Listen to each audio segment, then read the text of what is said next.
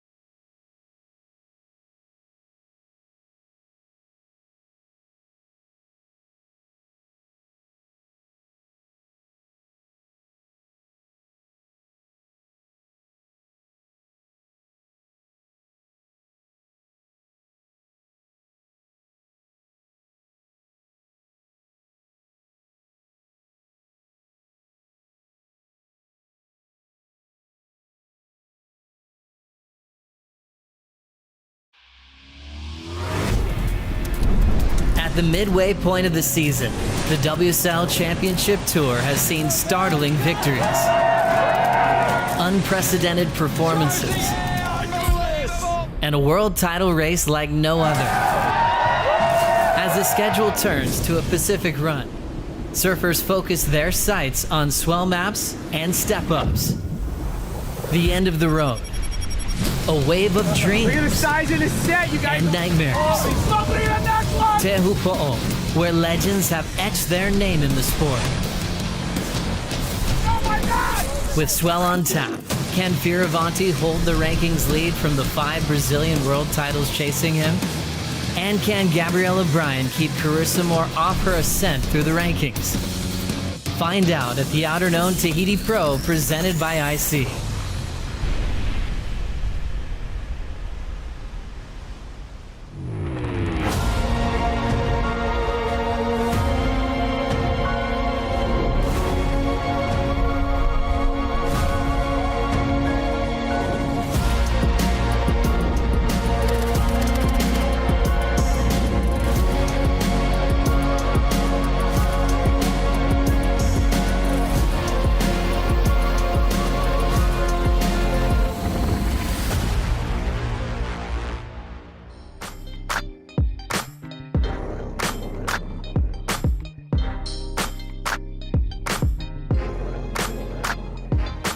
Dawn Patrol, it's time for big caves here on opening day of the morning. It's wet, it's woolly, and it's really heavy out there. George Pitar getting ready, focused on his first start here at the end of the road. Everyone's showing up to play this morning and trying to get a little bit of a warm-up. Looks like Crosby Colapinto, one of the hardest charging athletes in the draw, still chasing his first championship tour win as the world's best gather here at the end of the road at Teahupo'o and look to survive a wave of consequence. Oscar Berry in the first heat with Ramsey Bukiam chasing his first heat win, and Kali Voss reminding everybody he's still the prince of Teahupo'o. What a day we have in front of us. A Saturday morning that has just been stormy with a lot of rain, but a lot of promise out there at the size of this pumping south-southwest here at Teahupo'o. Exciting day of action, exciting time in the season as we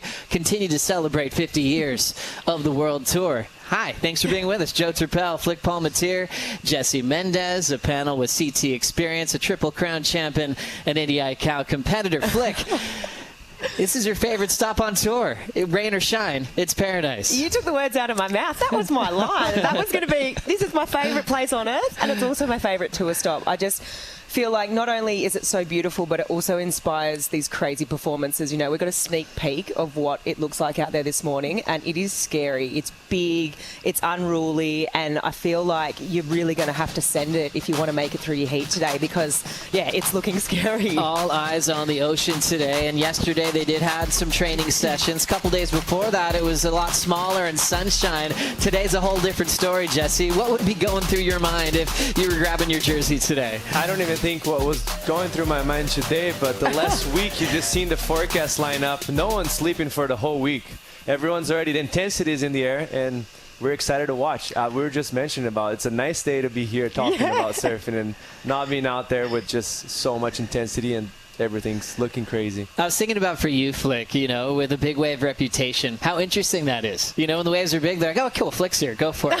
But there's a lot of surfers on tour that would be going through that, going, hang on, let me look at it and kind of calm down, settle into what's in front of us today. What's that like? No, I'd still be looking at it today like, oh, God, I got to get out there, because I feel like it's like riding a bike, you know. You don't just start off, you know, going on the, you know, 2 wheels straight away. You got to start on the tricycle, take the training wheels off, like, and then you graduate, you know, slowly. And I feel like if you've only just rocked up to this event, you know, 2 days prior, you really haven't had that opportunity to sort of ease into it. It's kind of just been pretty solid, you know, and you look further through this waiting period and you look at, you know, the Surfline forecast, holy moly, it is looking pretty charged up, pretty big. So, yeah, there's no warm-up days into this. Yeah, it seems like we're not going to be looking for waves. We'll just be looking for clean water at times throughout the waiting period. Jesse, it's interesting when we think about the halfway mark of the season, title race, week qualification, but this is the first test of a wave of consequence. And also for rookies like Oscar Berry, confronted with a big swell like this today. And if you look back, you haven't previously have experience in these conditions, which is a big task. Like, you might have surfed it on outside of a jersey, but when you're surfing in a jersey, it's a whole different story. It's performing under pressure in front of so many people, and you're getting smoked just like that guy in the screen for us. So it's not going to be easy for him. But on the other side, he's kind of in such a bad role right now that it's almost like he might free off and just take advantage of the opportunity and being able to surf with only one person out at Teahupo'o. And we're just getting the message in from Renato Hickel that they want a little more time to look at the water this morning. So it's 7:30 call now, which is coming up for a potential 8:05 start. Women called off for the day.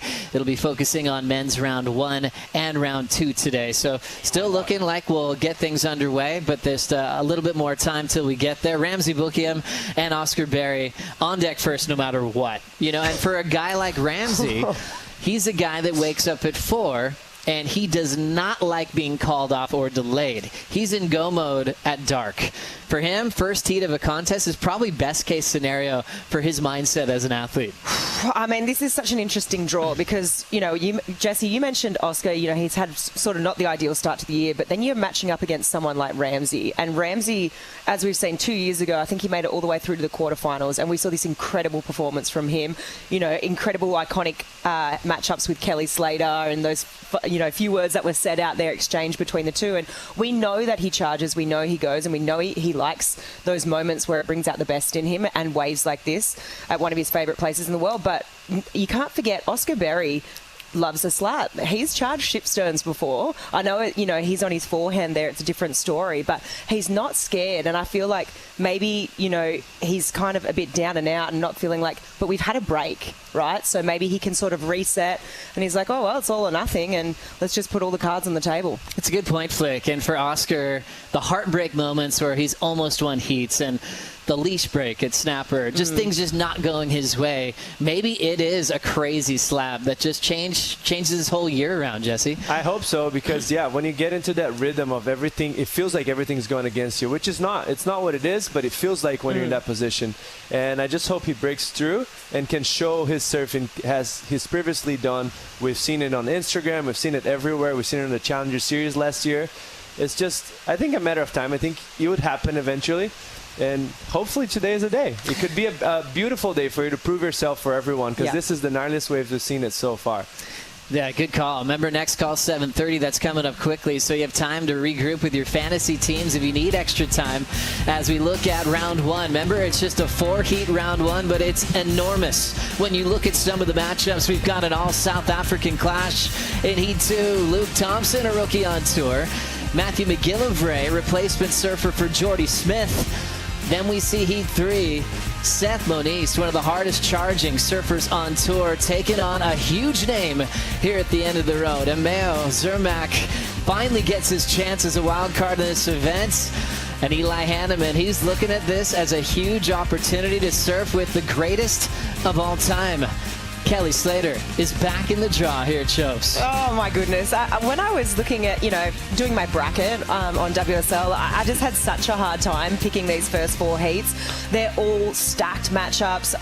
I mean, I've got to talk about Heat 4, to see Kelly back in a jersey. You just don't know how many times we're going to be able to see that and witness that. And for Eli to be able to compete against him, I feel like that's pretty special. And then Heat 3, I mean, what way do you go there? Because that is absolutely stacked. Both guys incredible in the tube. Emio, a long time coming to get a shot out here, and we've all seen what he's done in the free surf, so that's going to be pretty exciting as we look to the free surf this morning. Emio Zermack in an absolute cave in the session that's happening at the moment. Oh my goodness, that's his reputation. It could be packed with 60 competitors warming up, and Emio's just seeing nobody out. And huge waves that no one's even looking at. What a read. There's a different story, though, because he's from here. Obviously, he has the right of way. He's a respectful guy. In a lineup like today, everyone's training, so he's going to be respecting. But he does have the right of way. So once the heat's on, Steph's going to be just the same level as him. So it's a different story. You got to play the game. You got to be smart and be selective and be on the best two waves of the heat. Otherwise, Steph's going to take the win. There's so much energy coming off that trials victory, which was almost a month ago. It was probably as good as it gets. And Emio got to really show what he was capable of. He's come close in the past, but finally getting here. Flick, his reputation is through the roof on what he could do out here, but competitively with a jersey, if it comes down to making smart decisions, we're going to see that play out in real time today. Yeah, we really are. I feel that's the question. That's the only question mark, right? But I just looked to the forecast, and my initial thoughts when I looked at this is, I was trying to think about who's going to do well out here when it's big. Well, we've got a lot of wind. It's not perfect, Chopes. It's not going to be that. Maybe we might have windows, but I just feel guys like Emio are going to do so well because they probably have surfed it when it's been like this. They understand it. They've got that natural, instinctual sort of feel of like, what waves are going to be the best ones out there. I just think it's going to be a lot harder to read this whole event window period. And as long as he can make those right decisions and, not make too many mistakes, because the CT competitors will keep you honest. Let's be real. This isn't their first rodeo. Yeah, 100%. And with a lot of waves in the forecast. Speaking of that, Flick, let's bring it up. Thanks to our friends at Surfline and specifically Schaller Perry for delivering us some great news with a lot of waves. And simply put, not looking for swell. Plenty of that. Just looking for clean conditions, Jesse. Yeah, we do have some south winds the next few days. And the crazy thing about it, in the next 3 or 4 days, this is the smallest we're going to see it. Like tomorrow and the day after, it might be even too big for paddling. So it's going to be that borderline size. So we're going to have to wake up and see every day. But I know some people are very excited. So today looks pretty decent, as you've seen it already. Tomorrow bigger, the next day bigger. And then we start to clean up a little bit. We get some weird winds in the meantime. And then it looks like on the end of the waiting period, we also have a little bit starting to shape up, which is far ahead, but we'll see what happens. I think it's so hard to pick here because I also feel like just out of the last few years that I've been coming, it's got its own little eco weather system here and it's so dictated by the mountains. But today, what we're looking at this morning, you can see it. It's big, it's chunky, 8 to 12 foot, and then we've got that cross shore wind, It's starting off a little bit lighter this morning and then picking up this afternoon. That's what we've kind of seen the last couple of days, so I guess we'll monitor that as we go on. But look at the next 4 days. There is no shortage of swell. Tomorrow, there's even whispers, potential tow, maybe, we'll see. And then the following day, obviously a bit bigger, but as we go through the week, things start to ease a little bit and potentially we're going to have some nicer conditions. Big thanks to Surfline as we check in with Morgan Siblick, already getting some battle scars on the reef this morning. And that is a challenge of trying to get ready for your heat, and ended up taking some beatings that he could have avoided. Never know. That could have, kind of help him in his favor to get that out of the way and make him feel more comfortable. For someone like me, I would do the opposite. I'd go in, go home, and call my mom. What about you, Jesse? I'll call my mom as well, but I'm sure it's going to be fine. I've already called her before and after. But that's part of the challenge. You want to save your boards, save yourself, but you still want to look. You want to pick the right waves. And for someone that's newer to this reef like Morgan, he's still probably trying to identify which are the ones that he wants to keep, Jesse. I want to point something very interesting that he said. You want to have a look. Adriana told Miggy, don't be a hero. It's going to be huge. You don't have to be a hero before the heat. Yeah, so just go out there, feel the lineup, feel the waves, see how they are. And that's what Adriana used to do here when he was big. He would just wait and save it for the moment that it mattered the most. And he would get 9s and 8s against Italo Ferreira on crazy 10-foot West Bow. So just be calculated, I think, is the best way, because you don't want to risk it too much and get hurt before. True. And he's, Morgan Siblick has Nathan Hedge in his corner, who has been brilliant here in the past. Wild card 10s in recent memory, but full-time on tour for several years. And I'm sure he's trying to harness that, the brave, courageous energy for Morgan at the moment. And now he'll look to calm him down. You know, go to the medic tent if he needs it, because he's going to have a quick start this morning, Flick. Yeah, I mean, look, it is really scary out there this morning. We just watched a few of the free surf waves, and they're the kind that make you just sit back up, sit a bit more straight in your chair and sit a bit more upright and take a couple of like deep, because it's scary, right? And I feel like you kind of just, I think to your point, I feel like it's really important, Jesse, you know, Adriano de Souza saying, don't be a hero until you heat, because look, you can send it out there because it is as safe as it's going to get. You've got the Tahitian Water Patrol out there, the best in the world. You know, it's as safe as it's ever going to get. But yeah, you just want to keep a lid on it, I feel, in the free surf, because it is, as we've seen, so easy to hurt yourself. You only have to just touch that reef and it will slice you open. So you got to be really careful out there. Here we go. Fresh off a U.S. Open title, Jake Marshall. Oh my gosh. Oh my goodness. Oh my gosh. That was radical. Upside down and over the falls on a 10-footer. Jake, oh my goodness. I cannot believe that happened. Like, that was the most awkward fall you can possibly have. Looked like he had it too. Yeah, for a second it looked like he regrouped, and then all of a sudden, boom. Sheesh. It is intense this morning. Remember, 7:30 call. Let me check my time here. It's 7:15. Call in 15 minutes. It looks all right. Jake is up right now, looking at his board, and the Tahitian Water Patrol right by his side. Fresh off a U.S. Open title, the biggest win of his career. Wow. And now, catching his breath and preparing for competition. Still waiting on that official call to see if we'll start at 8:05. For now, let's check in with your fantasy teams. A lot of you out there are doing quite well on the fantasy side, leading things. Casa Amare, congratulations. At the halfway mark, you're beating everybody in the world. And also on the bracket challenge side, Mace 805 doing a great job. And guys, there's some incredible fantasy surf team names. Flick, what's your favorite one in the top 10 here? Oh, look, I've got to go for Land Have Mercy, number 3. That is some originality. I like it. I like it. Hey, Ruthless Goose, number 9. Great job. Jesse, how about you? Who's looking good? I mean, obviously, Casa Amare is killing it right now. I don't even want to put myself in there. I'm probably number 10,500 on the rankings. Those guys are way far ahead. That is amazing. T-Bone, is that T-Bone Collector? Our friend in West Oz. A lot of T-Bones on the list. Remember, set up your bracket challenge, set up your fantasy teams. We haven't started yet, and you have still time to lock it in before round 1 starts. Women are off for the day, so you have a little more time to think that one through. Thanks for joining us here on opening day in the morning here on Dawn Patrol for the Outerknown Tahiti Pro presented by IC. If you haven't started a fantasy team yet, you can start now. Go to worldsurfleague.com. Scan the QR code, and don't forget to pick your power surfer, as that gets you double points here at Teahupo'o.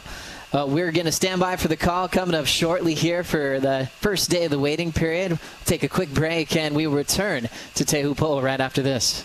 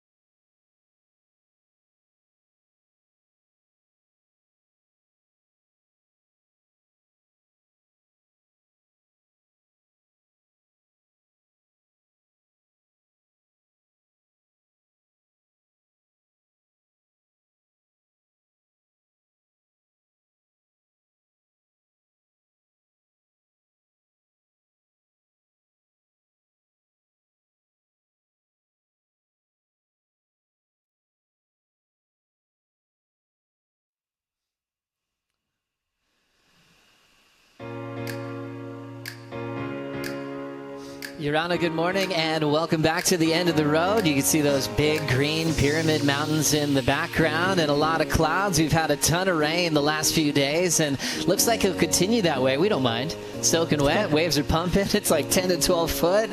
Best surfers in the world are here. They're taking some beatings and some of them getting some unbelievable rides in the morning. Free surf. Hey, great news, you guys. Contest is officially on. It'll be starting off at 8:05 with Oscar Berry and Ramsey Bookiam. So those guys have a little more time to settle those butterflies in the stomach, get everything prepared so they can maybe get the wave of their life first thing in the morning. Oh, my goodness. I'm nervous for them. I really am. I just can't get that last picture of Jake Marshall out of my mind going over the, getting sucked up and over. It's going to be challenging, but I think there's going to be some amazing rides go down this morning. If you're just joining us, Jake Marshall got picked up, sent over the falls on a warm-up wave. That was absolutely frightening. Tahitian Water Patrol got him to the channel. But, I mean, right after a U.S. Open title, the biggest elation he's ever felt in his surfing career. And just all of a sudden, the end of the road can humble you just like that, Jesse. I mean, it was pretty impressive. Like, one of the worst falls. And also the way he fell, it makes you lose conscious of where you at. Like, he kind of went upside down, and it's so brutal and so violent that you just lost. You could see him getting picked up by the ski, and he almost felt like it looked like he fell afterwards, so he was probably a little bit rattled, didn't know where he was.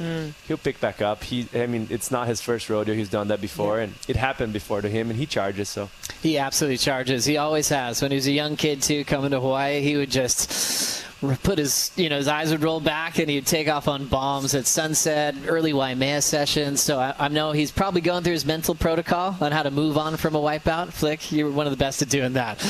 One thing, I've had a lot of wipeouts. One thing I will say though, if you're fine after something like that, you got a bit tossed around and it felt like you're inside a washing machine, you can be like, all right, that was a big wave. It's the worst that can probably happen, and I'm okay. And it can kind of do things for your confidence. Or it can go the other way. But I feel like for Jake, it's going to be, okay, I'm all right. I'm great. I survived. For sure. The only thing, it takes a lot of energy out of you. Right before the event, so he's going to be a little more tired. Totally. But he's definitely going to bounce back. I have no doubt on that. And just a matter of cleaning things up and got that one out of the way. You don't get too many wipeouts a day, because mostly Jake, he's calculated surfer. Yeah. He's not one that's just putting himself in dumb positions. So I'm sure he's going to get ready. Well, what a time. At the halfway mark of the season, Jesse and Flick, as we arrive here at the halfway mark, you think about a place called Rome, Italy. They've grown a lot of champions in the just historic arenas in that beautiful place, but never before have we seen an Italian on top of the rankings. Here at the championship tour, Leo Fioravanti arrives at our Coliseum, our most feared event on tour as world number one. And what a way to get there through a lot of adversity, from broken backs, dislocated shoulders, ankle injuries, and just never, ever giving up. It's so impressive. I'm pretty close with Leo for so many years. Since he started doing the QS, he stayed with us a few times in Brazil and all of that, and just his drive and how he knows how much work he needs to put outside of the water in order to achieve what he's achieving right now. And probably no one believed him to get where he's at besides himself. So props to him. We saw the consistency through Australia, making quarters, a couple round of 16 exits, and then everything clicked. First win of his career, El Salvador, but it wasn't just a one-off. Backed it up and made the final at the next event, which was in Brazil. It's crazy, right? I think we know sometimes, the sun is shining for you and it's like your season, right? And you just slip into it, and it can't always be someone's run. That kind of season changes, right? And I feel like we are in Leo's season for sure. He started off incredibly consistent, and then the last couple of events made both finals. It's incredible. And I think one thing that is really I feel like it does lean into your favor is we've had this mid-season sort of break, right? We've had championship tour surfers who are at the top there. They haven't gone and chased the Challenger Series. They've had 6 weeks kind of off, so he's been able to sit back and process what it means to be sitting there in that yellow jersey and kind of have time to let it sink in rather than just go bang straight to that next event, and kind of you don't have time to really process what it means. And I think you can, because this has been a long time coming for him. What, 10 years since he's been on tour to get that first championship tour win. So I really like that for him, that we've had this break and he's been able to revel in that. Yeah, he's kind of gone through everything you could think of. Mentioned the injuries, the heartbreaking tiebreak losses. He's been sent back to the Challenger Series even before that, and now to wear the yellow jersey, it has a different type of meaning. As we arrive here at Chopes, Jesse, what does he have to look forward to? Are you expecting him to hang on to yellow moving forward? No, definitely. He's so capable. He's one of the best two-briders, one of the biggest chargers we have on tour. It is a big task, yes, but for you to be a number one, it's a big task. There's no running from it, so it's reality. He knows that. He's resilient enough to know that. He's been through so much. Broken back when he was 18 at Pipeline, whatever. Key West, back to the Challenger twice, and then now he sits on number one. He doesn't expect anything easier than what he's already faced. So it's just up to him to keep pushing. One of his best years out here at the end of the road was just a few years back, going back to 2023, where Leo ended up finishing in the semifinals. Every year is different as far as the forecast concerned, and he had a solid run, showing off some incredible backside tube work this year. Yeah, I mean, look, it's so funny. You're looking at it this day, it's such a different picture to what we've rocked up to this morning and what we'll have this waiting period. I mean, this heat, I believe he went down to Jack Robinson, right? And, I mean, Jack's incredible out there. I mean, look, you just speak to what you were saying, Jesse. He's an incredible tube rider. When it's smaller and more technical barrels, you've really got to muscle your way through. And then, obviously, when it gets big, we've seen him do some incredible stuff, not only here, but also at Pipe. I feel like when you think about his biggest challenges here, I just had a look at the heat draw. He's in heat 9, so he's in that bottom half of the draw. And if you look at the bottom half of the draw, it's just a little bit stacked, okay? Just a little bit. We've got some previous winners down there, and things may be a little bit challenging. Very challenging. Just Kelly quietly. Medina's down there. Jack Robinson, Griff. Yeah, it's crazy looking back half of the draw. First, he's got to see who he's going to be dealing with. It could either be Oscar Berry or one of his best friends on tour, Ramsey Bookiam, who also has a third place behind him as well, Jesse. I mean, that would be actually pretty fun to watch. Both of them would be like giving crap to each other in the water. Yeah. And, both are incredible tube riders. Yeah, definitely. And then you've got, the entire Brazilian Storm right on the heels of Leo Fioravanti. Come back here, buddy. Come back here. Trying to reel him back in. And a lot of them with big reputations here, always led by Gabriel Medina, who's looking like he's all guns blazing, ready for another title out here.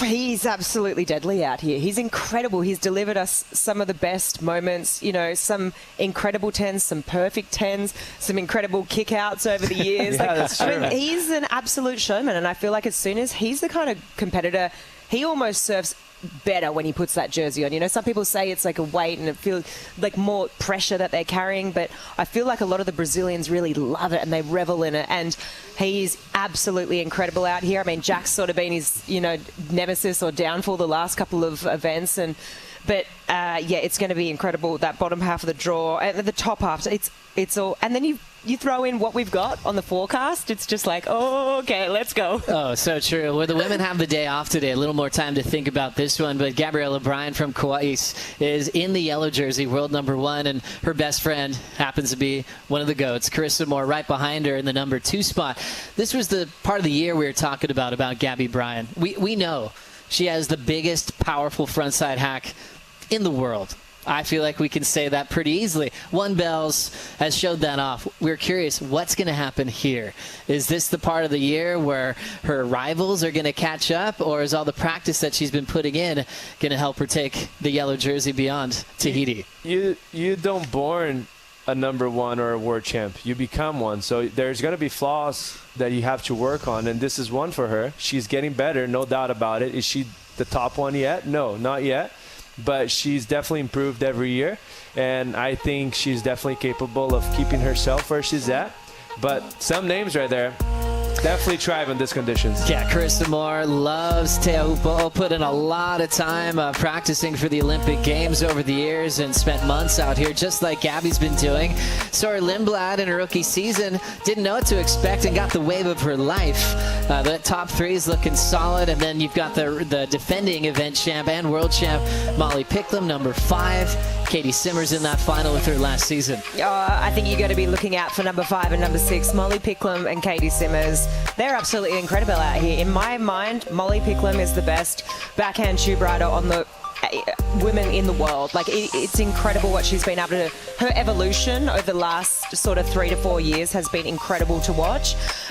2 names that aren't even on there that are dark, not even dark horses. Vahine, right at the bottom of the rankings. She's won out here before as a wild card. Then you've also got Erin Brooks, who we know is incredible, in the Pacific. We've seen her win over in Fiji, and she had some incredible performances here last year too. So I feel like Gabriella Bryan, it's going to be hard for her to probably maintain that spot. I mean, is it within her wheelhouse? Yes, because we saw her evolution in real time last year, It was incredible to watch, but she's got a work cut out for her. Gabriella Bryan last year got a gem of a wave out here, working hard to find out how to backside tube ride in a heavy water situation, controlled her rail, scoring the excellent range, and just the look on her face says it all, Jesse. I mean, it's when the opportunity comes to talented people, they just make it happen somehow. So for her, probably best barrel of her entire life on a jersey. It's not easy to do and pull it off. So props to her and just the work that she's been putting on outside of the in the water here at Teahupo'o. So it's just getting better from now on. And there's something really beautiful, I think, as an athlete, when they can let go and be like, hey, I'm working on this, instead of hiding from it, pretending you're the best in every situation. We've seen both over the years. And Gabby Bryan takes it on, shows up here with Tahiti and gets more waves and looks at her wipeouts. What could she have done differently? And she's moving very quickly in her skill set of becoming one of the better athletes out here at the end of the road. We've got some big names, though, in the draw, both men and women's side, which leads us into who's in and who's out here at this event. We mentioned the wild cards are always dangerous here in Tahiti because they're specialists. They're intense. Kaylia Galina, she's 13. She turned 13 last year in the waiting period. She'll be turning 14 this weekend. She's back. She won the trials, and she takes on Tyler Wright in round 1. Emio Zermak, we talked about him, the GOAT as well. Kelly Slater taking on Eli Hanneman. Wishing a speedy recovery for Jordy Smith, who just got a hip surgery and a knee surgery at the same time. He sent a shout out to the world's best saying, I can't wait to watch and do your thing. With Jordy out, that brings up another South African, Matthew McGillivray, in round 1 this morning. Oh, wow. And Matthew, he absolutely charges. We know that. We've seen him score 10 out here before previously. He did. He got a 10.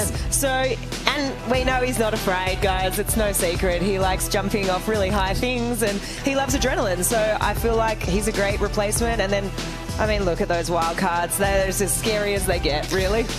Emio Zermak, he's been waiting for this moment to challenge the best in the world. He's dealing with Hawaii's Seth Moniz in round 1.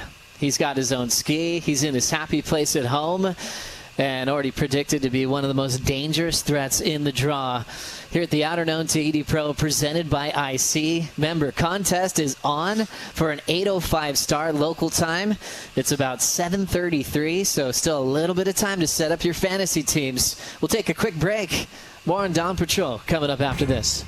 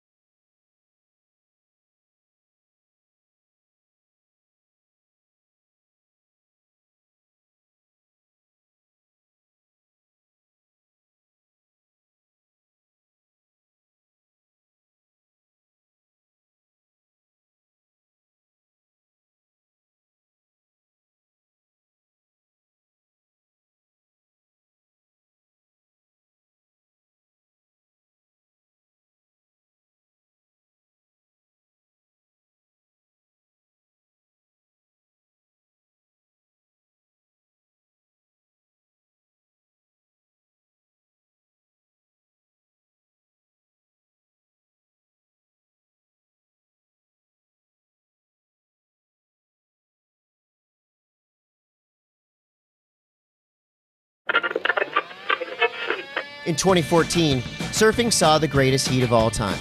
Semi-final number 2, John Florence versus Kelly Slater at flawless Teahupo'o. The opening exchange kicked off the fireworks, with Florence striking first with a 9.9. The very next wave, Slater fired back and upped the ante with a 10-point ride. As the heat continued, the pair pushed each other into another dimension, resulting in rides in the 9-point range as the lead changed hands multiple times. In sheet glass, serious Teahupo'o, Slater and Florence gave a master class on how to ride deep backside barrels in waves of consequence. At the halfway mark, the GOAT took the lead with a line never before seen in competition as he skirted the foam ball on this blue beast. The clock was down to under a minute when Florence gave it one last shot, needing a 9.88 for the lead. When the score finally dropped, both surfers tied with a 19.77 heat total. It could only be a tie, but it was Slater who would win the heat thanks to his opening 10-point ride.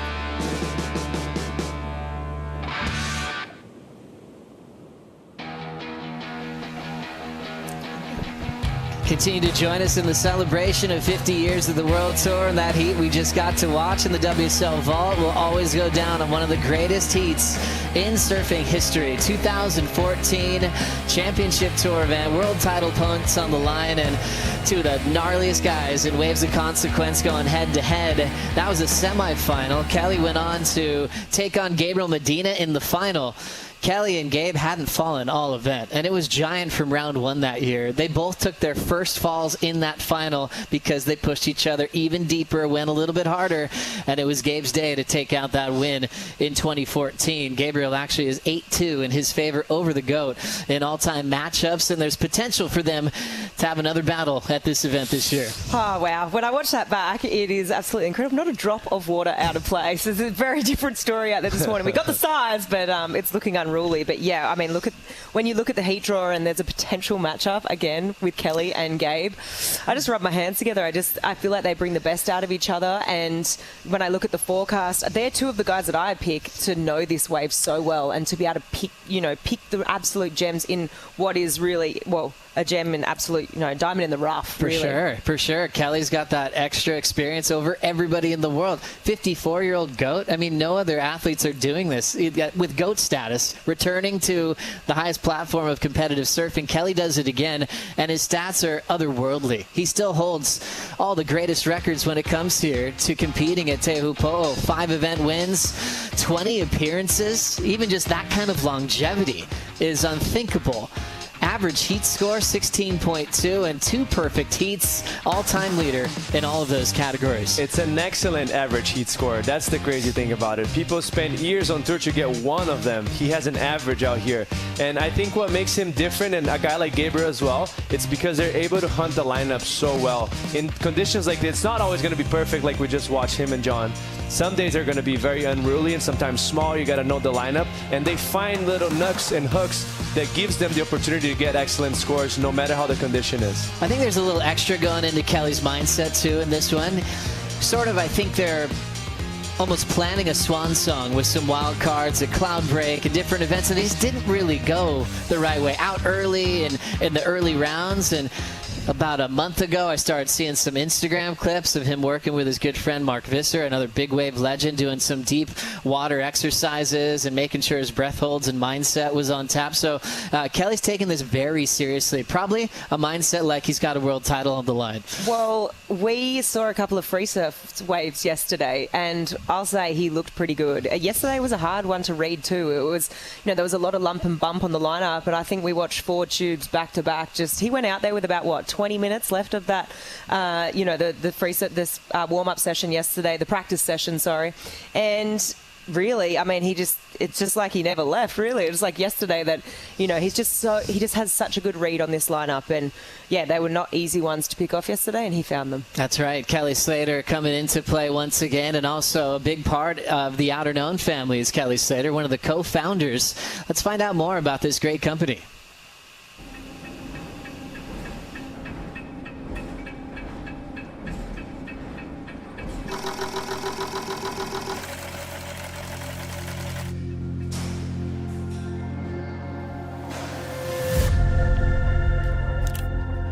Outerknown was really born out of an idea to expand creatively with clothing.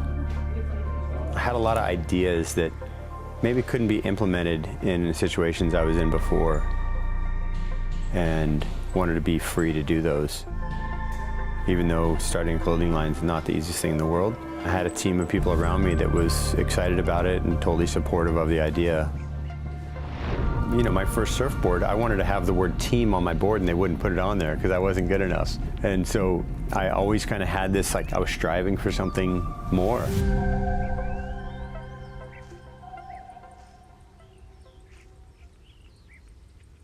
You know, Outerknown's been around for 10 years. When you think back on it, what sort of feelings come with that? Good question, man.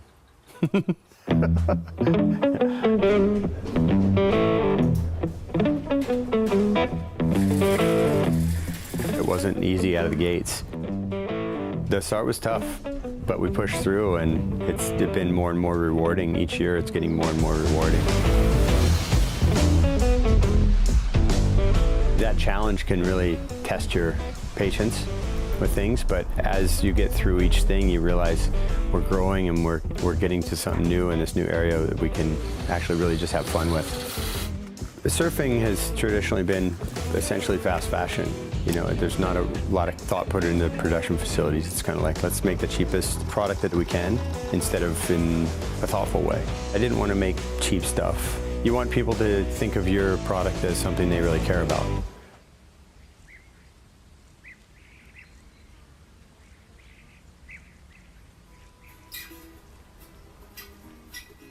When I was a kid growing up in surfing in the 70s, there was such debauchery. I wanted surfing to be respected like other sports. I really had this vision that someday in the future, people are going to hear you're a surfer and think of you like any other athlete.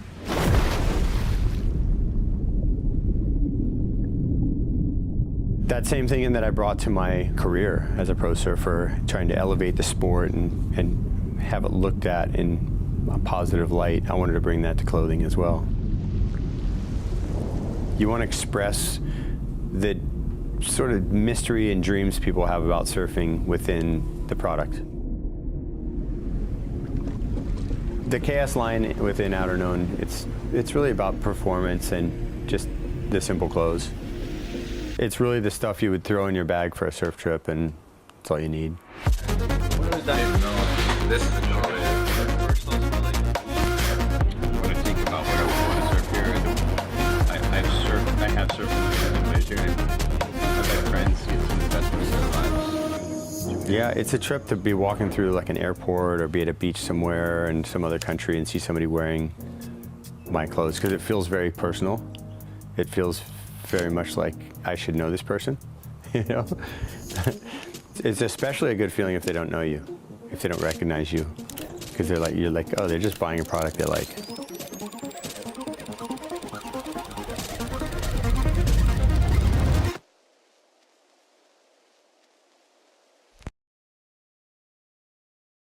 Congrats, Outerknown, for an incredible decade, and always Kelly just making sure he's doing things the right way, thinking about the planet. You know, he's going to be wearing the Apex Evolution trunks, part of his own Kelly collection, that are made from recycled fishing nets, and they look incredible. They're for performance too, 4-way stretch, and Outerknown, the title sponsor of this great event here at Stop 7, one that he's been all over for the last 30 years of his career. Remember, we're celebrating 50 years of the World Tour. We're celebrating 25 years of contests here at Teahupo'o. Kelly had a nice little warm-up session yesterday. Over the years, there was often times where his first surf would be in his heat. He would just kind of show up, look at the waves, and do his thing. He actually really got a lot of really good waves in the training session yesterday, Flay. Yeah, it was really good to watch. I mean, within the space of only 20 minutes too, just like waited right till the end. And yeah, I mean, he's looking good. He's looking strong and just picked off the absolute gems. I mean, I feel like when we looked at it yesterday, we were watching a lot of these waves. I wasn't seeing these gems like this. And then as soon as he paddles out, he sniffed them out. He knew the corner of the reef. And you really weren't lying when you're mentioning that it was in 20 minutes gap. Yeah. Like, he literally paddled out and got all these waves that you're seeing on the screen right there. The second one that we just saw, I thought he overran it as his bottom turn. And then it just showed, like, yes, he's way better than anyone out here. He read it perfectly. This one, he was kind of just cruising. You can see that he's feeling the board and kind of reading the ocean more than anything. And he's Kelly. He can definitely take the win in this event with 54 years of age. Yes, it'll be a fun heat to watch for Eli Hanneman. He has the right mindset. He's going, look at this opportunity I have to surf against Kelly in the opening round of competition. For Eli, it's his first heat he'll ever have, at Chopes, compared to one of the most decorated athletes, the most in the world. Looking forward to seeing that one. Defending champs always got a little extra coming into a contest, and you think about last year's champ, Jack Robinson. This is one of his pet events on tour. It's given him everything. Last year in 2025, he went all the way, which got him a spot in the old Final Five system to compete at Cloudbreak.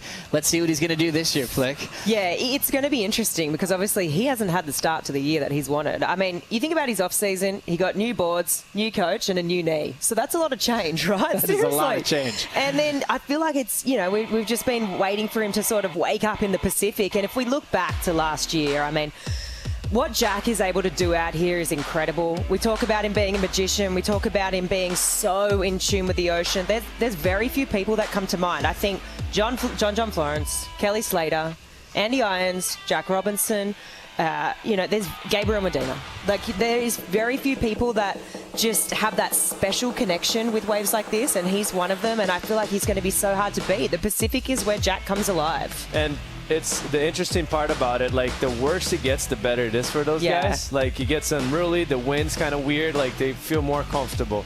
And you're like, here we go, I'm going against a guy that is it's just another day for him, and I'm terrified out there. Yeah, it just looks like he's always in his comfort zone and his happy place. Jack Robinson does have Australia's Callum Robson in that first heat in the second round of competition. But we're able to hear a lot from Jack Robinson because he went back on the Lineup podcast with Dave Proden, and this is what he had to say leading up to this contest. It's as much as what it's a job. I try and like be like little Jack again, like when I was enjoying it. Like, I try to bring that always. I've been trying to remind myself that lately a lot. Like, bring the little Jack, because the little Jack is like throwing big airs, just enjoying it, man. That's what it's. I've been trying to do that lately because I've been putting a lot of pressure on myself. So I felt like I needed to do that a lot. I remember being on the beach at Taj's contest and going up to Taj and like being in awe of Taj. And then as I got older, and I was like, oh yeah, it's just normal, see Taj around, and Taj is now retired, and now I'm on tour. Now it's my turn. But I'm like, I see little kids now, and they come up to me, and they have that same look in the eye. Right. I feel like, but I sort of don't really know how much it means to them, and I just kind of like, I'm nice to them, I'm cool, kind, and they go off feeling really good. This thing that you did as a little kid, and looking up to guys like that, and then him giving me the inspiration, and now I can pass it on and give the inspiration to these kids. That's a good feeling too. Try to look at it ways like that.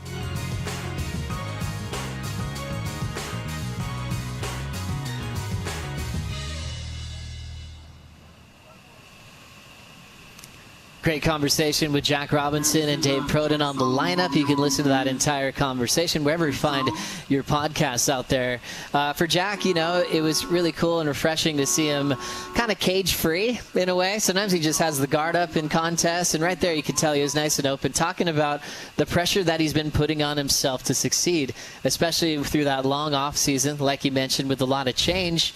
Trying to bring the fun back. I like that. I like the reference to the little Jack. I grew up with him, and I just remember him. He's just so playful when you're a kid, right? And I feel like maybe that's his reason why now. Just because things get serious the older you get. Life moves, things change. He's got a family now, and things get really serious. There's a lot going on, and I feel like now this is maybe his why. Let's just go back to being playful, being young, being fun, and trying to find that again. And like I said, he's where he feels comfortable now. Waves of consequence. So looking forward to seeing what happens. Let's unpack that matchup a little further, Jesse. Callum Robson, Jack Robinson, the clear favorite, but it is Caltex, a guy that's not afraid to go, one of the hardest working guys on tour. What do you see there?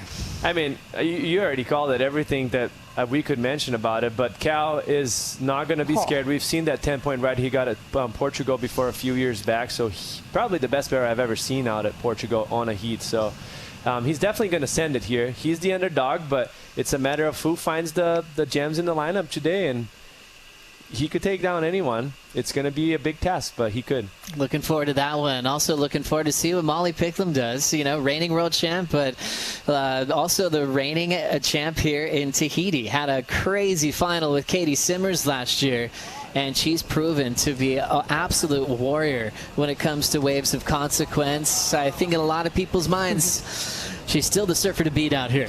She is. I said it before, in my eyes, she's the best backhand tube rider, women in the world. It's incredible. What we saw last year from Molly was nothing short of amazing. Just every heat, she showed us something different and technical on her backhand in some degree, right, or some way.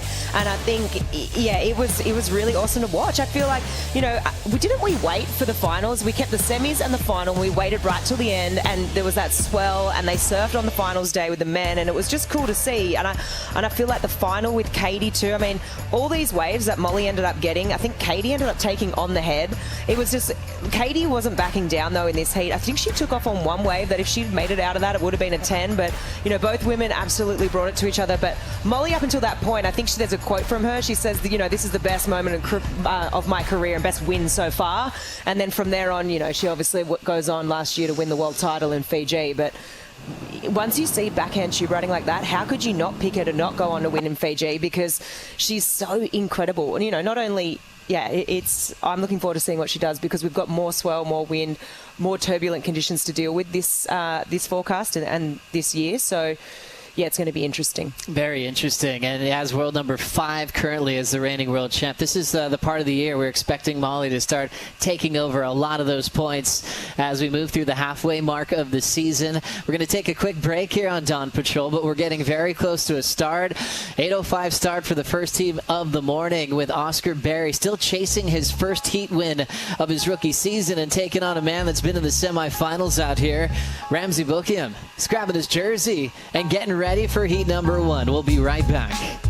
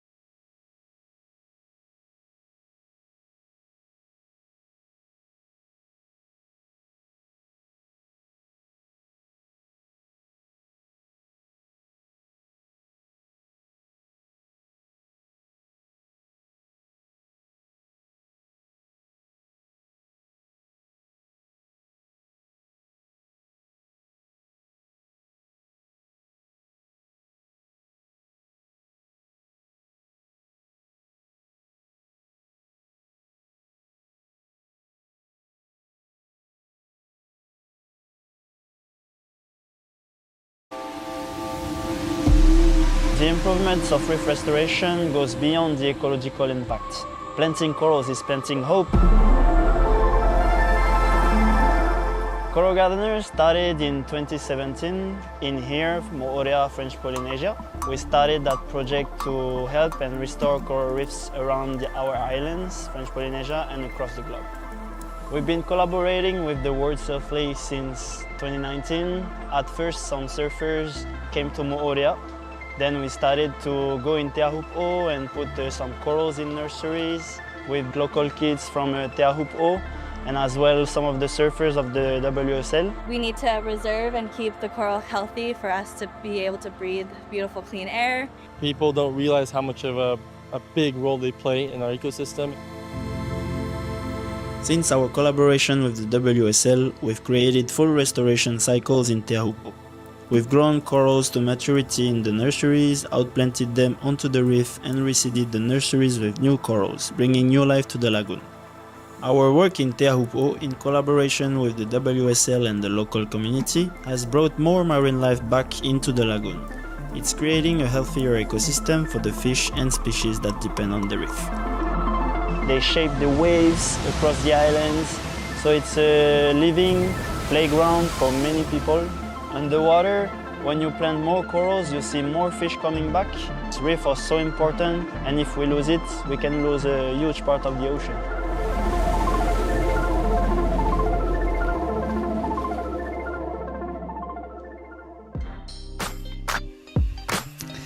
It's been such a great partnership, WSL One Ocean, working with the coral gardeners here to make a really positive impact on the reef, restoring it.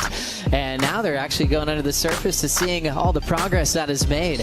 What a great collaboration that's been going back to 2019 with the coral gardeners. As you see a live shot here of a beautiful rainbow. We've had a lot of rain and a lot of giant barrels.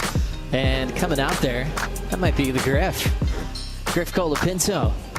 Due for a win in a wave of consequence. Wow, look at that read. One of the best backhand tube styles in the business. Studying guys like Kelly, the Irons brothers, and beyond.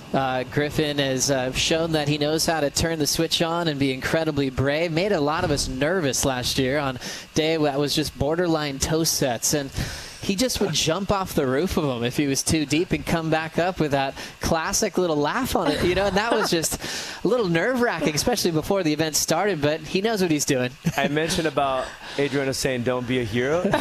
He has the hero hat, which for us, it's awesome. For our sake, is awesome because he's going to swing on anything that comes towards him. Not the last year, but the year before, it was pretty massive before as well. I had a few sessions with him, and he was going on waves, and I'm like, are you really paddling for this? Like, why? Like some messy days, you know, like just 8 to 10 foot, and he was just swinging. I'm like, wow, like that's courageous. Right before the event starting and the whole season ahead of you. So he has the tube helmet. Yeah, looking forward to seeing what Griff does. He's not in round one. We've got 4 heats to kick off the round. You're trying to avoid a 33rd. As we take a look at some of the matchups, Ramsey and Oscar, well, they've been on deck for weeks now since they saw the draw open up. So they got out there this morning, got delayed a little bit, which could be a good thing or bad thing if you're just ready to go. We'll see if Oscar can get that first heat win of his career on tour. Oh, it's tough. I mean, it could go either way, especially with the way the conditions are. I think it's going to be a wave selection thing. Obviously, goes without saying, the guys who find the 2 best waves are obviously, and if you make it out, you're going to get through. But I mean, we know Oscar charges. I know he's surfed ours, he's surfed Shipstern, so he's no stranger to a slab, but he's coming up against Ramsey, so that's going to be hard. Heat 2, the poor South Africans are matched up against each other again. Matty McGilvray and Luke Thompson. Far out, that's tough, man. It's tough to watch. There's only a couple of them. Oh, I know. It happens all the time. Like you mentioned before, Matty did get a 10-point ride out here. I think he thought he was going to have a year off competitively. Things changed with Jordy getting surgery on his hip and knee, so now he's really focusing on getting some big heat wins. One of the wildest heats as far as charging concerns. Seth Emio head-to-head in Heat 3 this morning, Jesse. I mean, this is going to be so excited. We're actually having like a split panel here. Who is going to make this heat? You know, our picks, I guess. And it's just a tough one. It's really anyone's game for those two. Then also the GOAT, Kelly, takes on Eli Hanneman. Wow, it's a big start to the event. Let's get more familiar with Teahupo'o with a local named Vahine Fierro. Here's the surf check. Okay, everybody, please clear the lineup. I come from Huahine, another island, and I chose here because it reminded me so much of my home, where time just slows down and it feels like you're exactly where you need to be.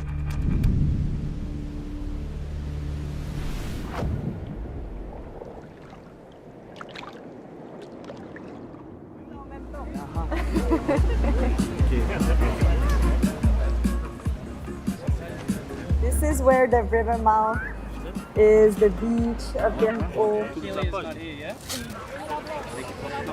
This break had a contest every year with all the chief of Teahupo'o and all the other districts of the island.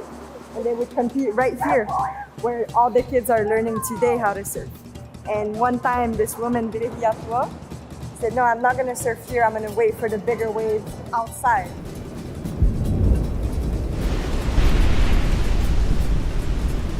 And everybody told her that she was crazy and she was gonna die. And so she waited 3 days, and then all the men from the shore watched her catch her first wave. And the chief of Teahupo'o got jealous. For months and months, he would go up that mountain over there, and he would watch her surf every day. And when he thought he was ready, he waited for the night and then killed her, went out, got his first wave, and claimed that he was the first surfer to surf Teahupo'o. But everybody knows that it's not true. This is the special myth of Teahupo'o and who surfed it for the first time. And I find it pretty cool that it was a woman.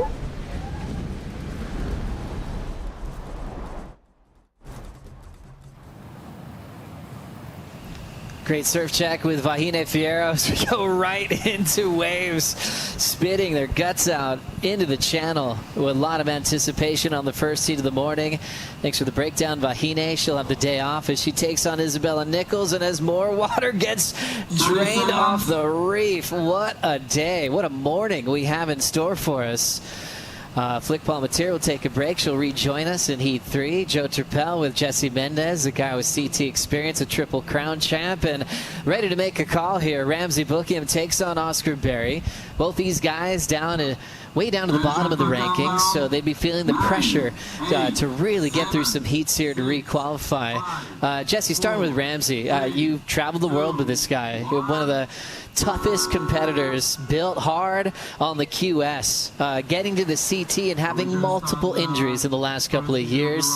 We're hoping this is his time to shine and make it through into the pointy end of the draw.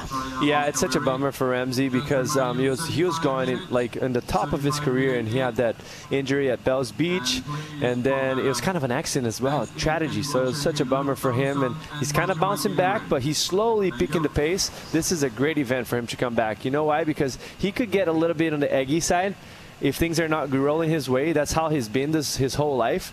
But this is the wave that he loves coming here. This is what he comes here for, like to get big barrels. So this is the turning point for him, and it's a great opportunity. Let's see how he's going to take advantage of that. And starting off deeper in the banks right now.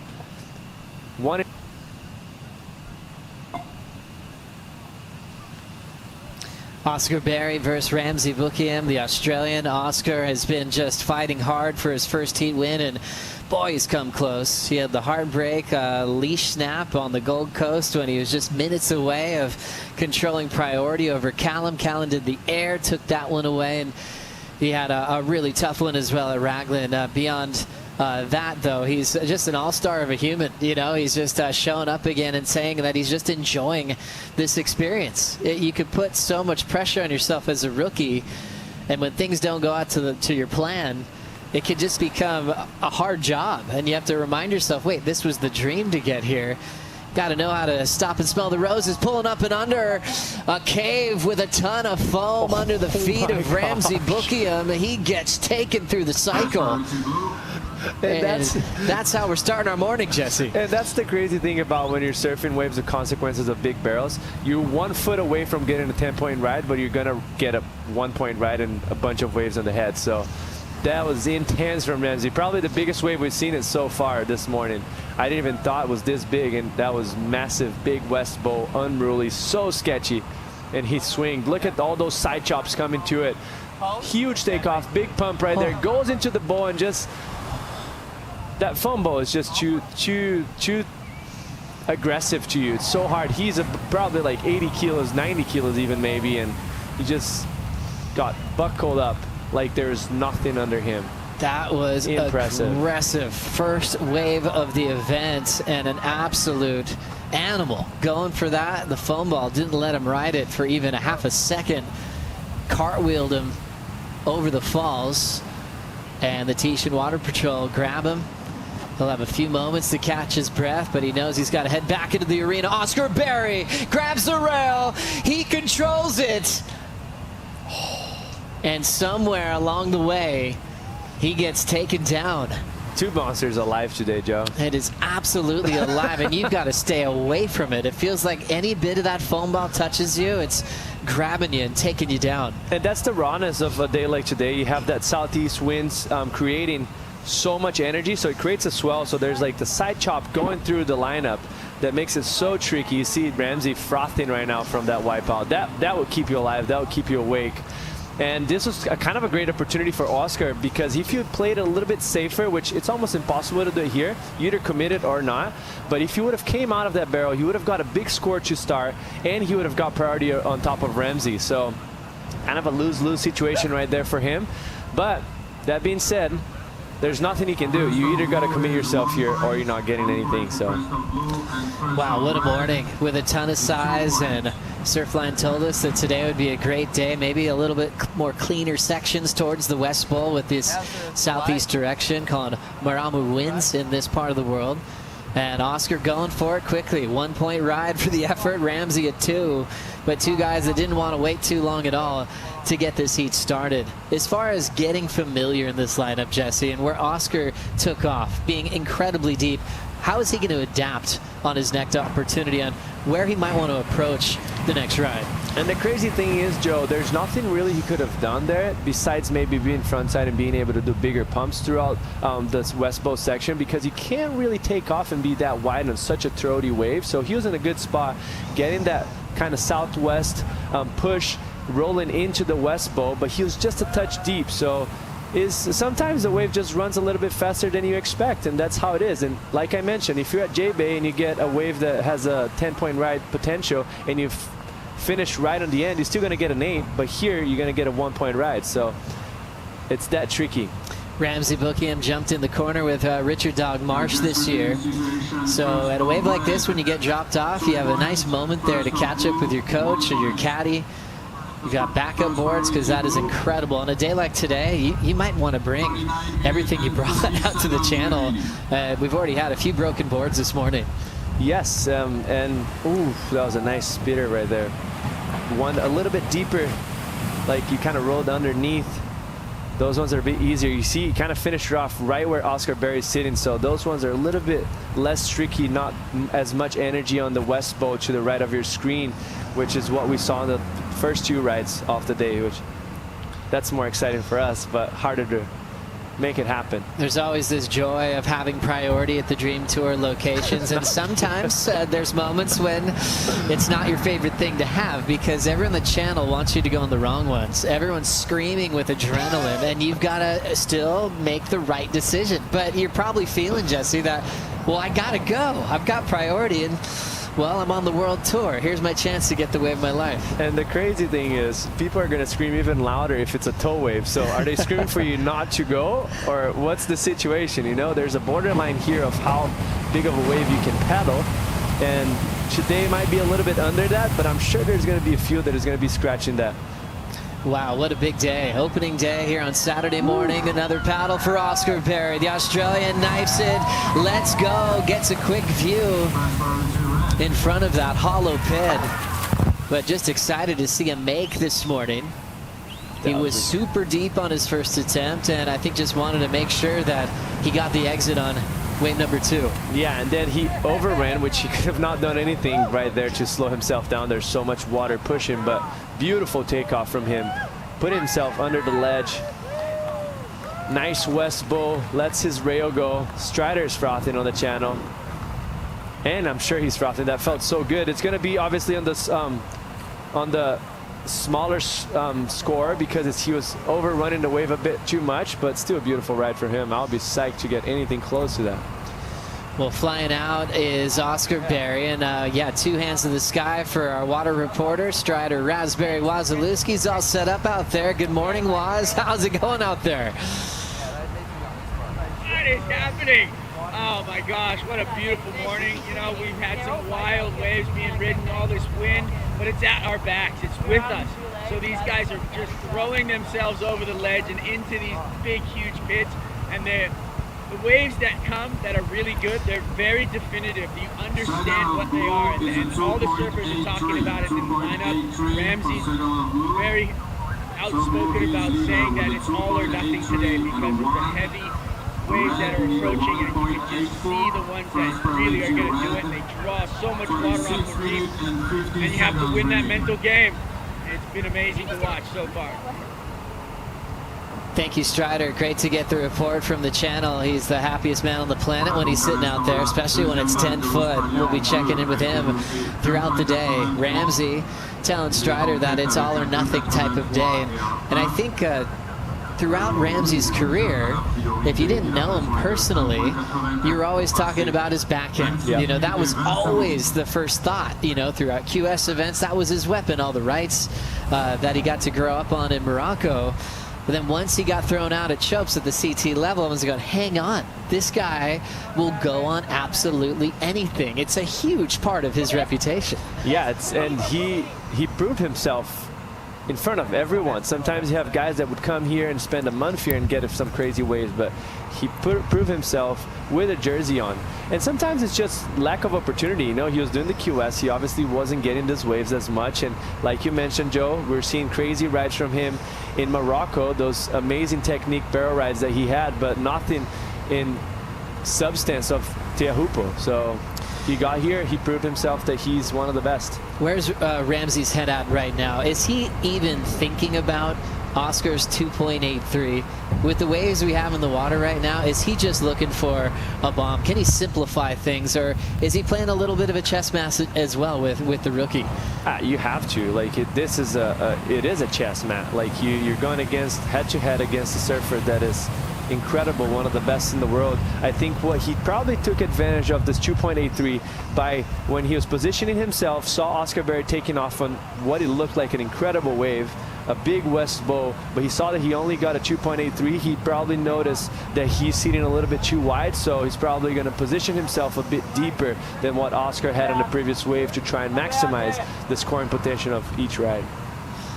Enjoying this view from the Tahiti flight cam. You can see how unique this venue is. Top favorite for touring professionals to get boats. They will hire jet skis as well and make sure that they can take themselves to practice sessions, whip back to their house, which is typically right on the water with a big dock to launch your skis or your boats. And then you've got all the great local captains that are watching the water, making sure everybody's safe, all led by the Tahitian Water Patrol.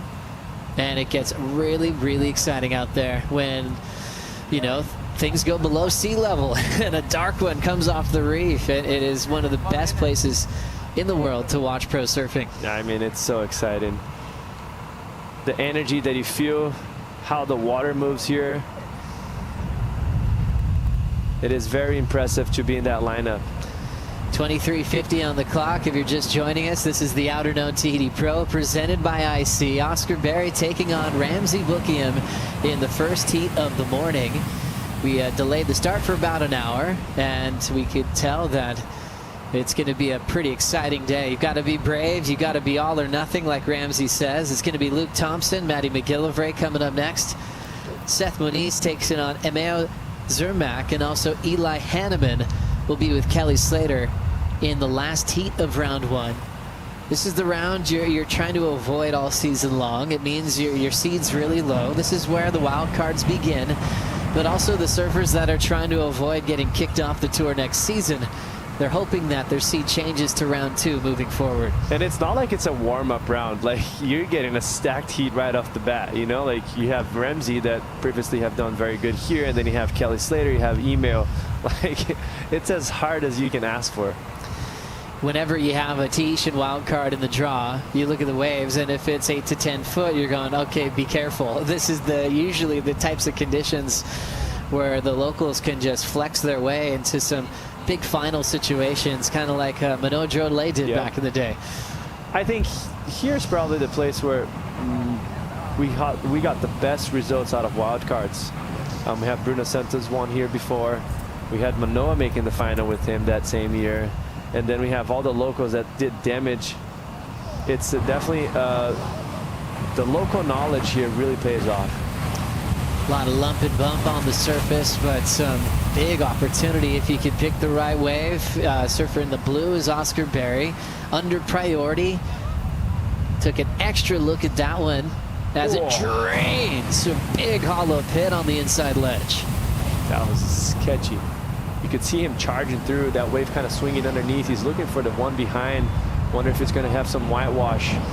Maybe that's why he pulled out. Because when you have the previous wave come in, it creates all that wide watery, and you don't want to go through that when you're in the barrel. It just makes it so hard for you to traction. Mostly in a wave that is 10 foot tall with so much energy pushing you. As Oscar takes a look at those waves that are kind of missing that outside ledge and coming in, what is he risking there as he kind of takes an extra look? Or what can he gain if he gets a score under Ramsey's watch? Well, sometimes like it's not just the height of the wave. The height of the wave is going to help because there's more intensity and degree of difficulty, but it's the depth of the barrel. It's what's going to matter the most. As you see the 2.83 that he first got, it was a very solid wave, but he overran it. So if he gets a smaller wave that he could position himself a bit deeper, he's going to get a bigger score and put himself in a better situation. With second priority, that's a smart decision to do. Mostly, so many waves go unseen. Not unseen, but they're unreachable because they run through that west bow, which is to the right of your screen, way underneath that. The guy that is in first priority most likely is not going to be able to catch it. So he can find that gap and separation and maybe sneak one in without priority and get a median score, or even sometimes an excellent score to it.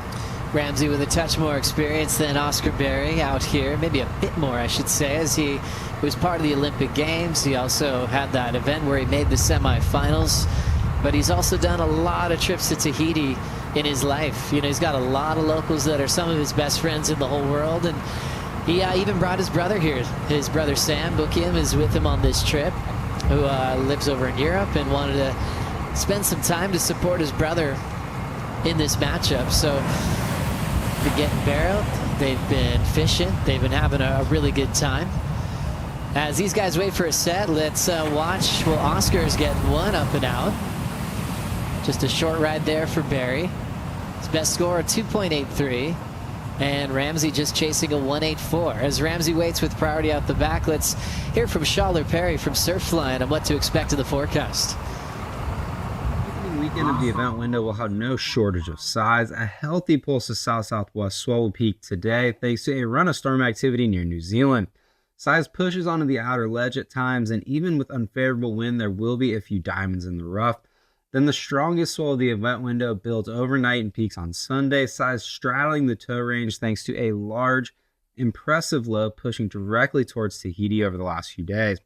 Elevated southeasterly trades are expected all day, and the wind makes for a challenging landscape, but there will be a few impressive tubes working through on occasion. Size gradually backs off into next week as wind slowly trends more favorable. Thanks so much, Schaller Perry and Surfline, for the update and letting us know that today would be an exciting day of action. He did mention that southeast wind direction, which doesn't make it picture perfect and clean like that 2014 clip we saw earlier where it was just sheet glass and magic. It's a totally different playing field today. Oscar Berry going for it, grabs the rail, but just couldn't burn off enough speed to pull in. but now getting his 4th wave. Meanwhile, Ramsey goes straight up into a great tube stance with room to move inside the pit. The ocean is just delivering for us this morning, and Ramsey kicked out right in front of Oscar Berry to maintain control. Oh my gosh, that's a dream scenario. You get a beautiful barrel, stands up, and then kicks out with so much speed from the water that he can actually cut back and do a U-turn around your opponent and keep that speed and energy going into the paddle and gaining priority back on. So it's a win-win for Ramsey. Very smart. Oscar Berry, meanwhile, has just been looking. He's just been shoved in the channel too quickly to pack it. Let's see what he did here. Yeah, this first wave, he was just a bit in front. It wasn't that good of a wave anyways, but unfortunately for him, he falls right there, and he gives Ramsey just enough time to do a crazy drop, pumps into the barrel, stands tall, and kicks out in front of him. He wasn't super deep, but it's a good backup if we're thinking about how the first almost half of this heat has been going.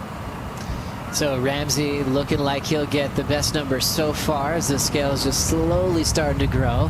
Both these guys started off their heats underwater with some vicious wipeouts to kick off the morning. For Ramsey, you could tell he was really vocal on the ski. That pumped him up. You know, we talked about the difference of a wipeout, helping people get started and feeling even better, weirdly enough. Some wipeouts do the opposite. For Ramsey, he's the kind of athlete that'll just fuel his fire coming up knowing that he can make the next wave, which he did. I mean, I'll be surprised if this year so far he had a wipeout as gnarly as that one, because that was a solid wave. So it's just reassuring for yourself that you can actually fall and not die in those conditions. So it makes yourself kind of like, okay, I can make this happen. Like, let's go into the next one. Ramsey was able to kick out right in front of Oscar. You can see on your screen there, he took priority, and his score came in at a 6.17. Oscar, second priority, and he's got a 2.83 and a 1.10. Speed management inside the barrel. Also coming down to positioning. How Ramsey on his front side was able to read that wave compared to Oscar trying to slow down. What's the discipline there? For Oscar in the situation that he was in, it was just a little bit ahead. And look how Ramsey delayed himself. He kind of slowed himself down as he was paddling for the wave because he noticed he was a little bit ahead and could have been deeper.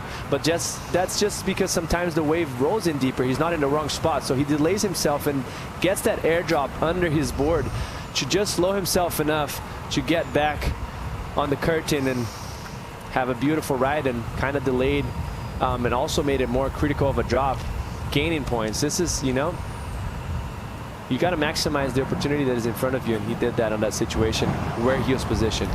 Also, when you see someone on a bomb and they look like they're in control, that they're calm under that pressure, like you mentioned, even delaying the takeoff on a slab where most people want to rush and just get out of that impact zone, but you miss the scoring potential. You can tell Ramsey's comfort factor there, really maintaining control, which allowed him to get priority over Oscar after that wave. Yeah, very similar to the 9-point ride he had here previous years. Just making sure he's letting the wave run away from him so he can pump through the barrel instead of trying to stall and maybe getting covered. So it's impressive technique. Not many people are capable of doing that, mostly on their front side. On their backside, you're holding your rail so you get a little bit more compact. Your center of gravity is lower, so it helps in that situation, in that scenario. But on front side, it's so sketchy, and you're bottom turning, seeing the lip kind of landing. It's a thin line of you getting clipped on the head or sneaking under that. Ramsey looking strong at the moment. Oscar chasing just a 5.35 as he's looking for his first heat win of his rookie year on tour. Oscar always has a lot of love backing him at all of the big events around the world, especially in Australia. Spending some time in Yamba, a lot on the Gold Coast. Mad Hui's love him. He's a great character on tour. Actually probably could have enjoyed a career of being a pro skateboarder. But, you know, doing a little bit of both. Surfing took over, and he had a sweet run on the Challenger Series last year to get a spot in a great rookie class. And what we've seen so far in this heat is you can tell he wants it. He's just trying to figure it out after a big wipeout. He's still hunting. And after a handful of waves, we'll see if he puts himself a bit deeper on his next opportunity. A bit deeper than the previous ones, not as deep as the first one. So like it's it's a borderline that you gotta put yourself in it and make sure in the perfect spot, mostly with the conditions that we have today. We obviously have those southeast winds, so it brings a little bit of texture into the ocean, and right now it's offshore right here, but if you go just a mile down towards your left, the winds are going to be even stronger and creating a swell, which is a side chop that comes into the lineup and cleans up as the west bow comes in. So they're paddling with 2-foot swell coming sideways towards them, so it makes it even trickier for you to position yourself. You outrun so quick, or you can get too deep very, very easily. So it's much easier for us to just sit here and watch. The draw is exciting. Hopefully you've completed your bracket challenge for the men, because it's going to be all day for the men today here at Teahupo'o. Winner of this heat has to deal with world number 1, Leonardo Fioravanti, in round 2. So far it's looking like Ramsey with that 6.17 as he's controlling this heat and controlling priority with a great read on a solid one here at Chopes. How's this drop? All control for the Moroccan. We'll be right back.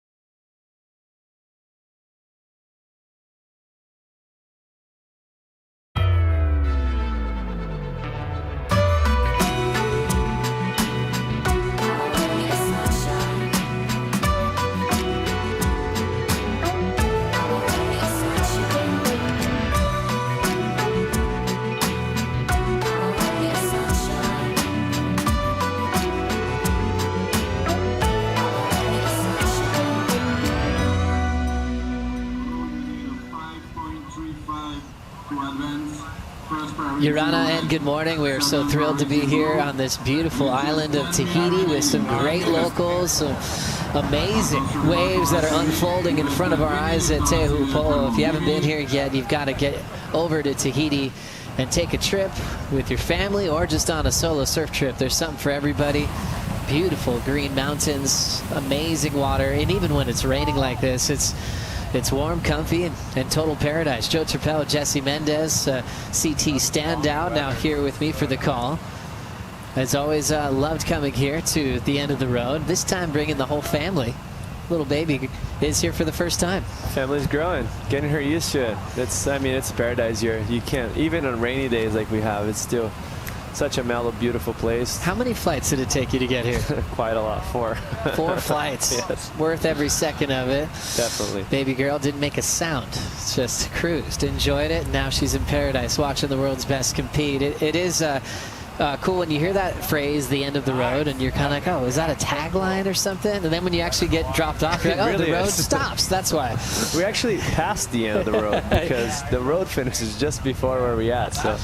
And school starts next week here in Tahiti, and it's the coolest thing in the morning when you have a cup of coffee and you see a little tinny go by and all these kids have backpacks on because it's just the road stops, so they got to get dropped off where the road begins to get to class in the mornings.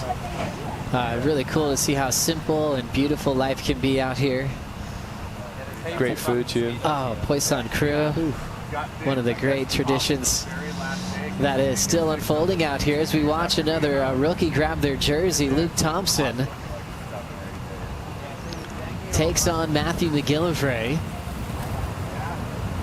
Maddie representing J-Bay. Luke representing Durban, a bit of Cape Town as well. He's strictly only wear helmets when he's jumping off the cliffs. Yeah. Never for surfing. Maddie McGillivray enjoys jumping out of planes.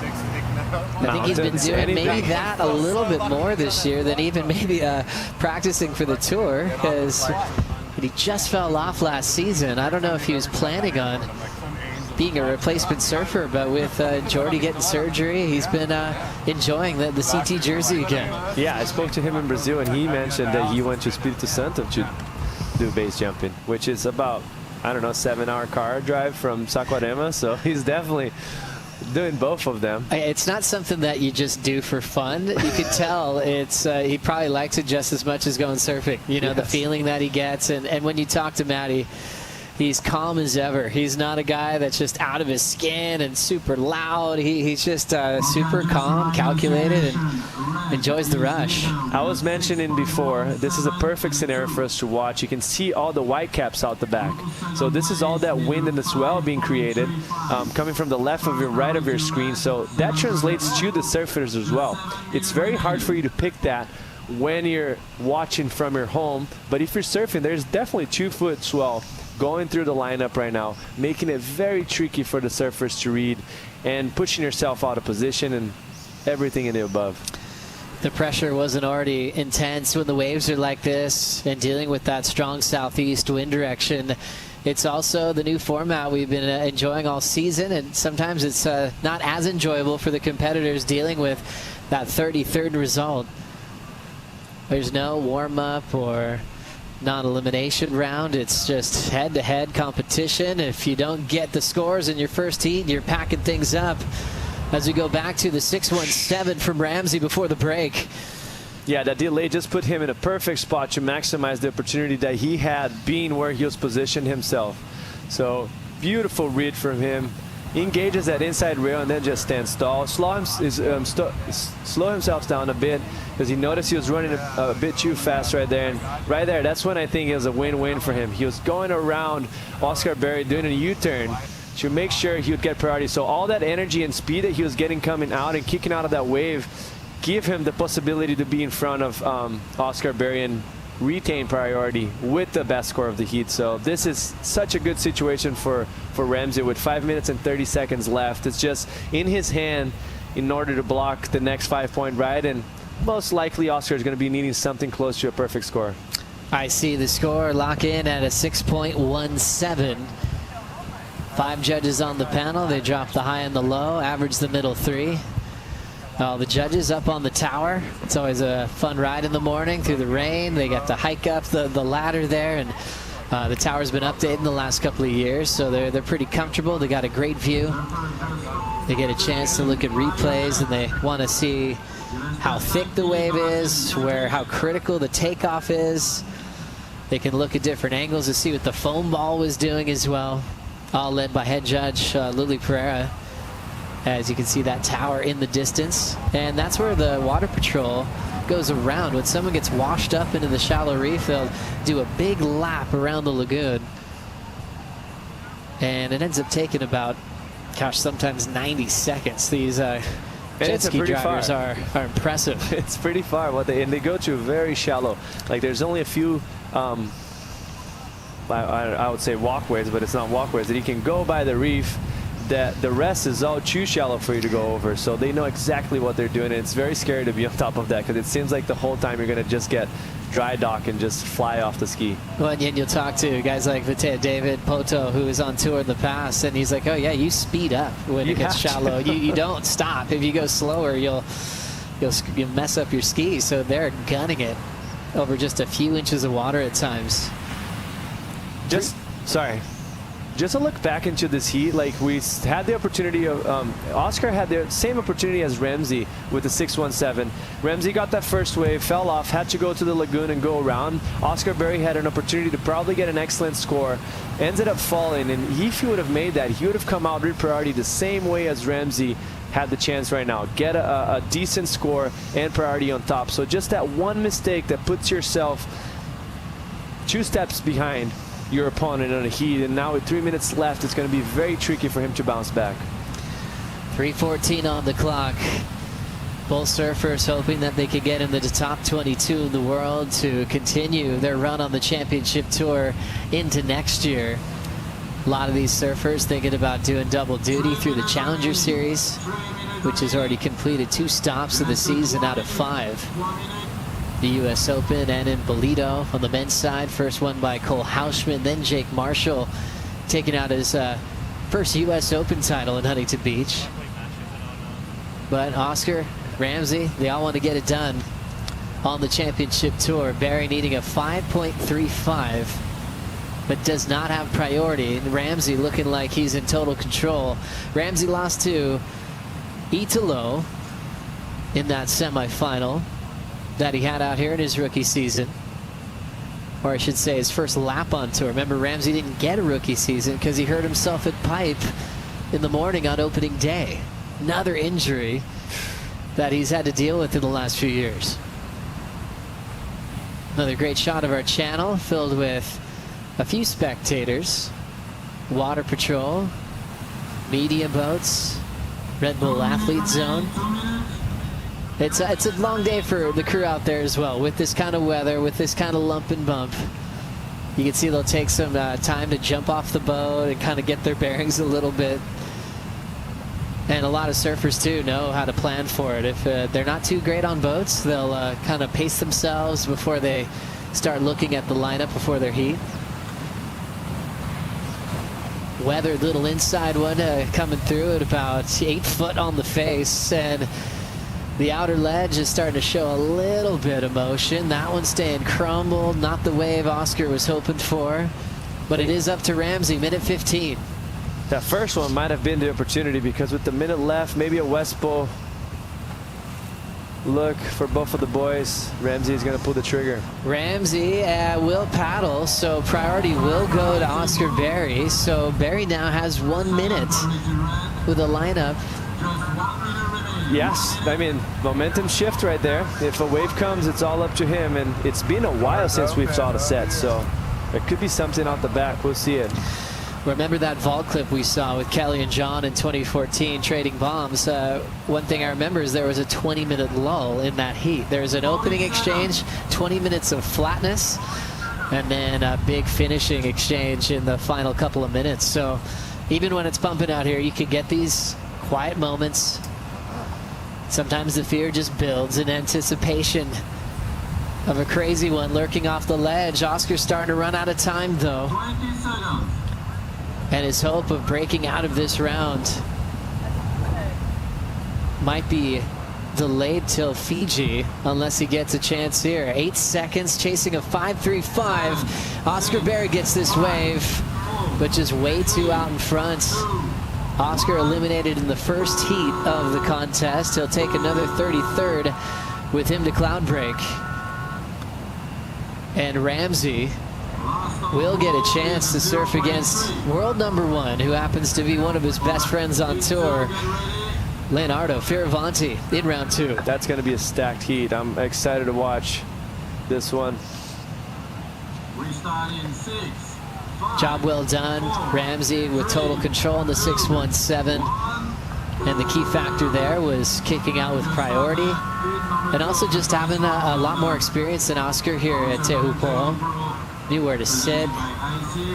Knew which waves to take, as he'll take that win into the next round. Up next, an all-South African battle will start. Luke Thompson taking on Matthew McGillivray. Return to the Outerknown Tahiti Pro, presented by IC, right after this.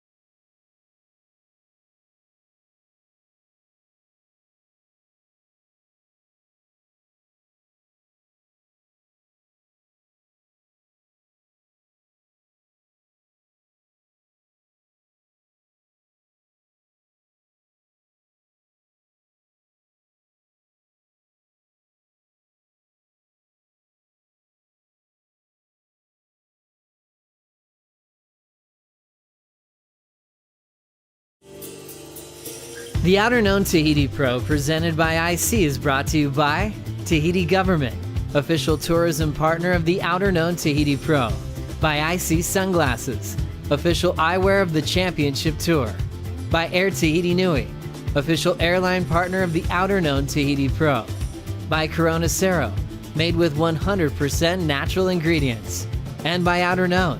Find your Outerknown.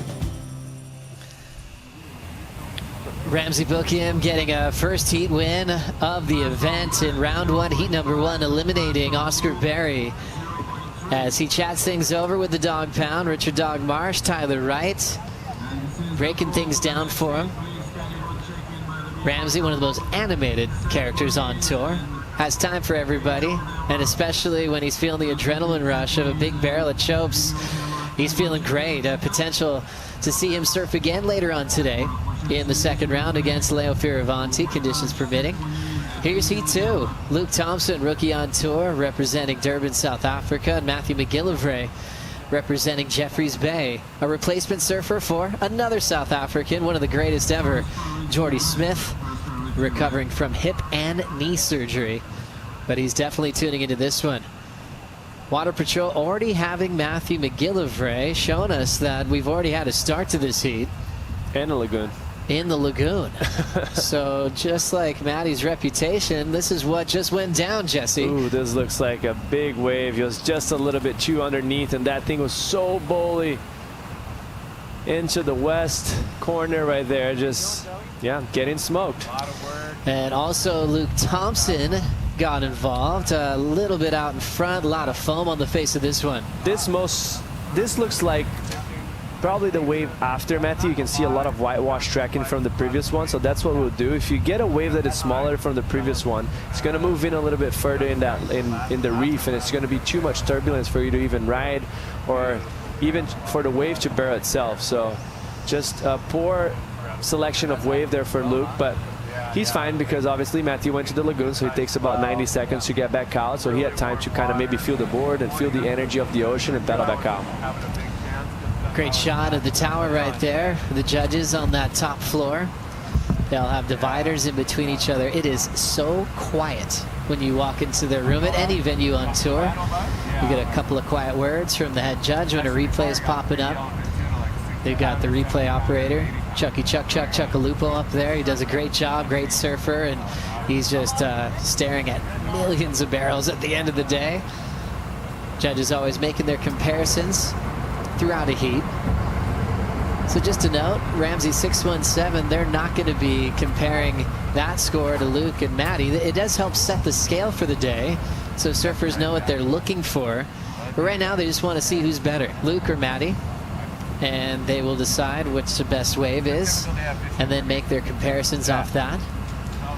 And the first heat's the guinea pig, so they're kind of a presentation for all the other surfers having a look. It was like, oh, this was a 6.17, which I expected it was actually going to be a little bit lower because of that first two waves that they rolled that never made it out.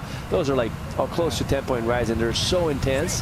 But then probably the judges noticing it's kind of slow out there. It is very tricky. We did have that first push of the swell in the beginning of the heat, but then it went very slow, so they adjusted to the situation. It took them forever to get that 617, probably about 15 minutes or so. And now the surfers are already identified. Matthew was in a great wave, great possibility of getting something close to excellent range, but just a bit underneath too much, which it could definitely happen way easier than not. Jesse, do you often recommend these surfers on tour to go talk to the judges, have conversations about the criteria, what to expect? Do you think that makes a difference, or can you just kind of do your own thing? I think there's both ways. I think it's smart for you to understand and see what they want to look and what they want to see it from you, and understand the whole scenario and what they're expecting for a day like today. For a day like today, it's actually pretty obvious. Go on a big one, get deep. That's kind of basically it. But yeah, I think it's smart. Not always, but sometimes. In parts of your career, I think it's smart for you to do that. Yeah, certain surfers you'll see always going up to the tower, knocking on the door, even just making appointments with the judges if they have any questions on their heat or what to expect. They do send out messages every single morning to everybody on tour saying these are what the waves are like and this is what we're looking for. And like Jesse said, on waves like this, it comes down to getting deep, critical takeoffs. They look at your technique in the barrel. If you're dropping straight into a hollow section or if you're burning off speed. There's a lot that goes into just barrel riding, which has changed drastically over the years. Celebrating 50 years of the World Tour and also 25 years of this event here in Tahiti. The first CT won in 1999 by the great Mark Akalupo. Aki recently celebrating his 60th birthday on a trip to Fiji. He's definitely watching this one. First heat winner, Ramsey Bukim, is now on the boat with Chris Cote. Yeah, thanks, team. This guy loves it. Ramsey, congratulations. Heat win already this morning, but let's talk about the start of that heat. You were on an absolute beast, and that thing ate you. What's it like to start a heat with a wave like that? Well, I didn't surf this morning, so I came and I just watched, and I saw the boys getting a couple really sick ones. Honestly, some bombs, everyone in the free surf, so I was pretty excited. Got my board ready, and I've been sitting pretty deep this whole training days, and I was like, okay, maybe today you can sit a little wider, but I don't know, I guess I ended up deep again on that first one. But honestly, I believed I almost had it. It was good to start like that, either a 10-point or a big wipeout, but it fired me up, and then it was kind of slow, so yeah, I just manufactured that 6, and which was a nice wave as well, and then it kind of stopped, so maybe I wish a couple more sets, but maybe in the next one. Now, conditions obviously pretty wild out there. You said there's some perfect waves coming in. What are you seeing when these waves are coming in? That's the thing. With this southeast wind, there's a lot of chops coming sideways, so you don't see them coming from far away. They kind of surprise you, you know? So you kind of line up yourself, you know where you are, boom, you look, and then it just dries and pops. So yeah, and then you just turn and make your your distance and go and try your best, but it's what we want. Teahupo'o is delivering again, even with the rain. The waves are doing it, so I'm happy to make this one, and let's go for the next one. Right on. Like I said, this guy loves it. Congratulations. Good luck moving through. Thank you, Chris. Thanks, guys. Thank you, Chris.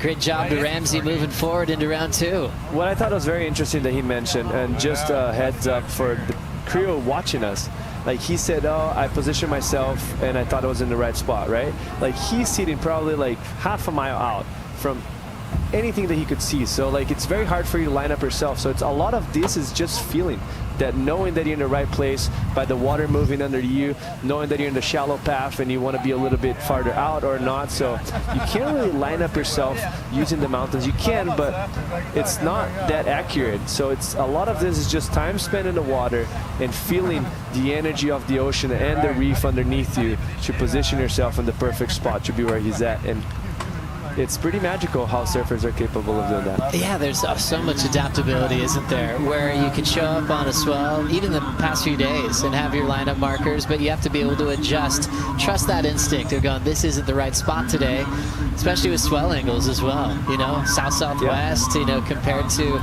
like a more dominant westerly direction, has a totally different type of look out here.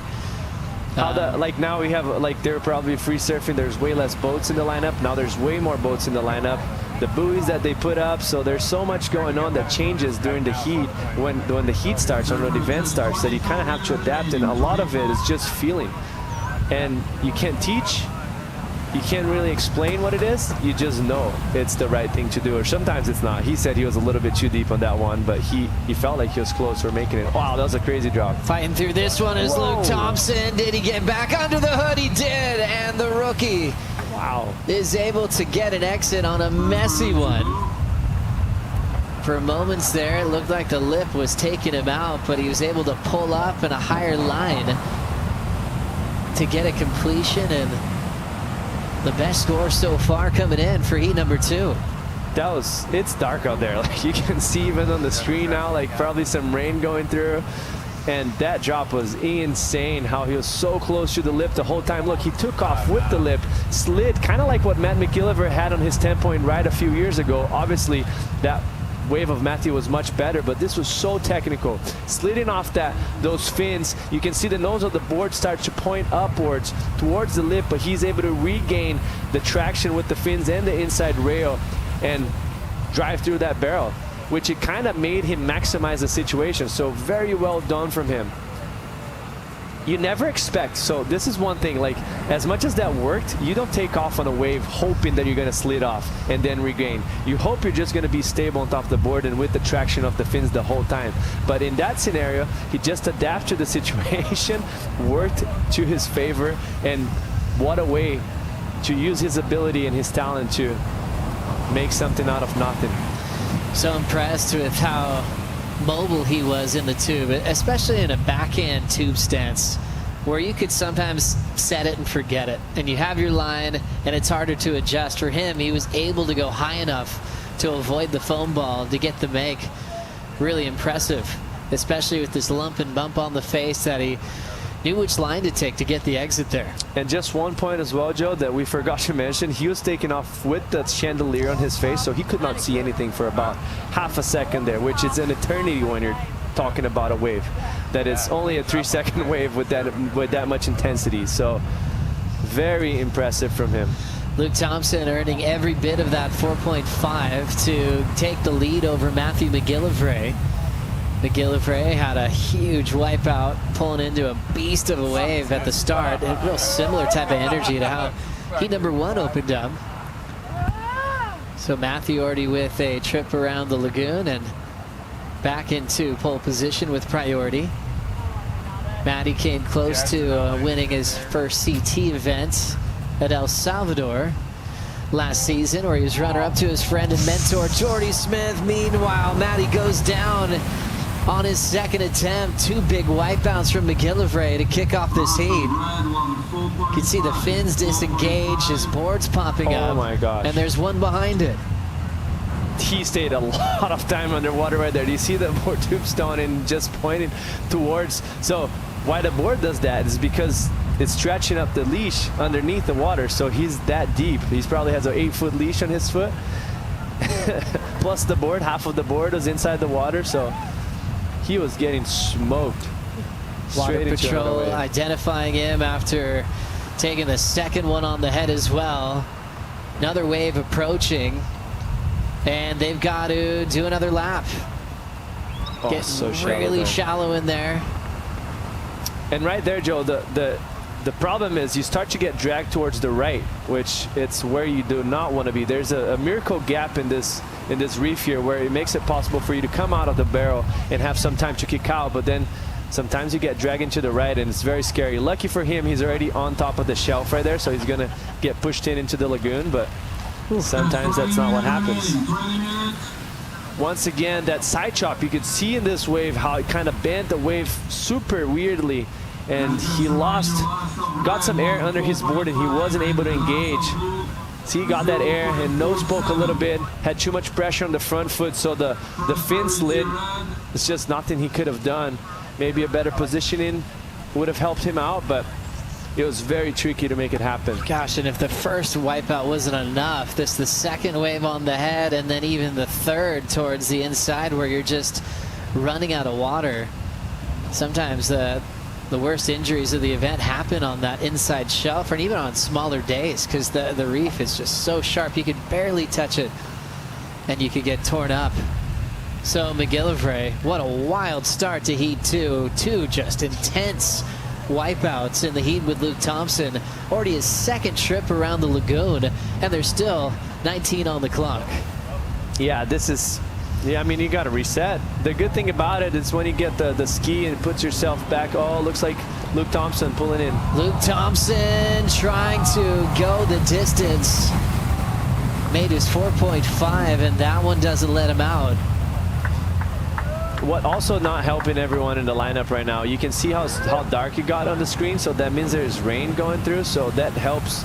That makes it trickier for the surfers to identify the wave coming up. I think Ramsey also mentioned when you're sitting there with the southeast winds, it creates that side chop swell that makes it tricky for you to see the wave. The wave just pops up in front of you.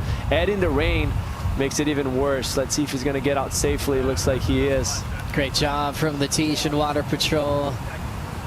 Great communication from driver to grabber to Luke Thompson as they get into a good space to let him regroup and could sit on the back of the chair if he wants.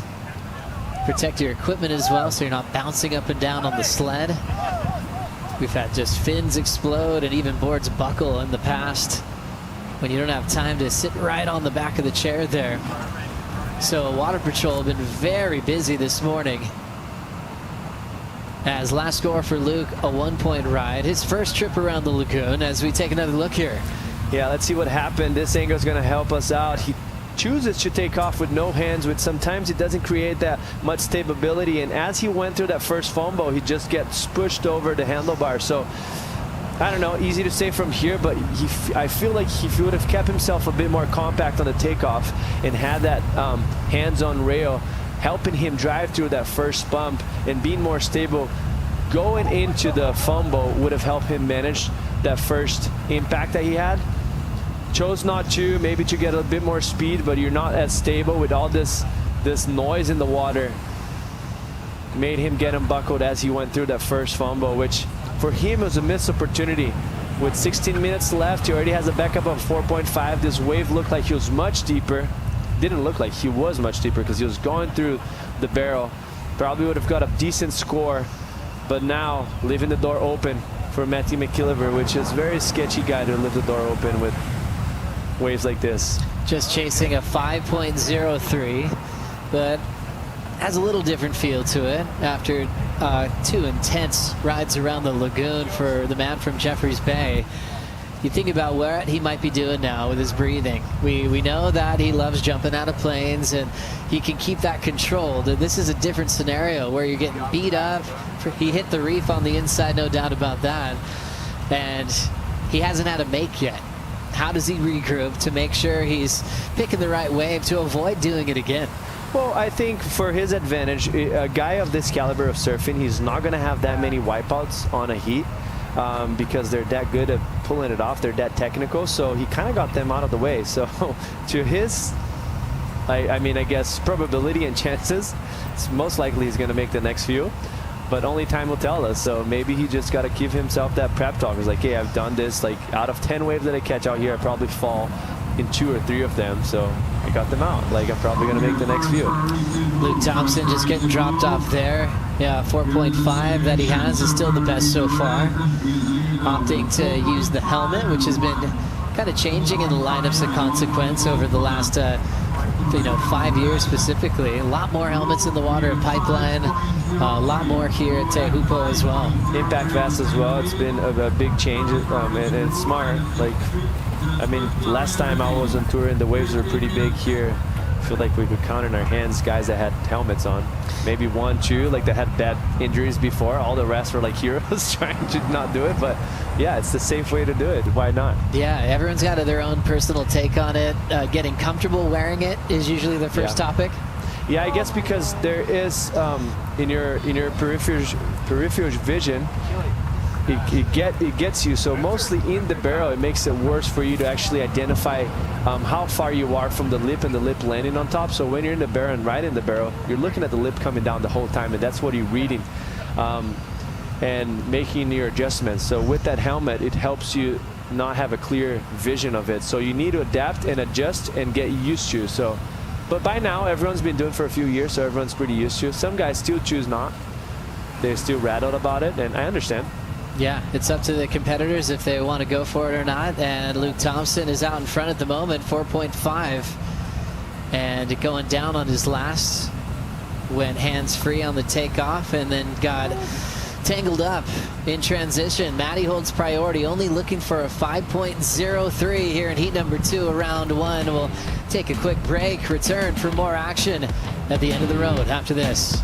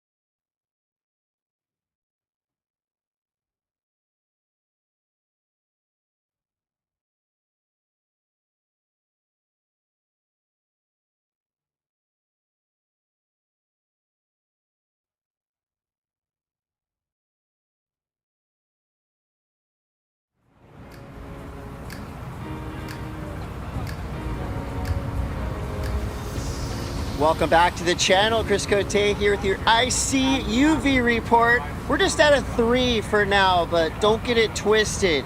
Just because it's cloudy doesn't mean your eyes won't get burnt. So right now, it's, a little bit overcast. I'm going for the readers, and they're actually helping me try to decipher this vexing, unruly lineup, but so far, so good.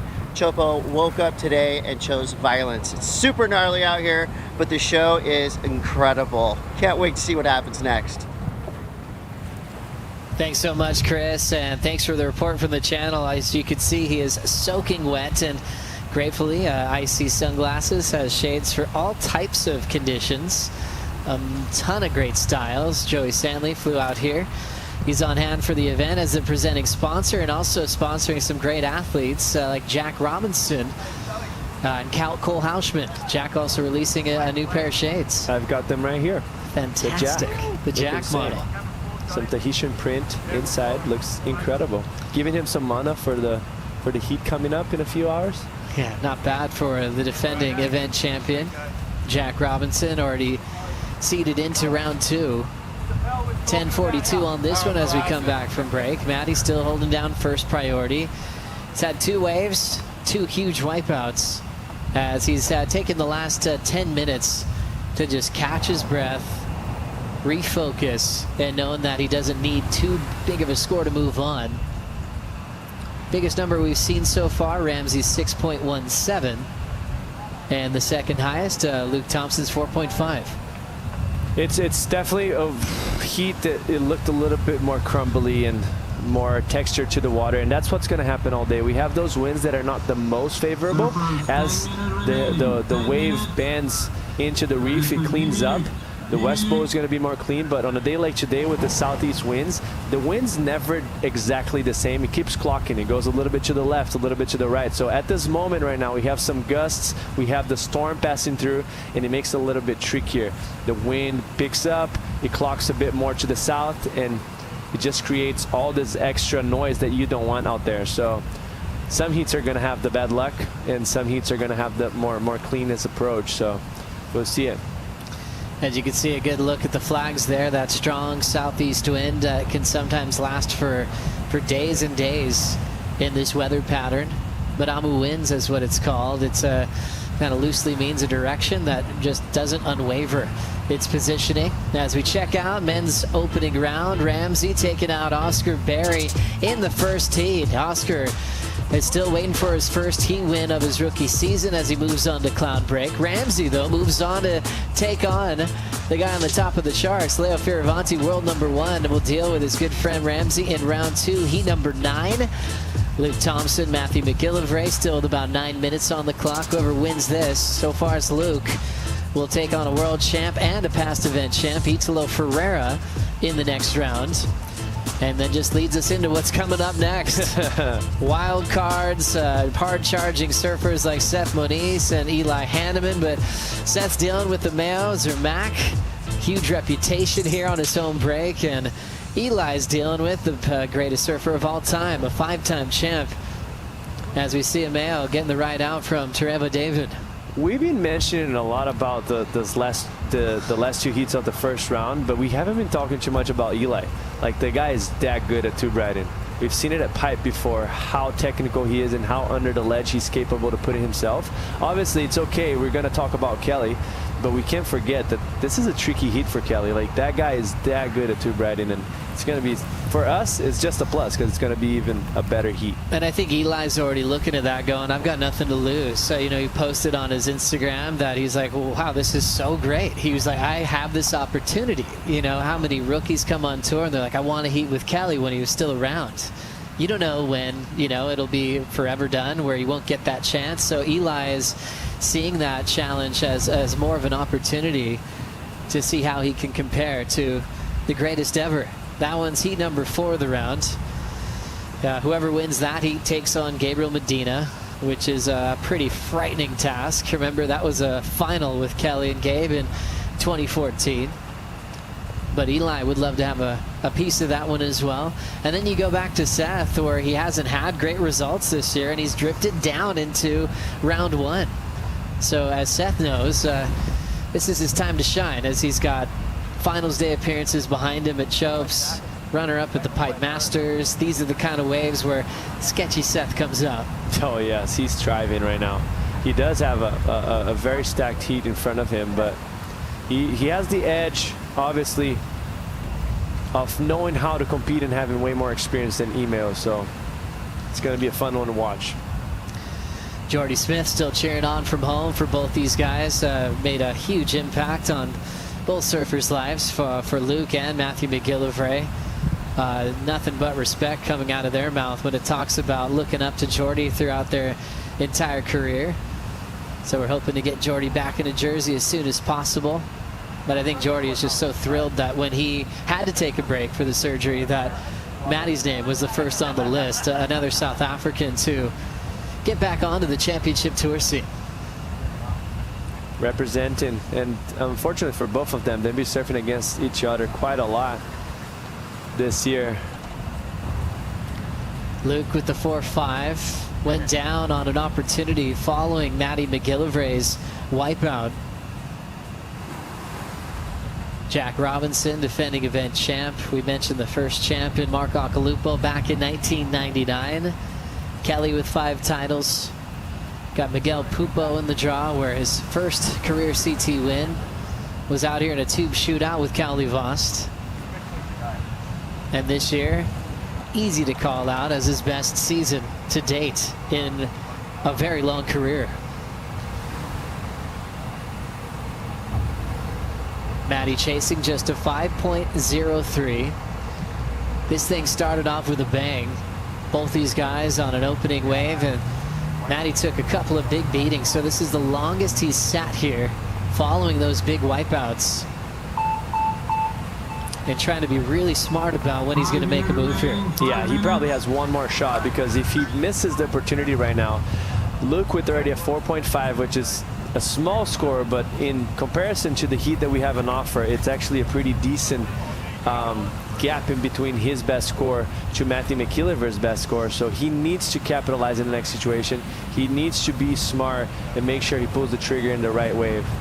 And also what makes it tricky, it's not that it's slow, that there's no waves, but the size that we have on offer right now, the sets are breaking on the outside ledge, and the in-between waves are too small to break on the outside ledge, and they break in that in-between part of the reef where it doesn't really barrel. So you kind of got to sit and wait for the big and throaty ones.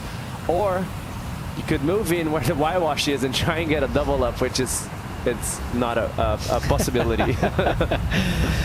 4 minutes on the clock. These two identifying the situation in a similar way, seeing what opportunity is left out there. Luke Thompson hoping to move up the ranks a bit since he's down in the 30 zone. You got to be in the top 22. We also have the mini postseason before the Pipe Masters.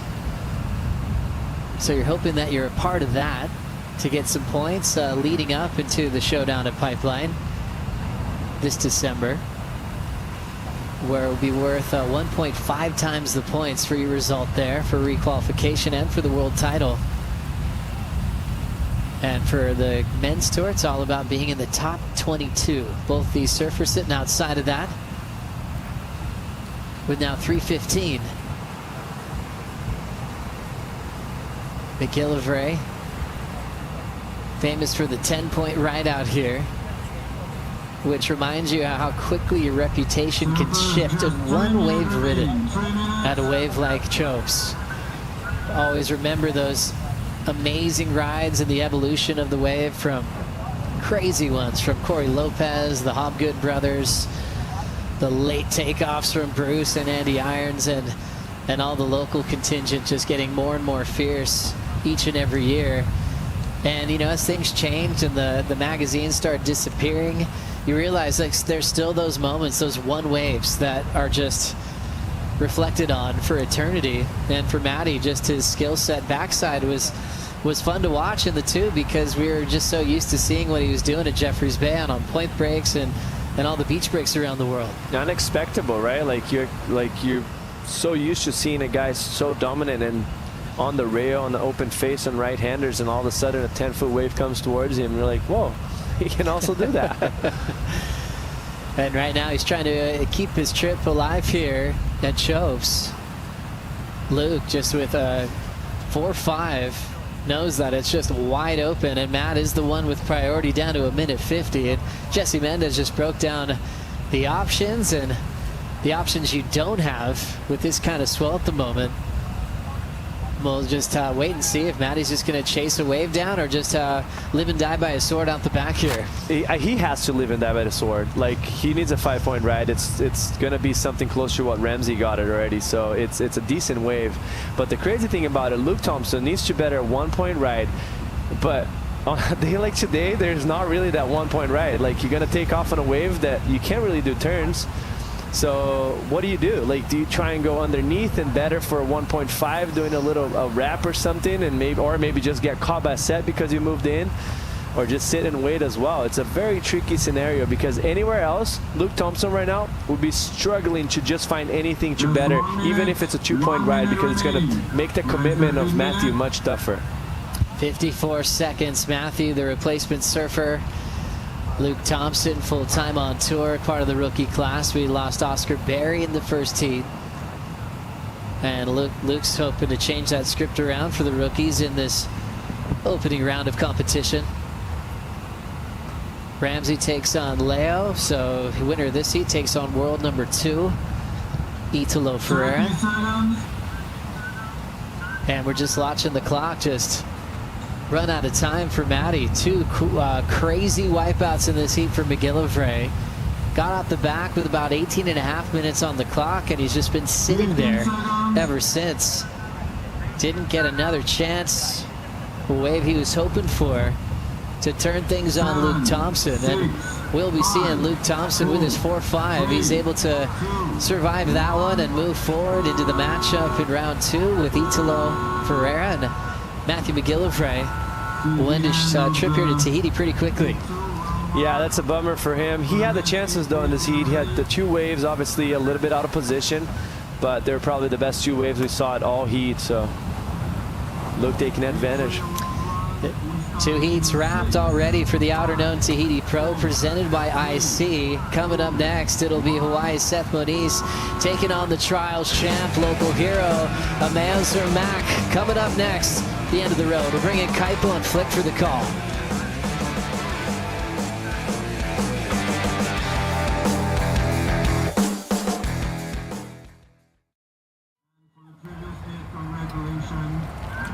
To Luke Thompson, advancing to round 2. Voilà donc à l'instant début de la série qui oppose la Hawaïenne Seth Moniz en rouge à Outerknown en bleu, le vainqueur de trial. Série de 35 minutes bien sûr, et pour la série qui vient de se terminer, félicitations à Luke Thompson qui se qualifie pour le deuxième tour.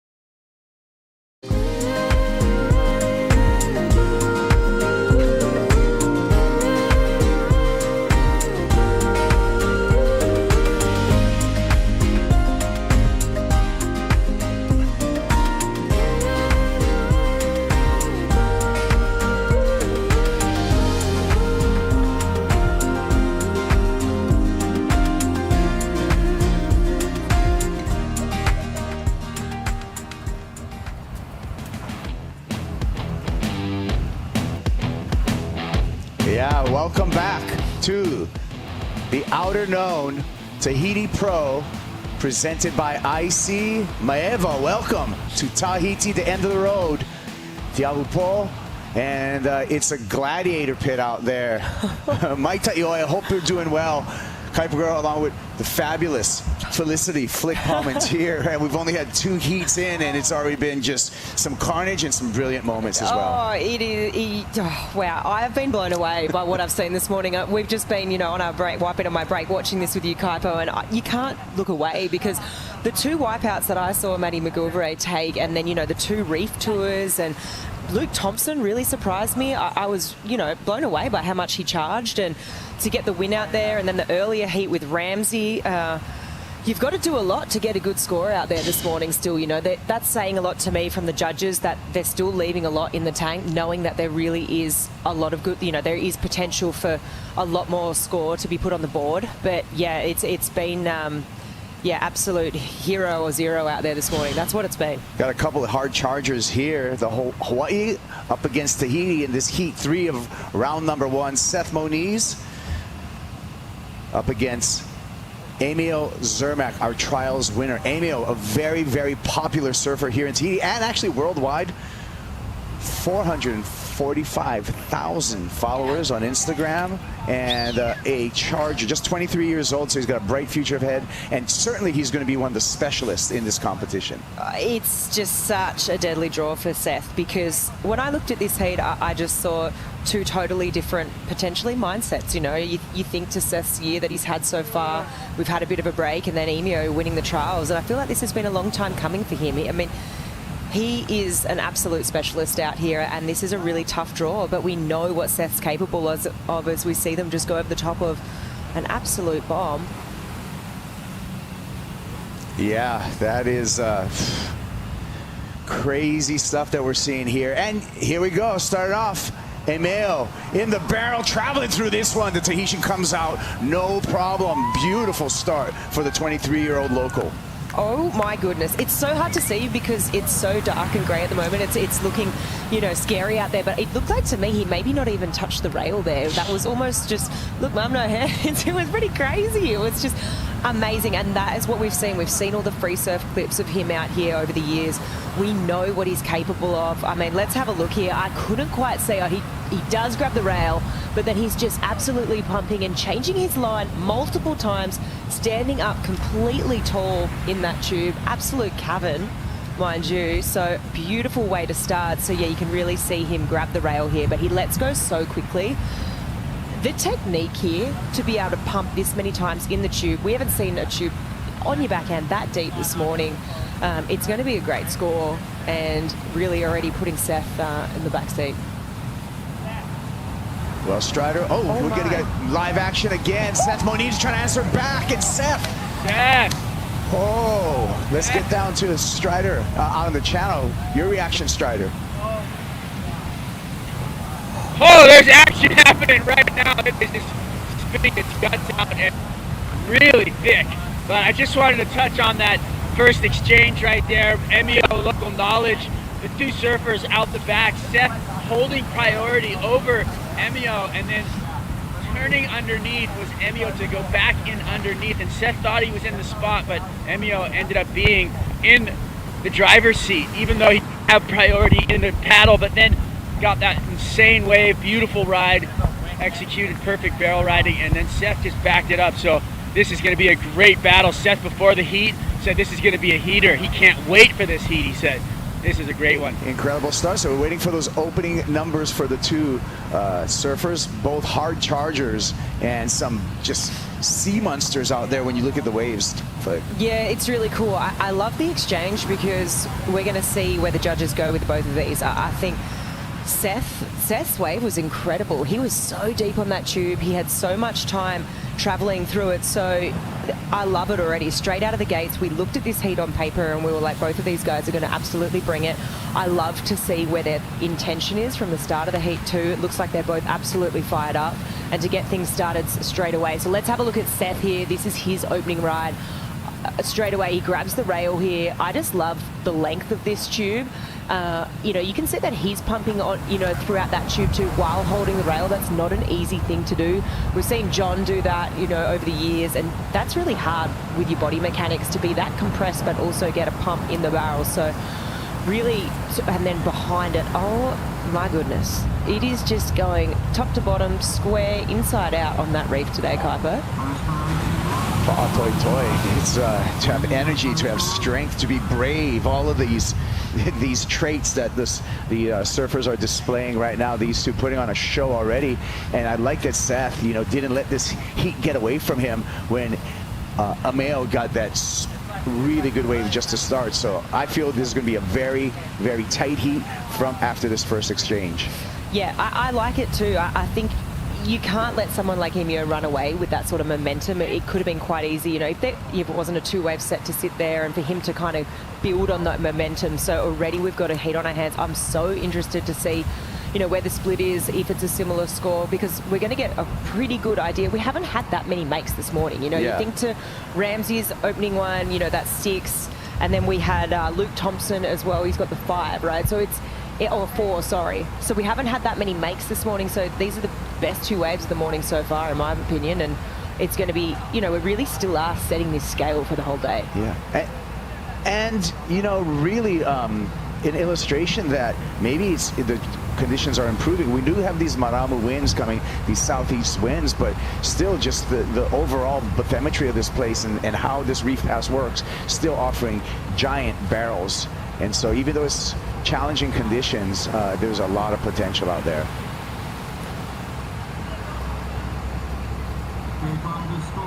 Still waiting for scores. I see a score for Amel Zermatt coming in at a 7-point ride, flat 7, went as high as a 7.5. Throw away that 7.5, throw away one of those 7s. Easy math for the Tahitian as he leads after the first exchange. Seth Moniz did not let the heat get away from him, however, with a 6.5 for his opening ride flick. Yeah, I liked that. I did think that they were going to be sort of similar. I like the split between the two. I think, 0.5 is a good split. I liked Emio's. I feel like, the fact that he had to pump through the tube a couple more times probably illustrated that he was just that little bit deeper compared to what Seth was. But I like that Seth is keeping it pace here, to your point, Cuts. Yeah, and when we saw the IC scoreline for Seth, we also saw one judge did agree that they were even.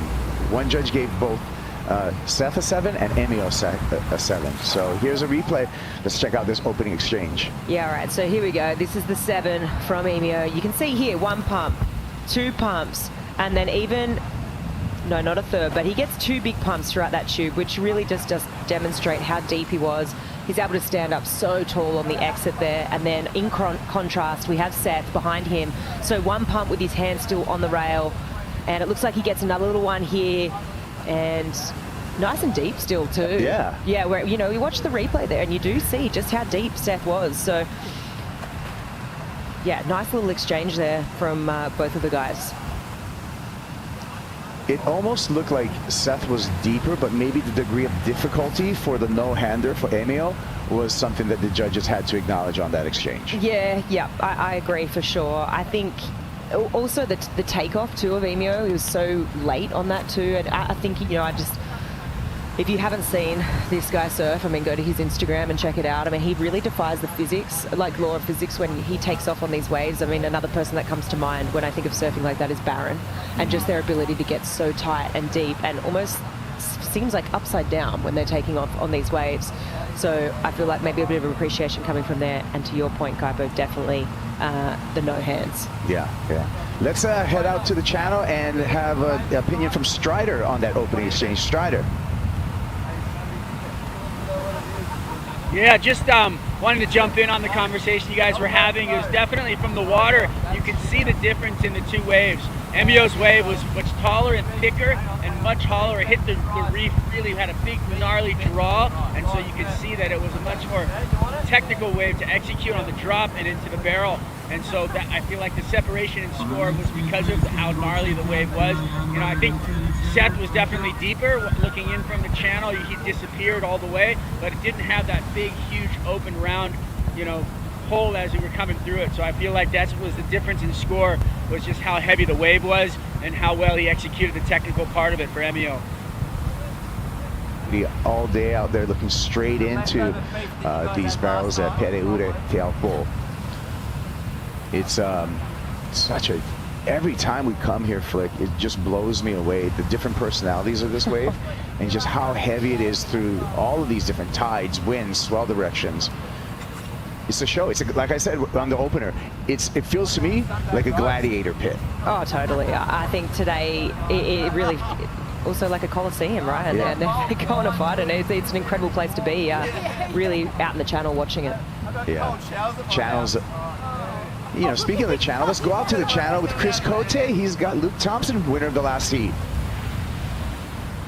Yeah, thanks, guys. All right, rookie on tour. First time in Tahiti, first time competing out here at Teahupo'o, and he's soaking it all in right now, watching this. All right, tell me about the anticipation, the build-up, and then the reality of competing at this wave.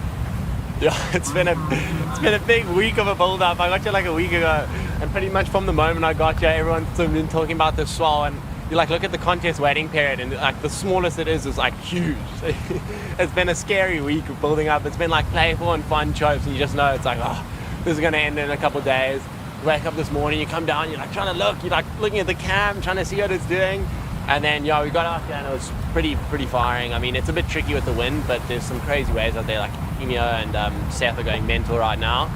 But yeah, it's kind of nice to just get straight into it, like just bite the bullet, get straight into the big stuff. Definitely a bit intimidated, but when you put the Rashi on, it's nice to have a crack, and it's always good to push yourself out of your comfort zone a bit. Now, I know you've been here a couple days. You had a 35-minute learning curve out there. What have you experienced? What have you learned so far to help you moving through? Yeah, I mean, there's a lot to learn. I mean, it's pretty like, I don't know, it's extremely technical, but it's also pretty simple. It's just like, oh, look at a way that you think's good and just try, have a go and like commit. But yeah, I mean, there's definitely heaps of learning curves. I feel like it's more like a mental challenge out there than it is anything else. Like if you can just trust your ability and like kind of just like trust your, like turn your fear factor off and just turn your mind off and just kind of just trust your ability to go and make these drops and like make these waves. I feel like that's most of it. And yeah, I'm just excited to kind of be here and having a crack. Now, Matthew McGillivray is an amazing surfer out here. Your friend, you just got a heat win over him. Coming up next, Italo Ferreira. What does that do for your heart, your soul? You ready for this? Yeah, I'm frothing to come up against Italo. He's so good out here. I'm bumming to come up against Maddie. Him and I are actually staying together, and he got the late call up when Jordy got injured. So it's been nice traveling with him. I mean, I'm such good mates with him, and he's been like such a good mentor for me. And yeah, bummer that we had to come up against each other, but it's been funny like this whole week building up together to the swell. It's like, oh no, you can have the first wave, no, you can have the first wave, but like, I don't want priority, you can have it, and like all that. But no, it's nice to be out there with your mates. I mean, I wish we got some more ways to trade off together. But yeah, I'm looking forward to going up against Italo, and yeah, I'm fired up. Let's do it. Good luck. Let's say something to people. Heck yes. Just wanted to say thanks to everyone watching at home. Definitely feeling the support. Everyone's been sending me the messages these last few days, getting built up to the swell, just frothing to let me or give me some support to have a crack. And yeah, thanks for tapping in, and yeah, I really appreciate the support, guys. Let's go, Lou. Yeah, the anticipation, right? That's another kind of mind game that all these surfers had to deal with, knowing that this swell was on its way. Wow. I feel like it's one of the most nerve-wracking things when you see a swell on the horizon. You know that you have to compete, and you just have to sit and wait. And you know, you look at this whole forecast, the sweller isn't laying down. This whole forecast, I think I looked at the Surfline forecast this morning as we look to this replay here, what happened in the interview.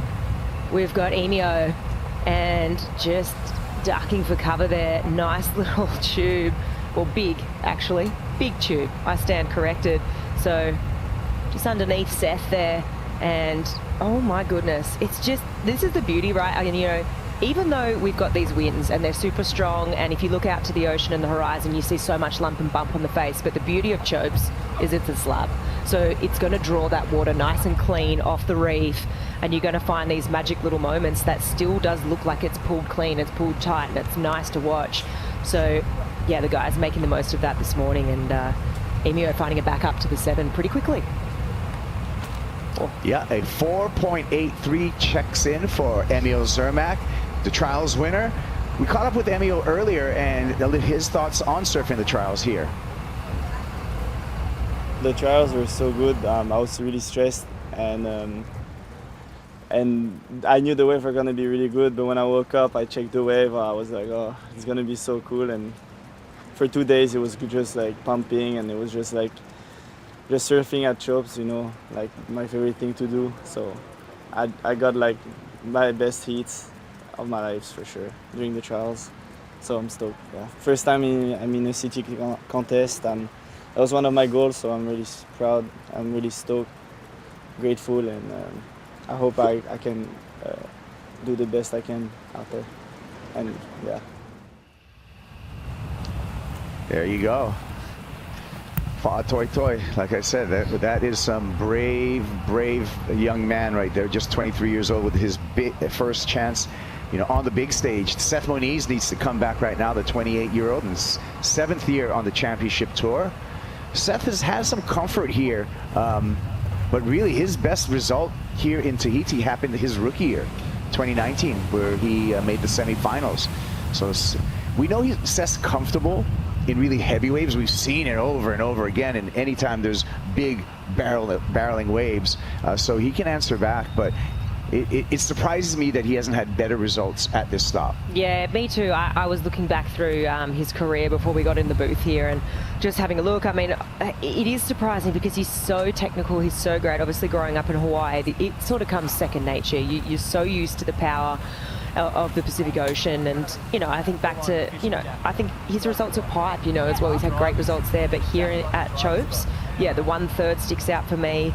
I think a couple of times he's lost to Gabe as well. I mean, and those times that he has lost, I mean, Gabe's results speak for themselves too. You know, you've gone down to someone who is an absolute icon at this venue, so he's kind of stopped him in his tracks. And I mean, right now though, he's putting up a good fight. I mean, as we see, paddle. Emio tucks in there. It's a big wide open one. He comes out making it look easy under tremendously difficult conditions and just gnarly waves with a capital G any way you look at it. It is, what's going on? Oh wow, and underneath priority too. I think this is the danger, right, for someone you know, like Seth right now. Emio is just going to keep moving under priority. He knows every corner of this reef. He's going to move around on the reef too. And when you hear your competitor, you know, gaining scores underneath priority, makes you second guess about where. You could see Seth was looking at that. He just was that little bit too far out. But Emio had positioned in the perfect spot to find this absolute nugget on the reef. You could see he was on the foam ball there too, so deep, so perfectly positioned. Like that barrel was very short, you know, in length of tube, but you couldn't have been any deeper. He read that perfectly from the takeoff all the way through, you know, the tube into the pull out. I mean, it was perfect. And under priority, you're giving Seth something to think about. You know, you're hearing, you know, the onside announcer too, you know, Emio's taken off on another wave and, you know, potentially going to better this score. So I think, yeah, he's giving Seth something to think about. And when you're thinking about psychiatry out here, and psychology actually, is between the two surfers, Emil Zermack, everything to prove, nothing to lose. Seth Moniz, number 31 right now on the championship tour. So Seth, you know, right now halfway through the season, behind that fictitious, that imaginary cut line at 22, needs some big results in the back half of the year. So that added pressure to Seth certainly probably plays into the psychology. Yeah, totally. I think, yeah, two very different mindsets for sure. I think, you know, we're obviously seeing Emio, you know, he's showing up and he's blowing up this morning. But there was a question mark before going into this heat. I mean, Joe and Jesse and I were debating, you know, who's got the upper hand and the advantage here. And the only thing we said is, you know, maybe Emio not surfing too many times in this sort of CT format with the jersey on and potentially, you know, making mistakes. So far, we haven't seen any from him yet. And obviously Seth, with all the knowledge, just being in that, you know, being on the CT for so many years and surfing, you know, competing, right, versus being a free surfer. They're two very different things. So that was the only question mark we sort of had over Emio.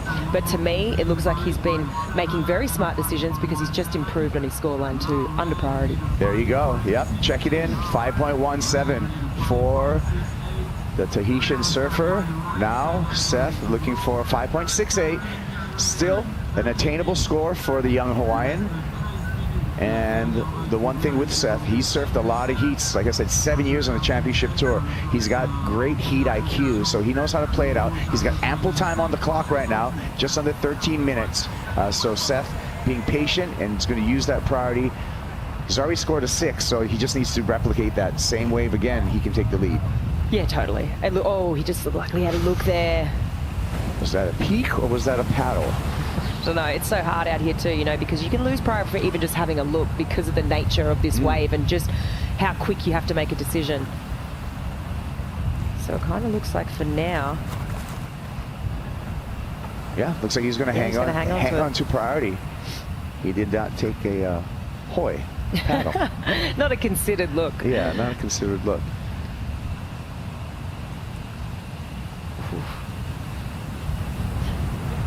As waves continue to crash down here. Amazing bathymetry that creates all of this. You know, we got the Teahupo'o, which is the channel right here. And it's a very deep channel, big ocean wall here. And because of the ratio that it goes, you know, this bottom goes from really shallow to very deep water, you have, like you said, basically a slab coming through here. And you add to the slab, Flick, the fact that it's a reef pass. So this wave actually refracts and curves and turns around the reef. Yeah, almost like a horseshoe in some ways, depending on where you take off on the reef too. I mean, even those West Bowl ones, they really, really wrap. So yeah, it's such an intricate and interesting wave. And, you know, it's so cool that we do have a slab like this on tour. And you think to the start of the tour and you think about how the tour is structured now, it was very different, you know, the last few years when we started at Pipe and, you know, how that fared for, you know, certain surfers on tour as we look to Seth. Moniz pulls in, he's got room to move, he comes out there. So nice barrel, disappeared from our view right there, he was gone. Wide open barrel, good size wave, 5.68. What do you think, Flick? I think it's, you know, I go to comparisons of Emu's last wave, the 517. It's going to be slightly better than that. I'm going to have to watch this replay to really get a good look at it because it happens so fast, right? I mean, it was a nice bigger wave. Let's have a look. So he grabs the rail, sets his line pretty nicely. I mean, he's fully covered. You can see he's pretty deep. It was a short tube. I think I feel like it could be quite similar to Emu's last wave. You know, it was quite a short, condensed barrel and potentially not enough. That's where my brain's going. Yeah, I just go to comparisons between Emu's last wave as well, the 517. But really beautiful, really technical, and I mean, I'd be happy with that. Yeah, It's just so, I don't think people understand who are watching today. Like, it's, when you watch at home, you know, on your couch or, you know, on your computer or whatever, it looks more groomed than what it is. It looks more manageable than what it is. The moment you get out there in the channel, it is so much more death-defying. It's so much more ferocious than what it makes it look here. It almost makes it look more groomed than what it is, more approachable. It really, it has a hard time illustrating just how hard this is. I think you've really got to take that into account. You know, you think, oh, maybe I could do that. I was like, oh man, it is so hard. What these guys are doing out here this morning is incredible, and to have the guts to do it too, to paddle into these waves, it's pretty amazing.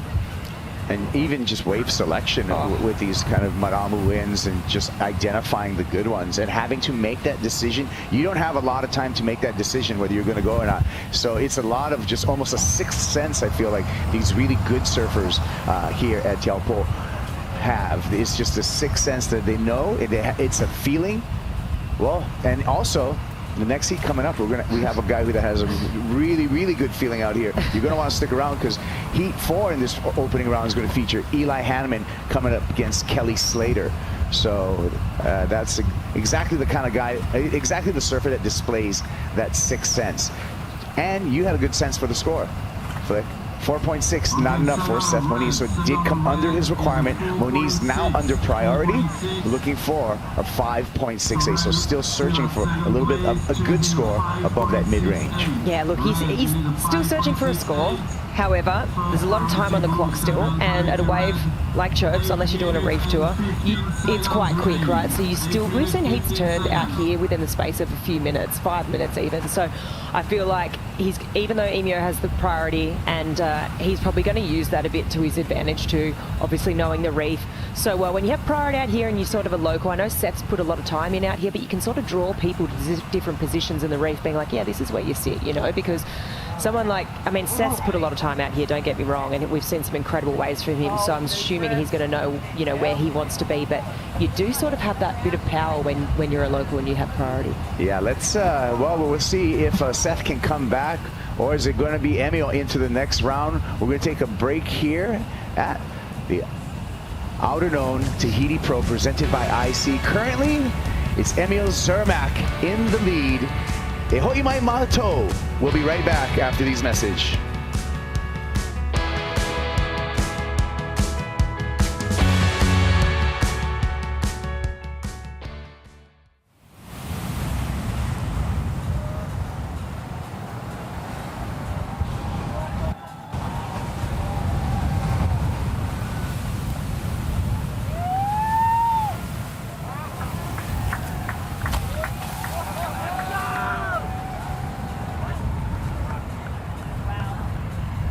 First for Richard Red.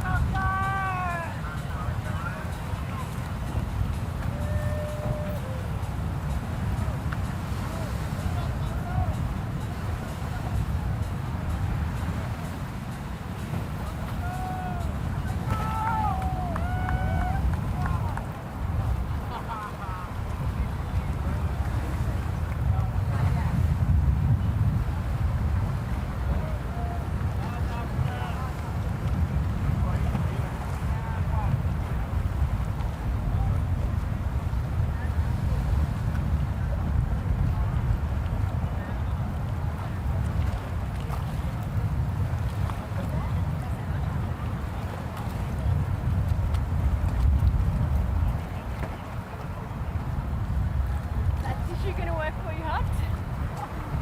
The tissue gonna work for you?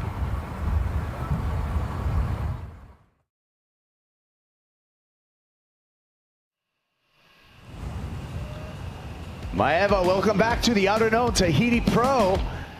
Emil threading through this barrel yet again for the trials winner.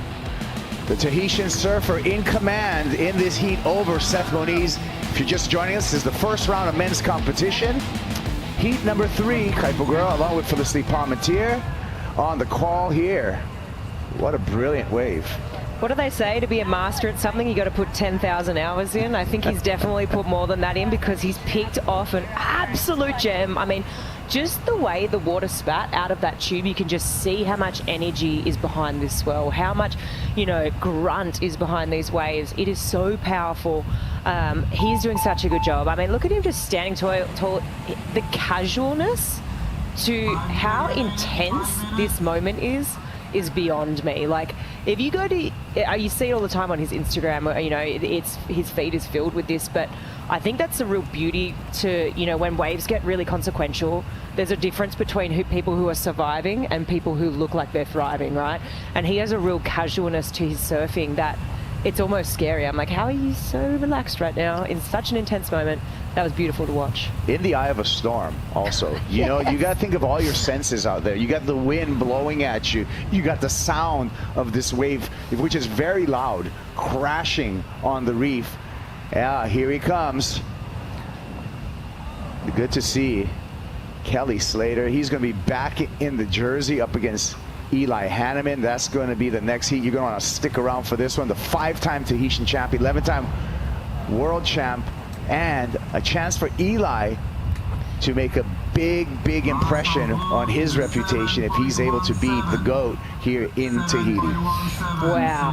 I mean, what an amazing moment. You know, I just can't stop thinking, you know, how many times are we going to see Kelly Slater put on a jersey out here at Chopes? You know, it's a finite thing and we just don't know. And I think it's a really special thing to be able to call it and watch it and witness it. And for Eli as well to be able to draw Kelly and to have that moment with him will be really special too.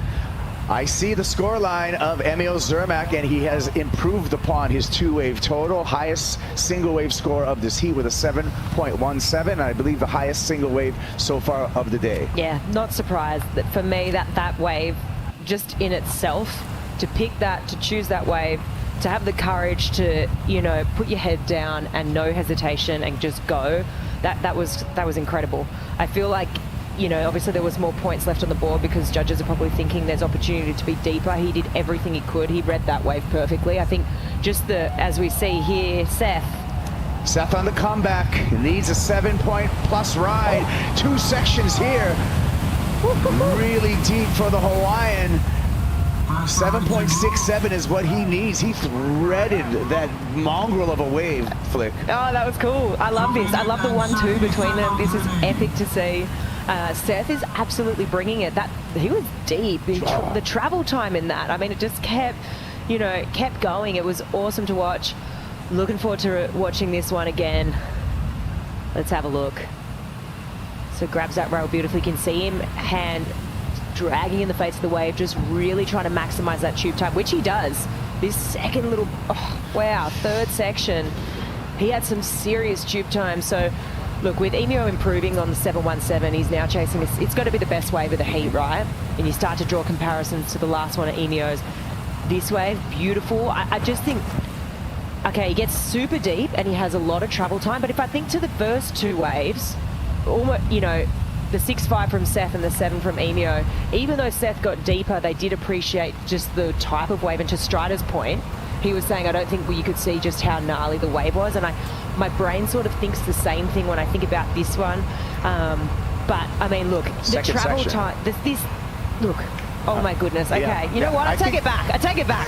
Take it back. I take it back. The travel time was intense, man. I take it back, Kaibo, because you watched that back for the third time. It was the second section that made all the difference. I want to see the score. The score is excellent. Excellent. 8-point. And Seth, hero move. Turns the heat with 3 minutes on the clock. We talked about heat IQ and just being comfortable, you know, as a 7-year tour surfer in the way of Seth Moniz. That's exactly what he did. You know what? It is a hero move for sure. But also to be able to sit that long with priority and not go while Emio is catching waves underneath you. Yeah. The mental strength of that is so strong because it just does things to you when you hear your competitor getting scores. And now he's got Emio on the ropes, who is, of course, a favourite coming into this event, being the wild card, the local. He's put so much time in out here. So, yeah, that was a masterstroke from Seth. Incredible. I mean, just the patience to have there and to be that stoic and be able to sit out there and hear the numbers from the tower over and over again, and knowing that you need a near excellent score and then going out there and getting an excellent score and needing a good result too on top of that. You know, we talked about coming in and where Emio just with a quick one. Emio needs a big number and the clock's going to run out. So what a clutch performance by Seth Moniz. Wow, that was incredible. I just feel like to sit there with priority for so long, and it's just nerves of steel. That's what it is for me. So yeah, and that was such a hard heat draw. You could not have picked Kelly's also equally as hard, but Emio as well, just with what we've seen. So hats off to Seth, because he really needs this result. He needs to keep advancing. There you go. There's the numbers, and you don't want to go anywhere because we got more coming from the end of the road. We got a big heat on the way. When we return, it's going to be the greatest of all time. Kelly Slater up against Eli Hanneman. The young Hawaiian Seth Moniz on to the next round with a clutch performance.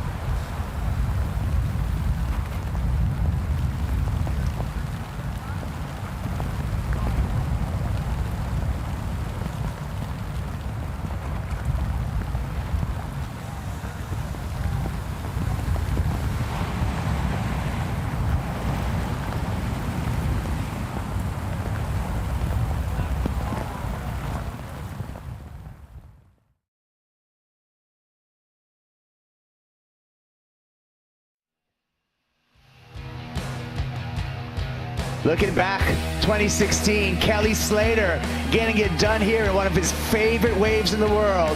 A master out here. Slater came through multiple tubes this year, Flick, and earned a perfect heat score in this event on the way to yet another title here in Tahiti. Yeah, was that with Keanu, right? That Yes. heat, I do remember that. But yeah, he's just so incredible, right? I mean, you don't want to go anywhere because the next heat, I mean, it's going to be incredible to watch. How many more times are we going to get to witness Kelly do this out here? But yeah, it's amazing. You know, we think to people who have special connections with waves, and Kelly has a special connection here at Chopes. At the end of the road, you know, there's only probably 5 people I could count on my hand that, you know, sort of come close to that, you know, legendary status out here. So this is going to be a really tough matchup for Eli. Oh yeah, and a big opportunity to help Eli with his reputation. And even though the rain is coming down in the Matai, the wind is blowing, we've seen excellent scores already. So even in these stirred up, challenging conditions, we are still seeing big barrels. And I know these two surfers want exactly that. Completely. I think yesterday I was, you know, we were in here testing a few things. We got to watch, you know, that practice session and the end of it. We mentioned it, you know, in the Dawn Patrol show this morning, and just how good Kelly looked. He came in the last 20 minutes of this practice session, paddled straight out there, and, you know, it was similar sort of conditions, probably a little bit smaller than this, but just went straight into 4 waves, beautiful tubes, looking really good, looking super strong, and looking fired up. But Eli, on the other hand, I mean, it's sort of a similar story to the last heat, you know, with Emio versus Seth. You know, Eli hasn't had the best year this year, and he's looking, you know, he really needs a result. So this is going to be interesting, you know, just the mindset of both of these surfers, you know, kind of completely different. Yeah, that's right. I mean, Eli Hanneman sitting 29th on the rankings coming into Tahiti. Remember, at the end of the year, the top 22 advanced into the 2027 championship tour. So Eli's got to turn up the heat a little bit in the back half of this year.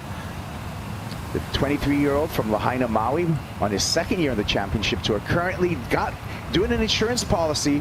He's number 2 right now. Well, actually, the Challenger Series last year, he was number 2 to get back on the championship tour. Fell off the tour, had to spend 2025 off of it, fought back in Challenger Series, and now he's out for his sophomore year this year on the championship tour, and he wants to stay here.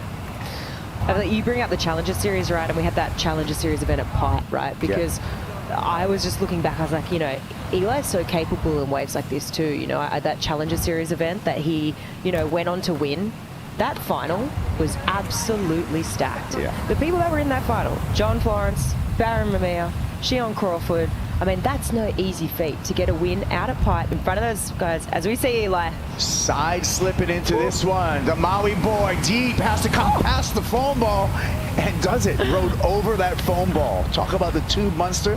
And Eli Hanneman just tamed it on his first wave. Oh, that was really cool because when he took off on that, you know, I was like, okay, this one isn't tubing and you know, going top to bottom from the beginning, but he had the, you know, he'd had the foresight down the line that this thing was going to open up. Here we go. Grabs the rail, but then sort of resets here. He does the pump, and then to muscle your way through something like this over the top of the foam ball, it is so hard. It's extremely hard. The power, you know, and the velocity behind a wave like this today is just, it's so intense. I mean, the pump here, he resets his line. Literally, it's like you're riding a bucking bull. You're just trying to hang on for dear life. And yeah, he did really well. Will it be a massive score? Probably not, but just a lot of things to think about in such a quick amount of time. You know, we mentioned before in the heat previous just how quick you have to make decisions under pressure. He had to change his line, change, you know, his way of thinking so many times on that wave. So even though it was just a shorter barrel and probably going to be a, you know, a smaller score, he rode that beautifully and pretty technical. Judges give a 4.33 to Brother Eli on his first wave. So now's priority to Kelly Slater, our Outerknown wild card. And Slater now just is going to have his pick of anything. We talked about Kelly here. He's a 5-time champ here at Teahupo'o, which is an incredible feat, especially spanning the years, you know, from his first win in 2000 to his last win in 2016. Slater In and out of the barrel. Misty conditions, hard to see the blue jersey there, but Kelly answering right back. Oh, wow, that was cool. I think you could really see just how big and angry that wave was, and, you know, just how intense it was too. Let's have a look here. So grabs this rail, just so much sea mist at the moment. It's really hard to see just how deep he gets there, but he gets fully slotted, comes out. So both guys with a score on the board now. Yeah, this is the angle I was waiting to see. I mean, look at the size of this thing. Beautiful read by the 11-time world champ. Oh my goodness. Just the power of that wave, you know, demonstrated by the spit. It's incredible. The Pacific Ocean this morning is just absolutely lighting up. And you know what, like, he's 54, right? 54 years old to be doing this at this level. To be, you know, your reflex is so quick. Even yesterday, just watching how in tune his body looked too. It's amazing what he's been able to do, you know, and inspiring so many people to really look after themselves and get after it. But it's mind-boggling what he's able to do, right? Like, it's incredible. I don't know if we'll ever see this ever again in our sport or in the history of all sports. Yeah, I mean, that spaceship model from Slater Designs, shape and designed by Mike Wu, just knifing through that section. There's a lot of fans for Kelly Slater, and one of Kelly's biggest fans, Strider Wazalewski, out in the channel. What'd you see, Strider? Oh, I saw a very comfortable, very confident, and patient Kelly Slater. You know, he did not surf this morning on the warm-up. He knows exactly which waves to pick. He knows his self-confidence, and he came out of that barrel and he looked out and he just said, let's go, and it was like a moment of purity for him, that he was back in it, and you could see him kind of clicking in as he turned out and said the words, but the face and the feeling and the vibe that, you know, he exuded back out to us, the way that he did it, you could just see that he was back and feeling that. So that's a dangerous, best to ever do it. Welcome back. I want to see the score for opening ride for Kelly Slater and what all the judges thought of that masterfully surfed backhand barrel. There's the score. A couple judges gave it a 7. Whew. Wow. I mean, what a way to kick it off. Pretty incredible there from Kelly. I feel like just being rewarded too for just how hectic that wave was, because it was such a technical drop. I mean, and it would, the way it really drew off the reef, I feel like Strider referenced it to one of Emio's waves in the heat previous. You know, sometimes it's hard for us to see here, but that one just had so much energy to it. It was, you know, the draw that it had off the reef, it really squared up beautifully. So, I mean, and stayed so open, and yeah, being rewarded nicely, 667. By the way, you referenced it, the 11-time world champ Kelly Slater. 54 years old, but he is looking in such great shape right now. I want to know what is on the menu. I want to know what the supplements are. You know what I mean? I want to know what the whole regime is, because I'm in my 50s. I got to apply that to my lifestyle right there. Oh, I got to get the longevity train going, Kaipo, don't we? Hey, clutch performance by the Hawaiian. Really proud of Seth Moniz. He got it done. He's with Chris Cote. Yeah, thanks, Kaipo. That was a 35-minute reminder that when things get gnarly, Seth Moniz shows up. Let's talk about the obvious. Going up against one of the gnarliest wild cards ever announced on the championship tour. Tell me what that he was like. Yeah, you know, like a week ago I saw the draw and I was like, damn it, I got probably arguably the best Teahupo'o surfer of all time, you know. He's putting up crazy clips all year long, so I knew I had to, you know, dig deep and find my rhythm out there, and you know, luckily I got that one last wave. Now, you're a veteran out here. You have a lot of experience at this wave. Tell me what your mindset is going forward into these next couple heats. Well, I think just heat by heat. Like, that was the first, like, you know, I had to take down a beast right there. You know, I had to surf a really good heat and get the 2 best waves of the heat. So, yeah, I'm just staying present. You know, I think the next heat I might have Leo. So, rule number 1, let's go. And yeah, you know, at this point, like where I'm at in the ratings, I'm looking at to win events. Like, that's kind of just the name of the game for me right now. So, but take it one heat at a time. Clutch win. I saw you watching Slater dropping in, and it looks like you're always soaking things in and learning and doing it with a lot of joy. Is that going to help you with success? Yeah, you know, just seeing Kelly on that wave from the channel is awesome. I think he's 53, just had his 2nd child. So it's amazing to see him back and in the water. I can't believe he's here. It's kind of I thought 4 years ago we were gonna have that was his last heat, our final at Pipe. So here he is. I know you have a ton of fans, friends supporting you all over. You want to send them a message? Yeah, family at home, love you guys. I'll see you soon. Well, hopefully not too soon. Hopefully I'm here, the next few days. So let's go. This is where Seth Moniz thrives. Good luck moving through, brother. Thanks. Seth Moniz, oh my God, congratulations in a clutch performance. And we've had an exciting year in the championship tour. That's actually the 60th clutch wave that we've seen in competition this year, halfway through the year, and that many clutch moments, Flip. Yeah, there's so many to think about, but yeah, that was incredible. You cannot stress enough. Okay, it's one thing to sit out there at a beach break, with time ticking down and, have priority and need an excellent score pretty much, but it's another thing to be sitting out the back of Chopes and know when it's like this and know you need an excellent score, and an excellent score generally means you've got to take off on a pretty crazy looking wave. So I feel like it's just heart in your throat sort of stuff. It's where you're sitting there like, oh no, like let's take the deep breaths and let's really slow down here and try and make the right decisions. So Seth did just that, and like he said, he had an absolute beast to take down in that heat, and he's done that, so you can take a lot of confidence from that. Sure can. And I just feel, whether it's in the lineup or in the channel, everyone out there, the adrenaline is redlining right now. Here we go. Slater pulls in, and of course the master makes it back out. Kelly Slater, again, so comfortable under such adverse and just crazy conditions. 6.67 is the opener. He's going to get a nice backup to this, and he's going to put a lot of pressure on Eli Hanneman. That was a really cool takeoff, really late, and maybe not intentional to be, for those fins to drag like that, but just so cool. And like you can see there, he was right on the foam ball. So, I mean, perfect positioning. I feel like so much of this, really great surfing that happens on these sort of slab waves. I mean, look how much that board is really only fixed to the wave just on that inside rail and probably the inside fin. So not much really, keeping that board glued to the wave, but just such a good read. But I think so much of this surfing, happens just from the positioning at the start, from the takeoff. It's just so crucial where you put yourself, and obviously Kelly knows so much every corner of this wave. The GOAT returns. He's the master. 5 event wins, 7 finals appearances, 20 competition appearances here. Look at the average heat score here in Tahiti for Slater, 16.2. He's had 2 perfect heats out here. 2005 in a final up against Damien Hobgood, and in 2016 in round 16 heat against Keanu Asing. Perfect heats. And also Kelly Slater with a total of 7 10-point rides in his history out here at Tahiti. The numbers are outstanding for the GOAT. Most people are just trying to get 110 in their whole career. That is just, it's insane. Yeah. Those stats are insane. Yeah. And like I said before, will we ever see someone match that? I just don't know.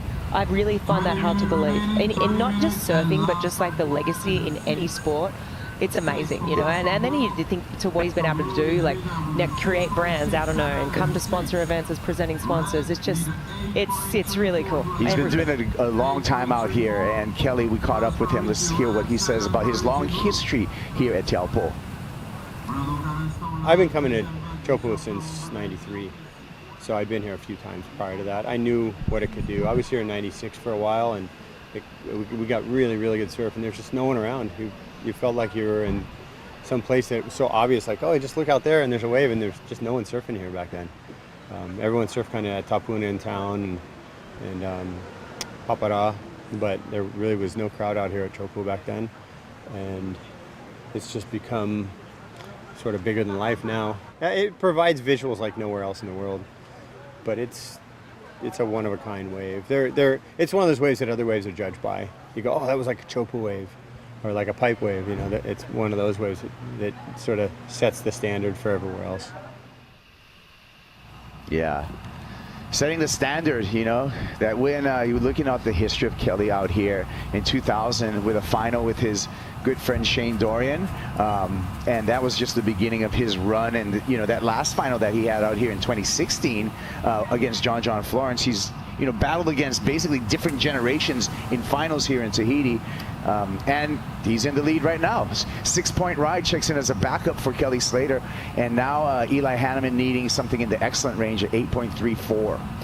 Yeah, it's interesting too. I mean, even if you just look at their positioning right now, you can see Kelly's sitting deeper on the reef than where Eli is, and whether that's a strategy thing or whether that's exactly where he wants to sit, we'll see now. Oh my goodness. Oh my gosh. A sea monster just appeared here at the end of the road and just swallowed Eli Hanneman. Oh my gosh. That was so hectic. That was... Where is he? They're There he just is. seconds before the next wave, and he's going to take a number of waves. And now Tahitian Water Patrol is going to really have to time their scoop up of Eli Hanneman. He's just getting pushed in. Here comes the drill with Tahitian Water Patrol, some of the best in the business. Grabbers in the back, gets onto Eli Hanneman, guns the throttle. Lots of cavitation and foam, and powers right into there. Look, that's what the best guys do when it comes to water safety.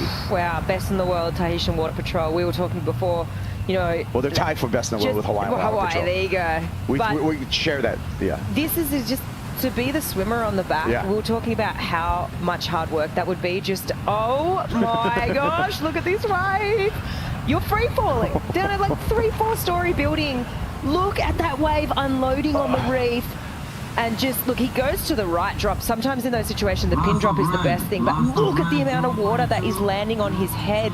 I cannot stress enough how violent that would have been. Just base jumping on a sea monster. Strider, you saw it. Yeah, ready. That was out of control. It was a massive wave, and there was nothing but the intention to make it, but he had to send it just because of the situation.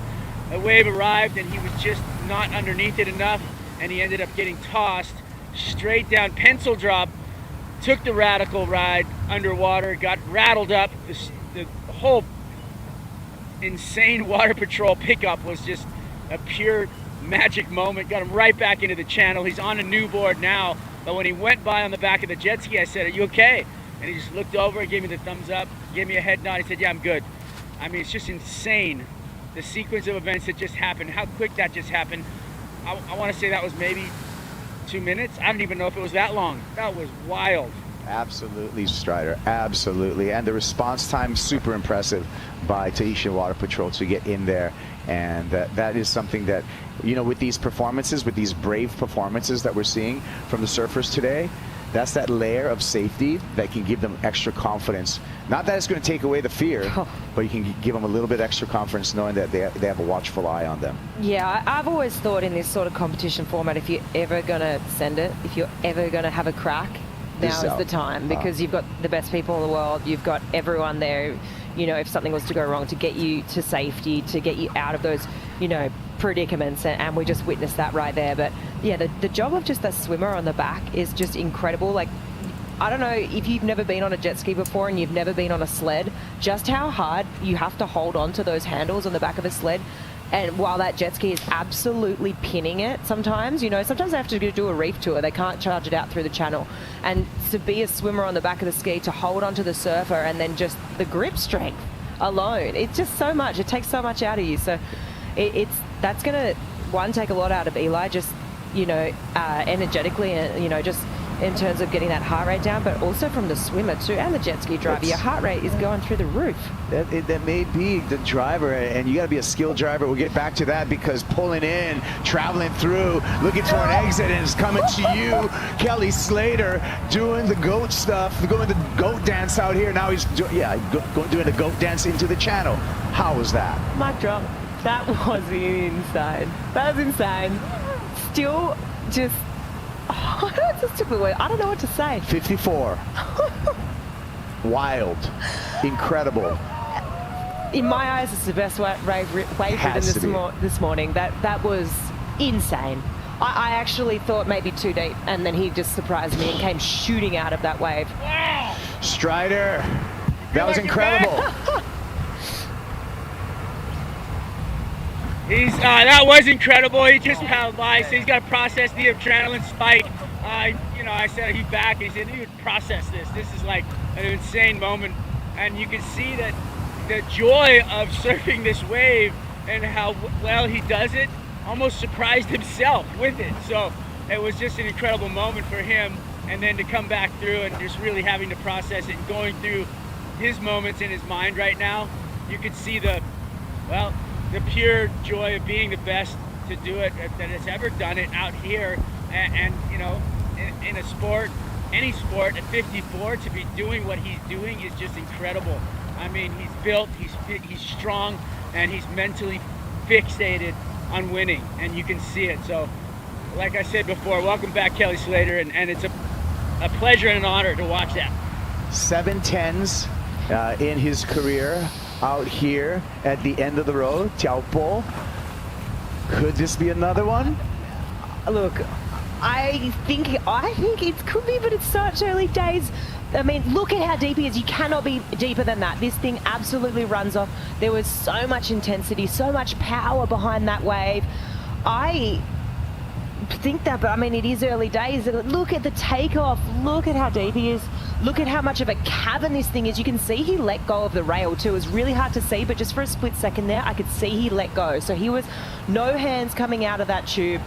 It was so impressive. The best to ever do it out here.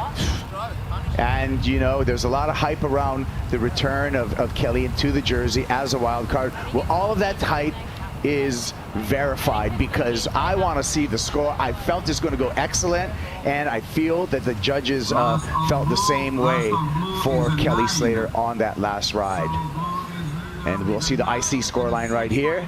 There you go. Pretty much 9s across the board.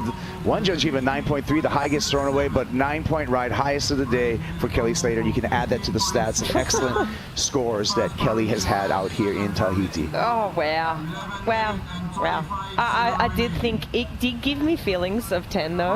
It's just because it's Kelly, like, and I think, but obviously you've got to be a bit reserved knowing that there's so much more surfing to be done, and you know what, if this is the, you know, the 4th heat of the morning, what is the rest of the day going to, you know, entail? But that was insane. I actually thought that he was maybe too deep there, or he was maybe going to get eaten up on the foam ball, but that wave had absolutely everything. It had a gnarly, the wave itself was an excellent wave, and he rode it to the excellent score, but from the drop to just how deep he was, to letting go of the rail, and you know, so much technical ability on that one. Let's check in with our CT by the numbers for Kelly Slater and all the performers out here in Tahiti. And Slater just added another one to the 9+ rides here in Tahiti. He's had 46 in his career, and this is since 2008, but 46 for Kelly Slater.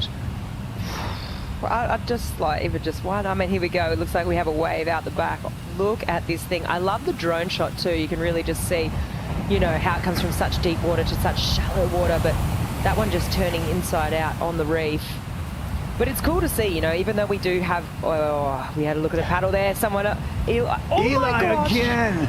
Oh. And another sea monster just rears its head and just devours Eli Hanneman. Wow. And this is a tough heat for the Maui boy right now, paying some dues.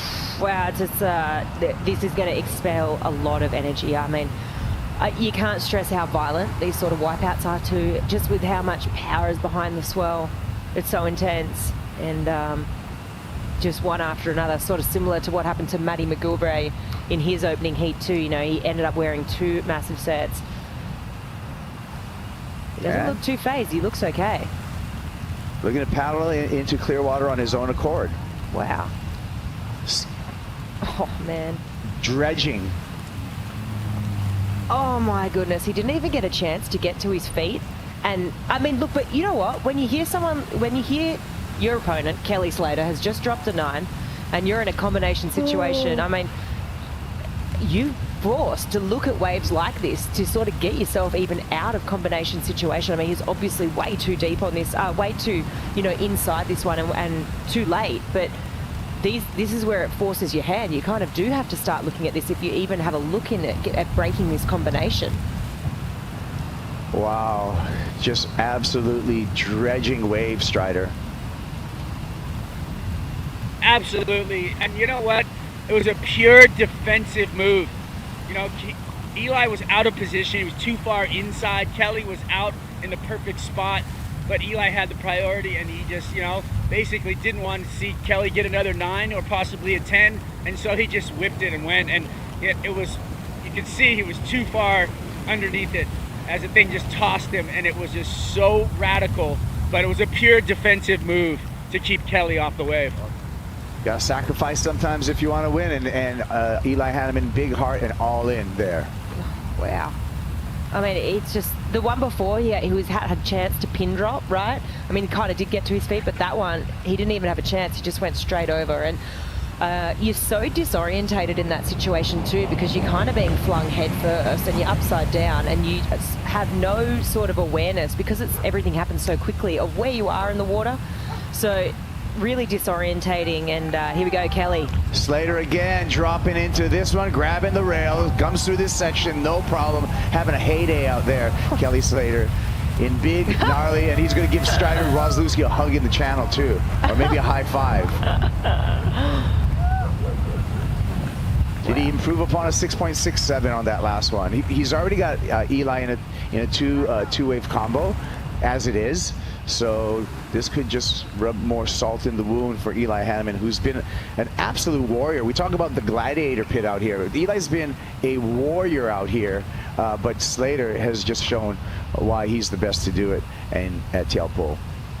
He's definitely in the flow. You talk about when you have the feeling and the connection, and so everything's just working your way. That I feel like that's where Kelly's at right now. We had that underwater shot there from Sam Smith of Eli. His fins ripped out of his board, so he had to do a lease change. He's on another mayhem as he paddles back into the lineup with 6.5 minutes remaining.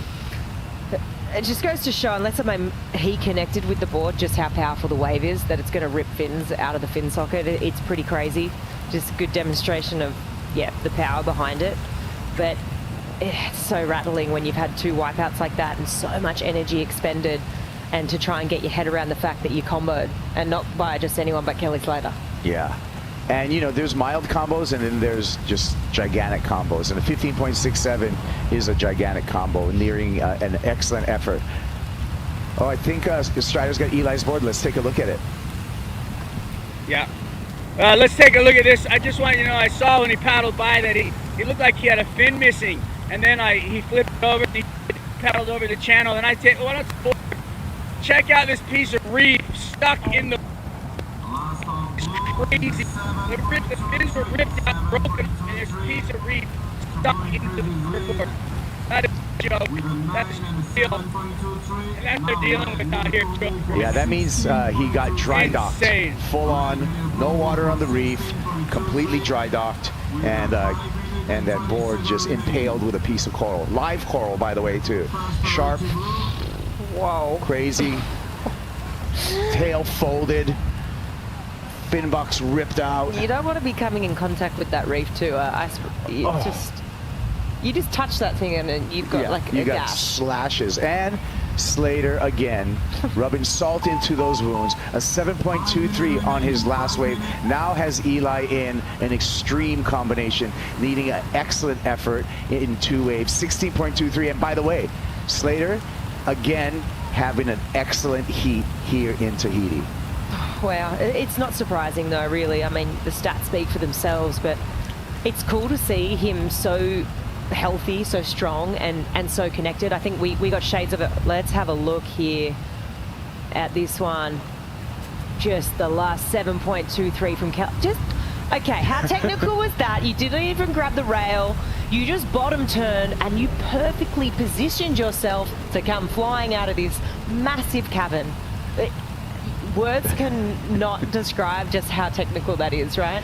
To have the awareness, one, to position yourself in the perfect position, to not just do the bottom turn, not even touch the rail, and just stand there. So casual, so easy. So it's insane. I think I said insane like 400 times this morning. It's just... Well, this is. It is what we're witnessing this morning. It's a thing of beauty, and it's seeing a man really tame a beast, if you would. God, you know what? The level of casualness too. I was speaking about it with Emio too, where it looks like you're not surviving, you're thriving. Kelly's activated that mode right now. Just so casual. To be out, and that is such an intense moment, to just sit there and feel so comfortable. Yeah. It's beyond me. And you look at the condition, it's wild, it's woolly, it's victory at sea out there. It's going below sea level. It's gnarly, it's cold, it's everything. And Slater just comes through. What and I feel like every heat this morning, we're building because, you know, the last heat between Seth Moniz when we saw our first excellent score, and now we're building into the day, right? And now this heat, we see a 9 and a near excellent score of a 7.23. So what an entertaining heat. Thank you for joining us. This is just day one of the Outerknown Tahiti Pro, by the way, presented by IC, which has been incredible support of the entire squad. Only day one, only 4 heats into this event. And if you want to get even more excited, just check the Surfline Swell forecast and see what's coming. More of this. A lot more of it. Yeah. And get excited, too, for what we have coming up, because we got another great duel coming up in the round 2, the opening heat of round 2. We're going to see Kaoli Voss out here, the Olympic gold medalist, coming up against Crosby Colapinto. Oof, and just with every heat getting better as the morning's going on, and we're Kaoli Voss in heat 1. And you know what? Really tough matchup, though, against Crosby, because last year, if we rewind and we think to that big tow day and that, you know, there was a few people paddling, Crosby was one of them.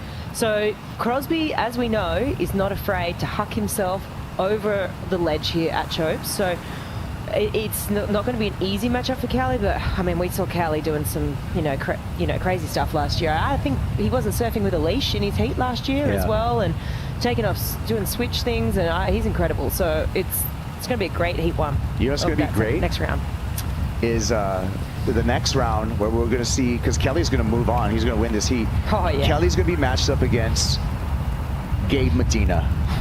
Stick around. Don't go anywhere. Cancel your plans. It's all happening here at the end of the road. So that's going to be another tremendous matchup.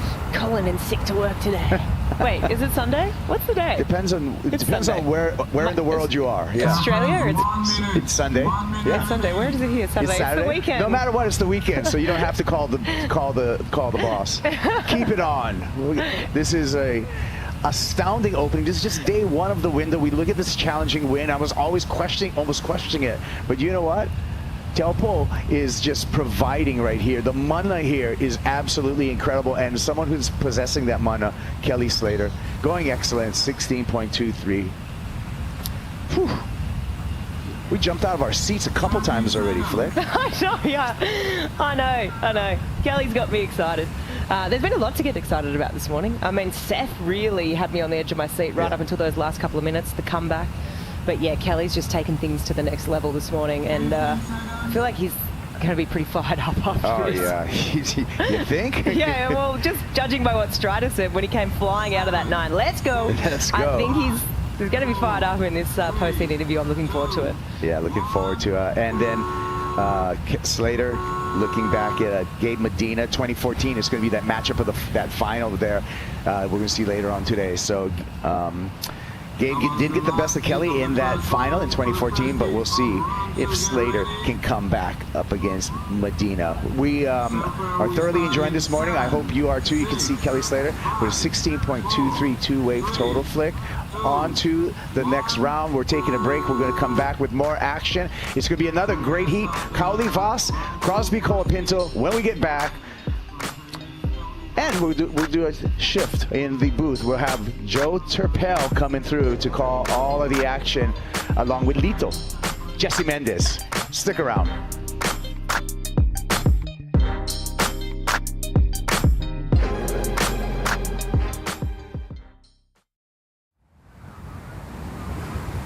Voilà, dans la série qui vient de se terminer, félicitations à l'Américain Kelly Slater en bleu qui se qualifie pour le 2e round.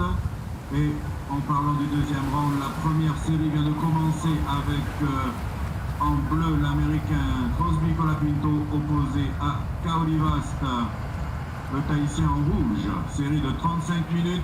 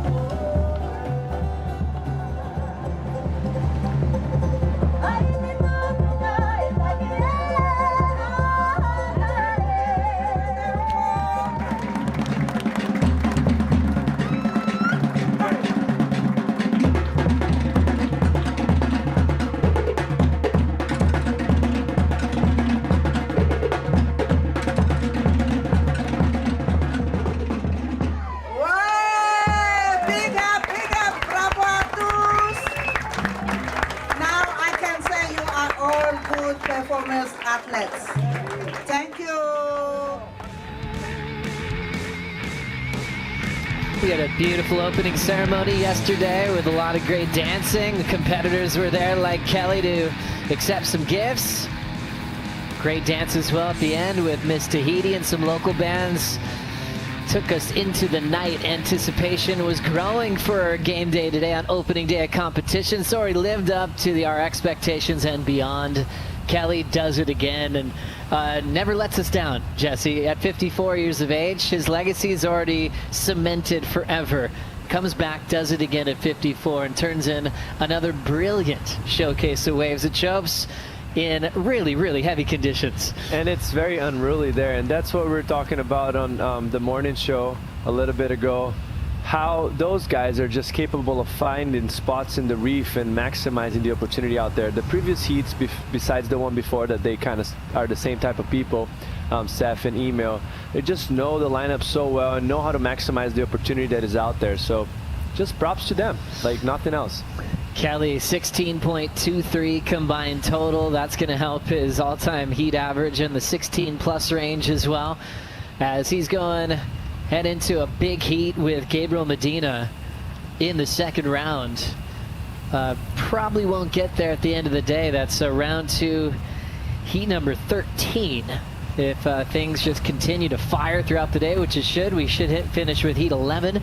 Kanoa Garashi versus Alejo Muniz. As we got a brand new heat, brand new round. Kali Vost headlines the matchup as the Olympic gold medalist and the local boy here at Teahupo'o, as he takes on Crosby Colapinto.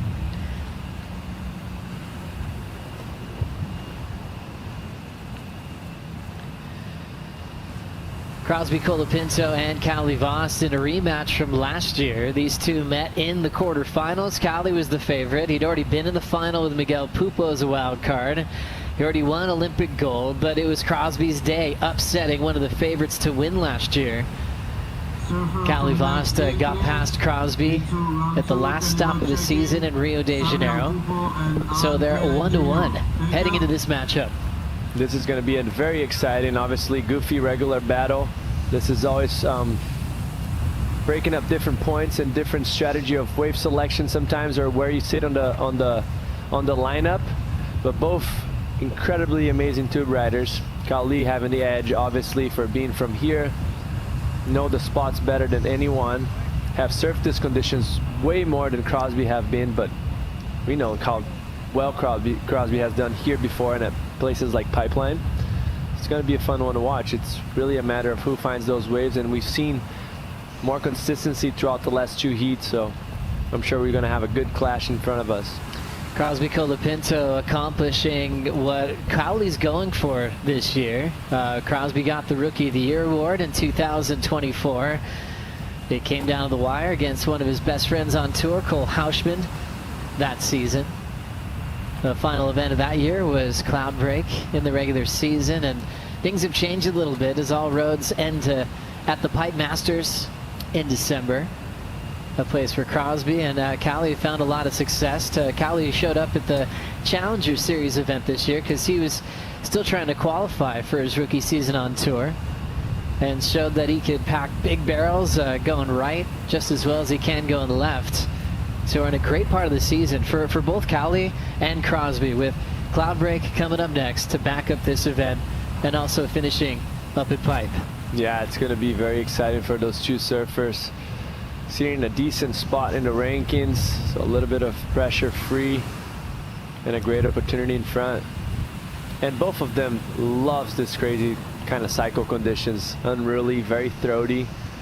They're gonna go whatever comes towards them. They're the type of surfers that almost want those big sets to come. Some of them are like, oh, I hope that cute one comes towards me. These ones are like, whatever's an offer, bring it on. We've seen just where Kali can move on this reef. He could just identify different sections where he could sit on to find scores. Back when he was a wild card and the full-time competitors on tour would just be, where is this guy going? He had that famous heat where he upset Kelly Slater on the finals day, and he went to switch stance in the barrel on the inside shelf, just proving how free he is in a heat. You know, a lot of surfers would be like, I can't do that. The heat's on. I've got to just tick all the boxes here. Kali shows that he doesn't mind being freed up in heats, trying things that most won't go for. Yeah, it takes guts to do that. Also because you're thinking, oh, am I being too cocky for doing that? Are people going to take the wrong way?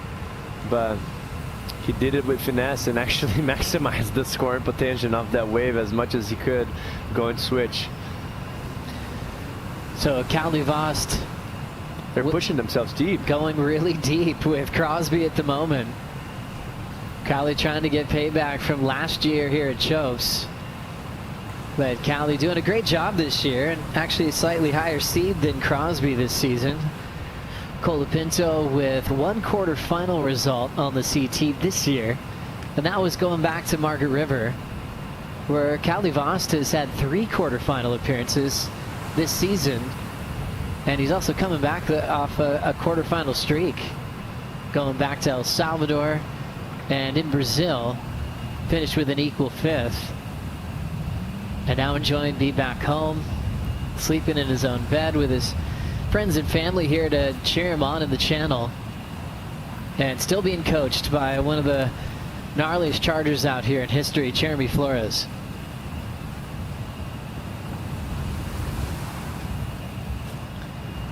Let's now hear from the greatest of all time after an incredible heat. Kelly Slater's on the boat with Chris Cote. Yeah, thank you so much, Joe. On behalf of surf fans all over the place, myself included, thank you for providing us with more magical moments and memories like that. Tell me about that 35-minute heat. Welcome back to competition, Kelly. Yeah, thanks.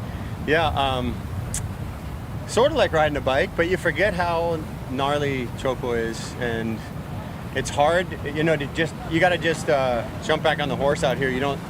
We didn't get time for any big waves this week, and all of a sudden you jump right into it. So it's good not to have the first heat. You get to see a couple guys do the rights and the wrongs and see what happens. And you saw that heat before mine was pretty exciting with Seth and Emeo. It's like 2 guys you don't want in the heat out here. And I think Emeo was probably the favorite, you know, just considering where we're at and stuff. But Seth's the kind of guy who just won't sit down and give anybody room.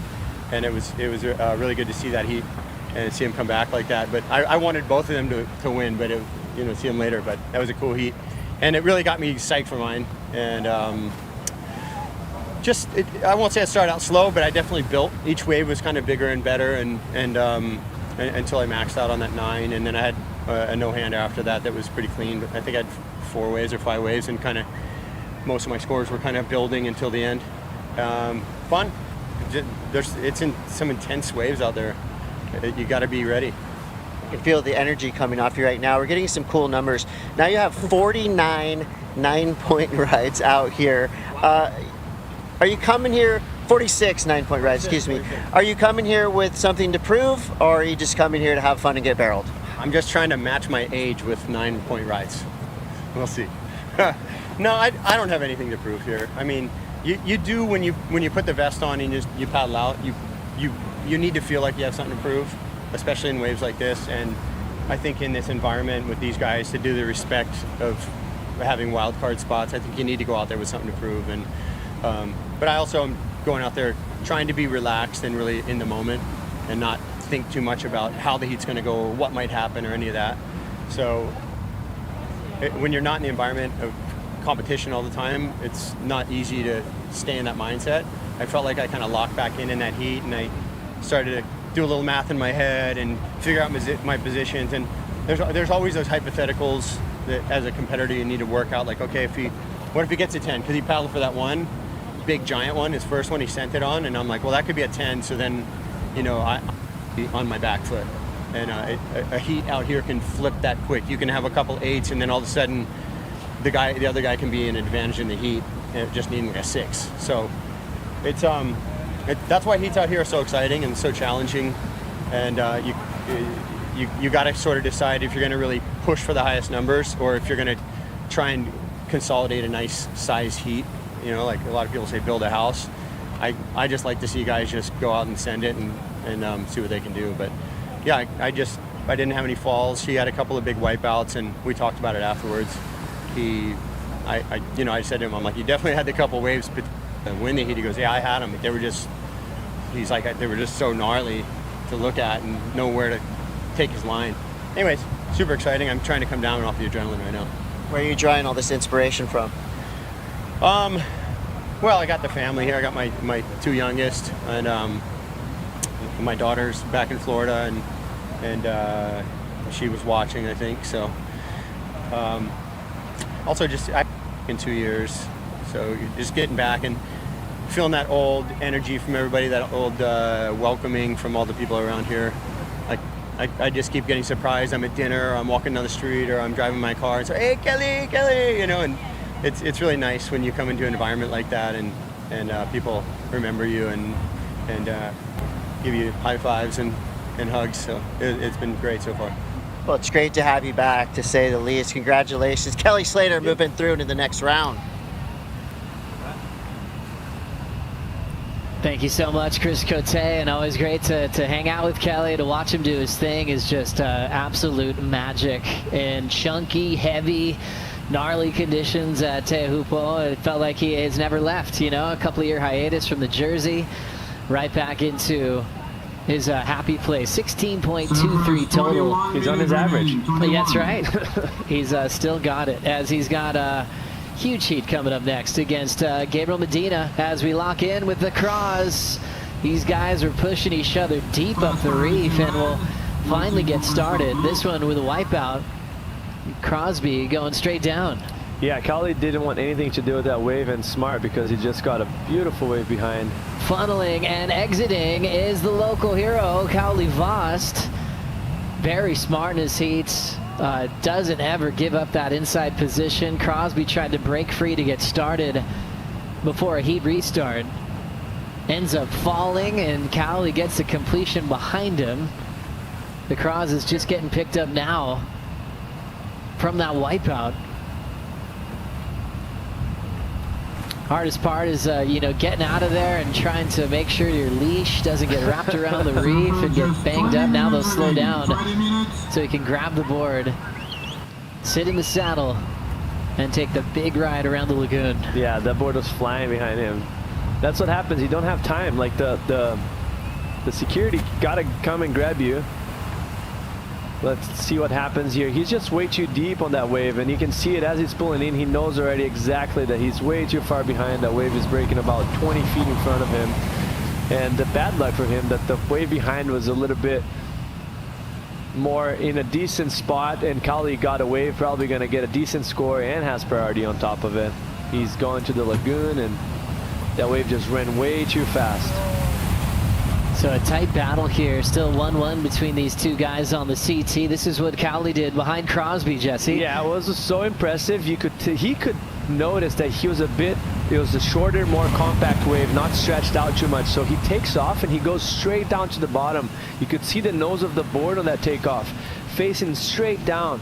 So this just shows how technical he gets and how comfortable he is to do that.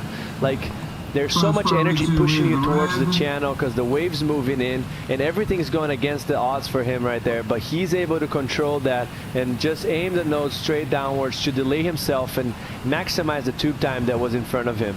Shorter wave, more compact, very intense. And he is just able to make it happen.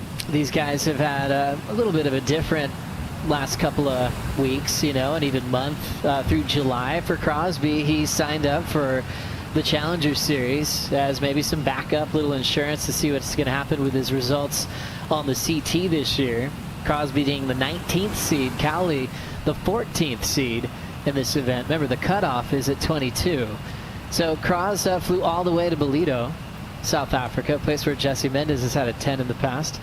A little side note there. But, no, but Crosby ended up going down to a heat with Dane Henry, got a 17th, ended up losing to Jake Marshall at the U.S. Open.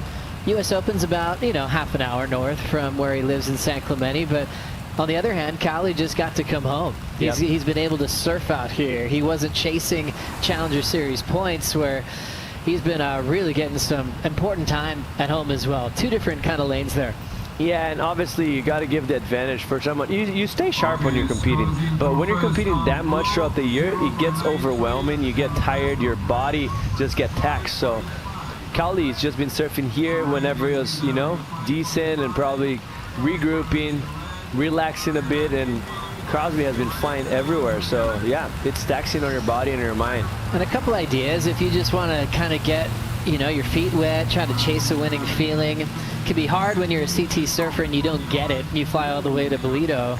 Then he had more of a roll, a lot of positive energy at the U.S. Open, and Crosby got a lot of incredible waves. So Southern California has been pumping for like 3 months straight. It's just been non-stop tropical storm type energy.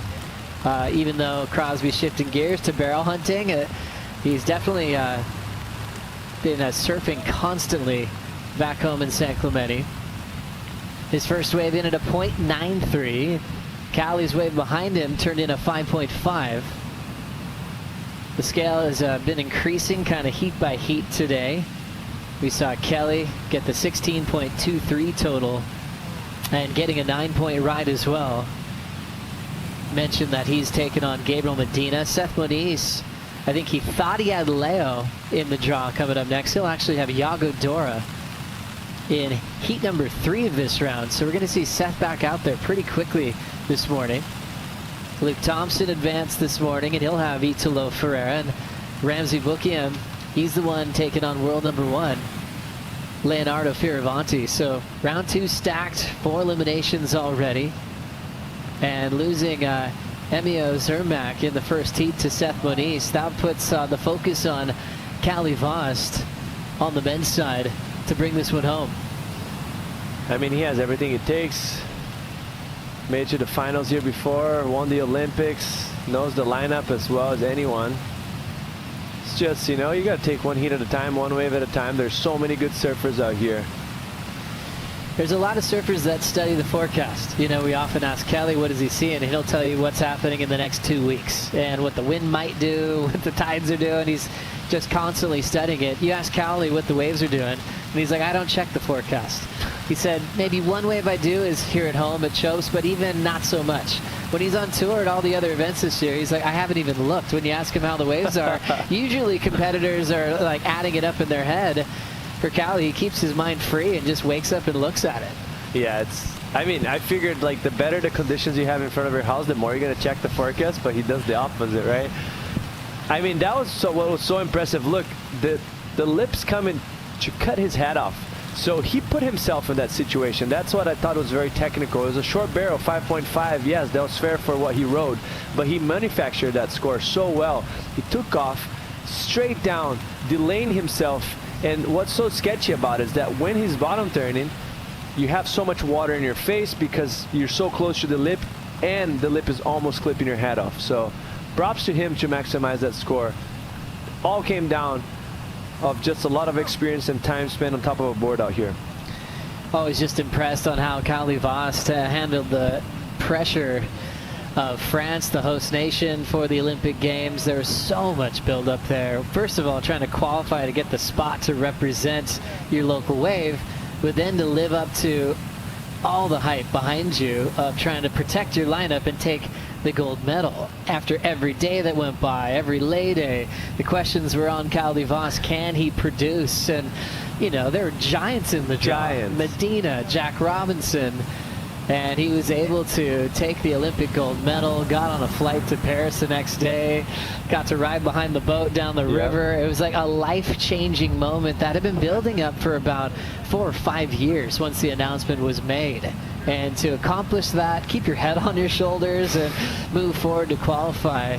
We're really just learning what this guy is made of. And he's not even really gotten started yet, especially just watching his rookie year on tour. He has so many great waves ahead of him. And he started off the year with a lot of pressure because of all the expectation you create on top of an Olympic gold medalist. And he started off kind of slow, didn't have the best results, but then got the gear going, had, I think, a very good heat against Jack Robinson, if I'm not mistaken, in New Zealand. Ended up losing, but then he picked himself back up and got a good result in Brazil as well. So he's now sitting in a comfortable position, which it makes him very scary for the next 2 waves we have in front of us. Yeah, Callie's had his hands full this year with really the 2 biggest threats for an Australian world title. Jack Robinson eliminating him twice this year. Yep. Ethan Ewing eliminating Callie twice this year. Now at the halfway mark. So Voss is going to try to get redemption on them on his home break. 5.5 to start for Vost. As we take a look at his rookie season. Got to chat with him before the start at Bells in the Meet the Rookies piece that still lives on WorldSurfLeague.com. Fun to look back at those interviews at the halfway mark and see if their goals are met. He just wants to do his type of surfing, be freed in the moment to go for broke. And like you mentioned, back in New Zealand, he had a big 9-point ride, which was great to watch in performance-type waves, you know, with a hard-charging, tube-ride reputation. He's shown the world he's got it all. Yeah, but always also knew him from his backhand being so powerful and just squaring up off the bottom turn, very solid bottom turn, so sets himself up very well for just being aggressive. But the forehand, haven't seen so much of him ripping.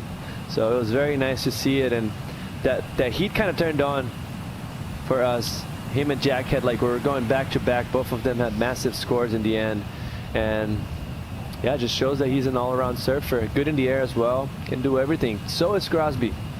Every heat's got a different mood to it, doesn't it? We saw the first couple of heats, some giant wipeouts for McGillivray. He just had 2 big beatings, and that was the story of his matchup.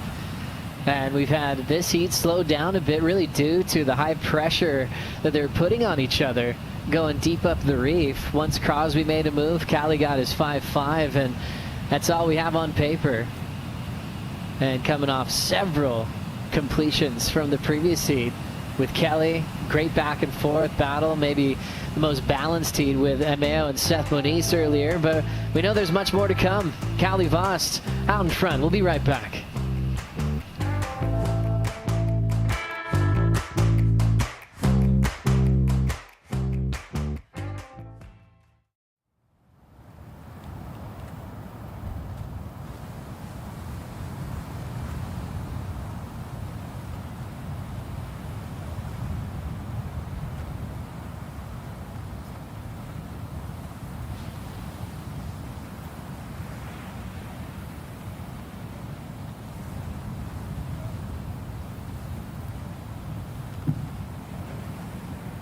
Just under 10 minutes remaining. Just under 10 minutes remaining.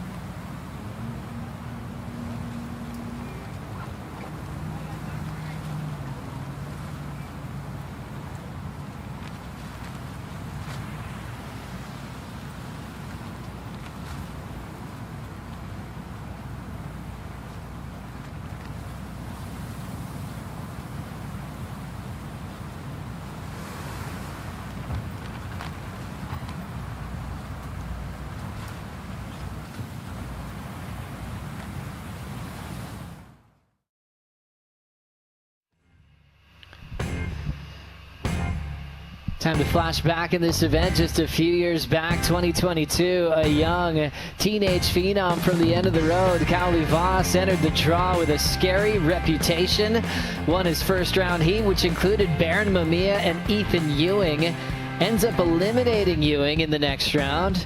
Then taking out Matthew McGillivray.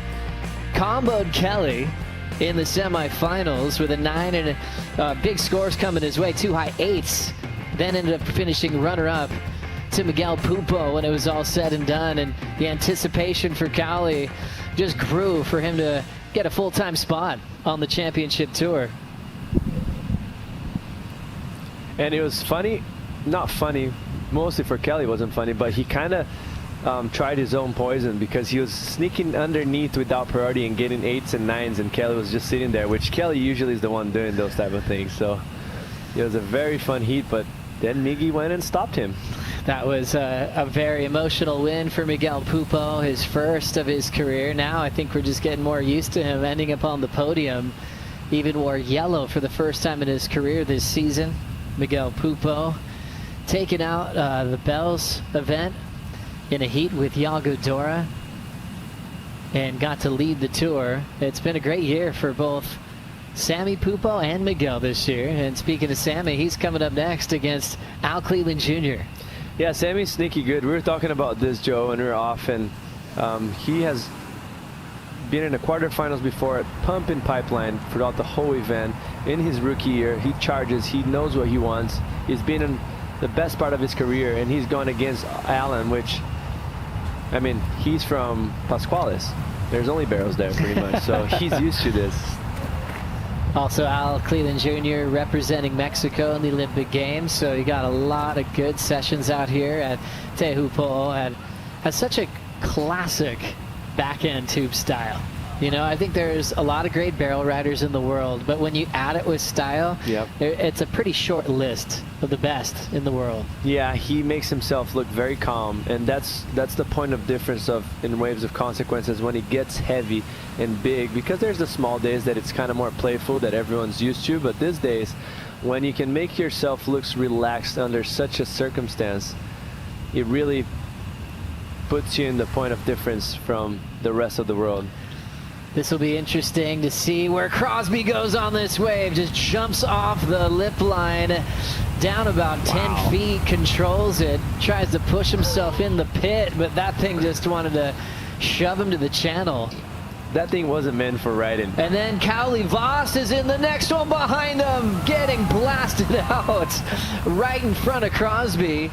Cowley with a great position to get a completion again and regain first priority. Oof, we've seen a lot of those so far this event. Like, we just started the event and we had 3 or 4 times where the surfer in the back gets a beautiful, even better wave than the one before and kicks out just in front doing the U-turn to get priority back up. So.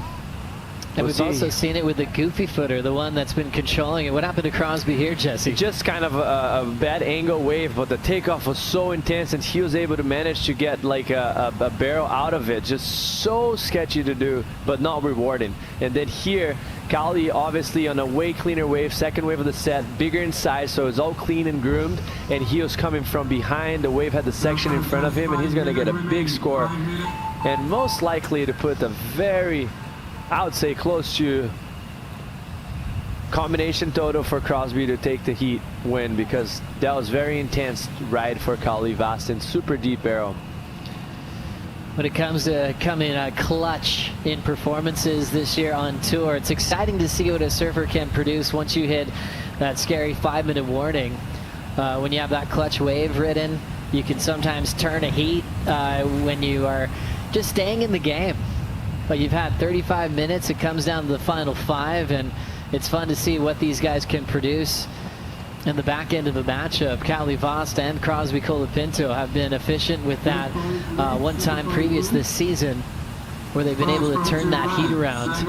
And now they find themselves both in this position. At the moment, it's Cowley with a convincing lead. For Cros, he went down on his first wave. Cowley had a make. Crosby tried again, got his best score to 3.33, but Cowley got drained again. Advantage to the local boy. Elevator drop, as scary as he gets, but not rewarding. You just need that deep barrel. That's the name of the game today. 3:42 on the clock, and things started off with some aggressive positioning from these two. Not a whole lot of waves ridden, but scores of consequence are entering the screen. A 5.5 was Cowley's opener, and he was already looking to put Crosby in a combination spot, and he's able to do it there. I see the score lock in the excellent range. 4 judges throwing 8s. That's how it averages out. And now Crosby needs 2 waves in 3 minutes. Yeah, that's why I mentioned, Joe, that it felt like Crosby was going to be in a combination, because he needed that wave felt excellent, and this is a beautiful ride for Crosby. Big hollow tube. Colapinto breaks the combo immediately under the priority of Cowley Voss. That was intense. I was actually surprised that Cowley with priority didn't even look at that wave. Maybe like a very wide west bow underneath, but those waves come in smaller, but they grow in size twice the size that when you're paddling for it. It feels like, I mean, it's just an amount of the whole ocean folding into the shallow reef, creating that size as the wave hits the shore. So you can see he's about 20 foot to the right of it, very wide, but that wave just bottoms out, gets very thick, and he was actually, this angle, it's so wide that it doesn't make it feel like he was deep, but the front angle when we first saw it, He was actually pretty deep behind that section, so he's going to get rewarded. Airdrops it, holds his line perfectly, doesn't pump to make sure he stays as deep as possible. So he disappears for a good second there and comes out with the spit on a high line. Super stylish, and he's back in the game. Well done to Crosby Colapinto. You could see where his positioning was, drifting towards the West Bowl, and where Cowley was with priority, he really couldn't get to him. So really impressed that Crosby found space against the local, who knows this wave better than anyone else in the draw. Well done to Cros. Scores coming in for him. He'll definitely break the combination. 90 seconds, it's a 6.83, now chasing a 6.68. Yeah, total in reach now. I mean, one mistake, one big set comes, it could change the whole game. One big set comes, Cowley's forced to go on the first one. The second one has, when there's 2 waves on the set, the second one has been coming bigger and cleaner, giving you the opportunity to ride the wave deeper and steeper. So 1 minute left though. Let's see. On the men's side, it's been tough to take this one out for the locals in history of this event. Cowley came so close with Miguel Pupo back when he was just a wild card. Now full-time on tour. Crosby upset Cowley last year in the quarters. They meet early this year in round 2. Emeo already knocked out by Seth Moniz in the first round. Looks like some movement in the ocean. 40 seconds paddling for this one. Crosby gets to go again. Airdrop. Can he slow down? Pulls into the pocket of a hollow section, but not deep enough to turn the heat. That was gutsy from Cowley to let that wave go. Obviously, that's the local knowledge that gives you such an edge in comparison to everyone else. That wave came in more of a south angle, which doesn't wrap in that west bow that we mentioned so much, giving that section ahead of you for you to come from behind and get deeper in the barrel. So he lets that one go, knowing that maybe if there's a second wave that we just mentioned comes cleaner and bigger, then he would have been in trouble. So identifying probably most likely no scoring potential for Crosby on that wave. Well done to Cowley Vost. Doing a great job in that heat. A big, excellent score of an 8-point ride, a 5-5. It only takes 2. Cowley rides 2 waves and gets payback on Crosby from last year's quarterfinal here at Chopes. Vost also makes it 2 in a row over Crosby from Brazil to Teahupo'o. Cowley moves on. Sammy Pupo, Al Cleland Jr. coming up next in the second round here at the Outerknown Tahiti Pro, presented by IC. We'll be right back.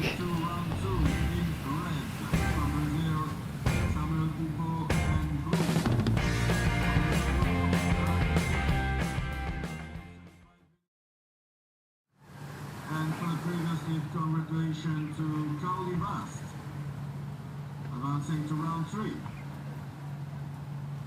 Voilà donc dans la série qui vient de se terminer.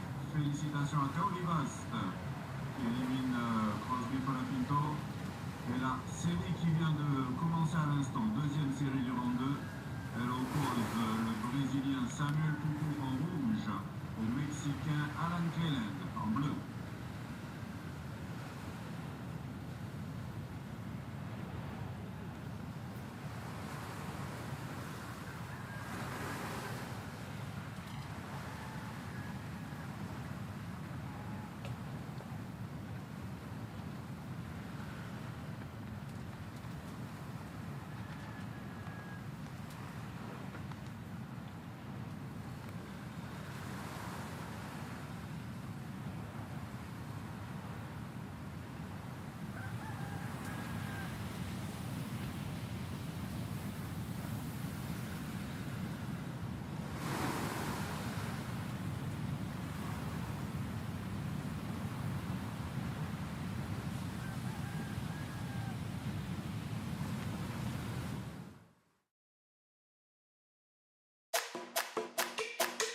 The Outerknown Tahiti Pro, presented by IC, is brought to you by Yamaha, official watercraft partner of the Outerknown Tahiti Pro, by Banca Tahiti, official bank partner of the Outerknown Tahiti Pro, by Vini, official telecommunications partner of the Outerknown Tahiti Pro, and by Mofi, empowering you to live a life untethered. power on. You're on, everybody. It's about 11 a.m. local time here on a nice Saturday. It's pumping. We've had some weather, a lot of rain, and some solid wind from the southeast, but we've had some unbelievable waves. Cowley got an 8-point ride in his last 13-5 total as he chats over everything that went down in that heat. Still being coached by one of his best friends in the world and one of the best ever on tour, Jeremy Flores, a champ out here at Chopes, two-time pipe master. And I almost think he enjoys coaching, maybe even more than his career. He loves giving back, firing up his squad. He's got about 4 athletes to coach in this event. As we look at a brand new heat, Samuel Pupo representing Brazil, out there wearing red, and Al Cleveland Jr. in blue for Mexico. Al, the first ever to represent Mexico full-time on the championship tour, a U.S. Open champ as well, and just the tour mascot, keeping everyone laughing, has time for everybody that he meets. Awesome human to hang out with. And also Sammy Pupo, he's just so comfortable with the CT venues. About 9 years younger than his big brother Miguel. I remember meeting Sammy out here at one of the outer reefs, and he was just preparing for his destiny. And right now he's fulfilling it well by having a great start to the year. I mean, he was a prodigy. Like, I remember first time he landed a full rotation, he was 11 years old. And that's when full rotations weren't really that common, you know? Like, now everyone's doing it when they're 10, but it was just such an impressive surfer all around. Beautiful technique. And loves some big, cranky, scary waves as well. Yeah, he just had a front row seat to it all. Watched how his big brother took on the QS, took on the highs and lows which come with the tour, and they've shared a couple in the last couple of years where Sammy was in tears when he knocked his big brother off the tour. Sammy ended up following off tour with him later on in that event at Margaret River, but then they keep building each other back up through the Challenger Series. You know, for Sammy, he's hoping for another year like his rookie year where he can just focus on the Dream Tour, and looks like that dream's finally coming true for him this season. Yes, correct. It's everything started to click. Boards are good. His head is in a good space. Working with Matt Myers now this year, or the previous years already on the Challenger, so everything's going well for him. And looks like Miggy's on the lineup with his backup board. What a guy to have on your backup, right? Here, past champ. Yeah, a lot of surfboards from JS Industries, especially with Cowley winning in the last heat, and Miguel riding JS equipment along with Sammy Pupo. And sometimes there's a surfer that helps out the entire team. You think Joel Parkinson, you know, winning a world title, figuring out a lot of boards that are still being used by the current crop on the CT. But also with Cowley Vost, you know, when he was preparing for the Olympics and getting gold, Sam Zubovich of JS, he flew out here multiple times with chunks of surfboards, just big lots of quivers for Cowley to go through in that successful run to take gold. Cowley last year said he even had a couple from those quivers that he hadn't even touched yet. You know, Yep. He found some magic with all those boards being brought over, and then all that research and development helps out the entire JS team with what might work the best on a day like today at Teahupo'o.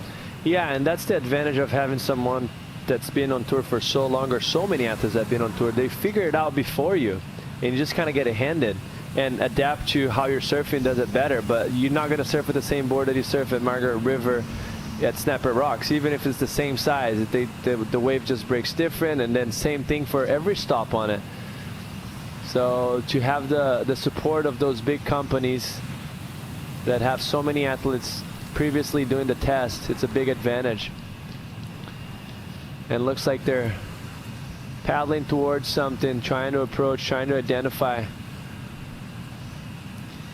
Just having a look. That wave swinging wide. You can see it, not much energy in the beginning, but right there the wave bends. You could see that's the west bow where all the energy kind of comes towards the reef and bends back with so much energy. Now 28 minutes on the clock. Let's hear from the local hero. Cowley Vost is hanging on the boat with Chris Cote. Yeah, thank you so much, Joe. So, Callie, you've been out here a lot of times as a wild card, trial winner, but now you're a full-time campaigner. Your name is on the back of the jersey. Does it feel any different? Yeah, like I just said, I used to do the trials, so I won twice the trials, and I just had just the jersey. And then after I had the chance to get a wild card, so they had time to put my name on, and now I have my number. So it's just like. With so much experience out here, and I know you have a lot of pressure, of course, being the local with all of that, all those big wins and everything.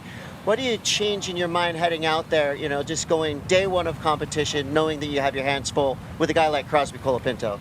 Yeah, in the city, it's everyone's so good at surfing. They have so much experience. Me coming as a rookie, I just have to learn and then get my place. And yeah, that's what I do slowly since the beginning of the year. I really tried my best to get more experience I can, and to come here at home. It's always a pleasure to be with all the family and just something special. And then even if it's raining, it's even crazier because the swell is here, and just have to be on the good one. And like home, there's no other place like home. Tell me about the challenge competing today in conditions like this. That was really hard. That was really hard because at the same time there's a lot of waves, but at the same time super slow, and you gotta be really well placed on the lineup to actually find your wave. And it was not easy, and I managed to get like 2 waves and have a good battle at the end because it was hard to hold the priority in the lineup today. So yeah, I made it, so stoked. I know you got a lot of friends and fans and family here in the channel, but what about everybody watching around the world? Yeah, it's amazing because like a long time ago, I was behind the screen. I was watching this contest here, especially at Teahupo'o, and I was super young, and I was, for example, watching Medina win and Jeremy. So now to be able to be actually in the water and then have my jersey and compete and have the chance to compete here, it was my dream. So yeah, super stoked. A message in French? Merci beaucoup à tous ceux qui regardent. Et voilà, ça passe et into the next one. Congratulations, Callie, moving through. Thank you. Get it. Thank you, bro. Well done, Chris Cote. Great to hear from Callie Vost. Very charismatic, loves where he comes from, and represents himself, his local community so well. He's got 2 younger siblings that absolutely shred as well, and he's had some great tow experiences with both of them out here when it's absolutely frightening. We'll see what they get up to tomorrow. We've got a lot of people saying that it could be toe size, maybe just under, maybe a little bit of both. We'll see what that brings tomorrow. I mean, all that comes into play though, Jesse. It's like, okay, you're trying to stay present. However, you just know this thing is building into the weekend, and it's hard not to think about it. I mean, imagine if you're heat number 12, right? We're stopping at number 11 max today, so you're like, oh, thank you for not running my heat today, and maybe it's going to be 15 foot tomorrow, and we're still going to be running. How do you sleep at night? How do you sleep? It just reminds me of Cowley's coach, Jeremy Flores, back in 2011. That was that famous Code Red year where there was a giant tow session in the middle of the waiting period. The next day was still enormous, but there was a few ones that were deemed paddleable at the time, and Jeremy Flores is on deck to paddle out. And there's Hiari Williams, a local wild card, just got sent over the falls on the scariest wave.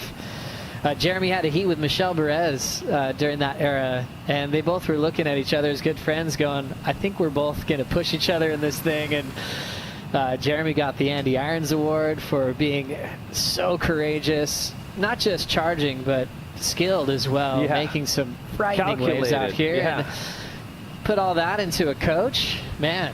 I think everyone's going to be calling Jeremy up for some help. No doubt. Anytime they come to the end of the road. I mean, it's worked so far, right? He got a gold medal for... No, he didn't get it, but he helped Callie Vost to get a gold medal. Also, Joanne Defay getting a bronze medal here. And all the other results they got on tour. Yeah, I mean, it's like when any organization, you know, in other sports wins a championship, you know. It's like the Dodgers, everyone gets a ring, you know, coaches, staff, people at the front office. You know, it takes a village sometimes just to survive on tour. Sammy's got a lot of people that look after him, from Big Brother, but also Maddie Myers. Al Cleland Jr. has been mixing things up a bit and spending a lot more time with Jake the Snake Patterson. Yep. And Al into his second year on the championship tour. And he's just hoping to get some bigger results here. We've got Sammy Pupo as the number 6 seed in the matchup, and Al Cleland is at 27, the cutoff being 22. Yeah, this is a tough year for Al so far. Has a great opportunity here. Obviously, every chance is a good opportunity for you to maximize and gain some ground. But going against Sammy, pretty close match, but Sammy obviously with the edge on having such a great year, the best year of his career so far, so the confidence is there for him, which translating this into a heat and when you have the jersey, Joe, it just gives you more clarity. Like you make the decisions smarter because you're thinking with less pressure on your shoulders. And on a day like today, we've seen it so many times, one decision costing the whole heat. The previous heat we had Crosby going that first wave that he was too deep, put Cowley in the 5.5 and an 8-point ride. We saw it as well, Oscar Berry on the first heat of the day. So those little adjustments that choices that you got to make through the heat, it's so much easier when you're on a row and confident like Sammy Pupo. It's an interesting balance when you come on tour, and there's certain guys that just their true heart as a competitor can bring them into their best waves and chokes. There's some surfers that you'd imagine they'd be here anyway chasing a swell. When you look at Al Cleland Jr., you're like, he might fit into that category. If you're like, well, I want to be here anyway when the dark ones are coming off the reef, and then I happen to have a jersey on. Whereas Sammy Pupo, just based on his competitive act and what he did at the Pipe Masters as a rookie, you're like, he might not chase a swell out here, but he could push himself and maybe get the best wave of his life when he has the jersey on. And that's the specialty of competing. Like some guys are just built for that. They're built for putting themselves over pressure circumstances and making the best out of it. And Sammy, he's been doing that for his whole life. Like he's known as a competitor. He has a beautiful style, an incredible progressive surfing, but no matter what you throw in front of him, he's going to adapt to the situation. He did that in his first ever official event in his life in Pipeline, and he was pumping. I remember even maybe Shane Dory mentioned it was one of the best Pipeline events he's seen in his life. So that's a statement. One thing is you making a quarterfinals at Pipeline when it's small and backdoor rippable waves, but once it's firing, it's a big statement, and he's carrying that on to his life and into this heat right now. And that's all the confidence that I'm talking about, and it's going to help him make the decisions. Sammy Pupo holding down priority, sleepy heat for waves being ridden. Al Cleland just up and down for a 0.57 is letting this heat run through without even questioning a restart. So Al's just sitting tight right next to Sammy Pupo. As the next heat is checked in, Yago Dora, reigning world champ, takes on Seth Moniz. A challenging one for Yago, knowing that Seth's already really warmed up this morning. Yeah, and what a comeback for Seth. Felt like Email was running away with the heat win, and all of a sudden just turned the mojo back to his favor. With technique and style, perfect approach for Seth. Well-deserved heat win for him. Fun world title race at the moment. Dora coming off another successful run in Sakurema, moving up to number 3 in the world, right behind Italo. Yago's been pushing himself out here at Teahupo'o as well.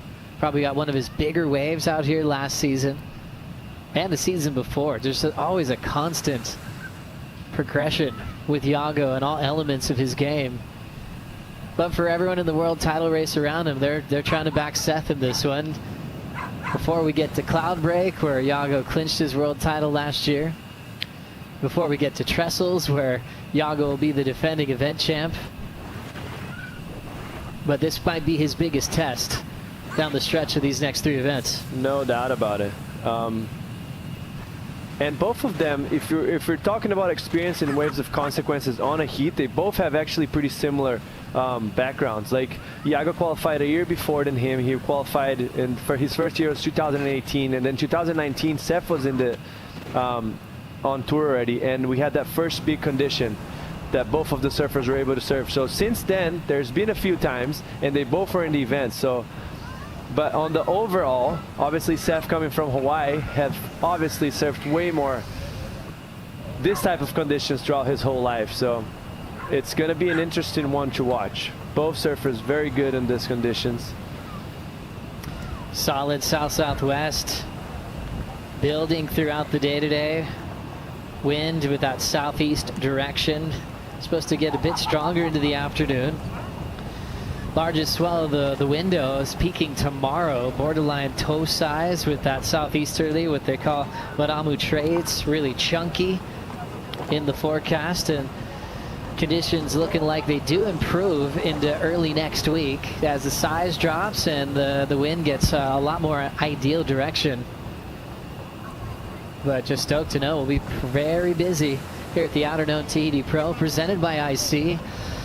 Big props to the boat captains out there and everyone just kind of weathering the storm out there. Constant rain squalls. They're sitting on the top deck. There's a lot of motion in the ocean out there, and there's no better place in the world to watch pro surfing. Guys are kicking out sometimes in between the boats.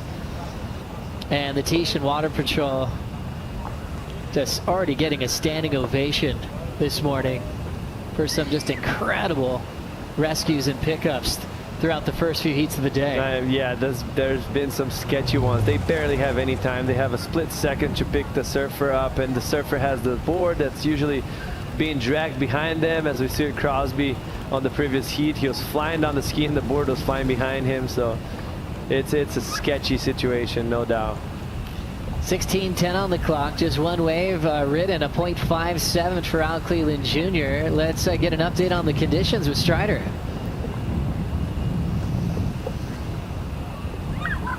Mother Nature's taking a little breather, I feel like. We've just had, you know, all that flurry and all that action through this morning, and now we've, well, actually, I spoke too soon.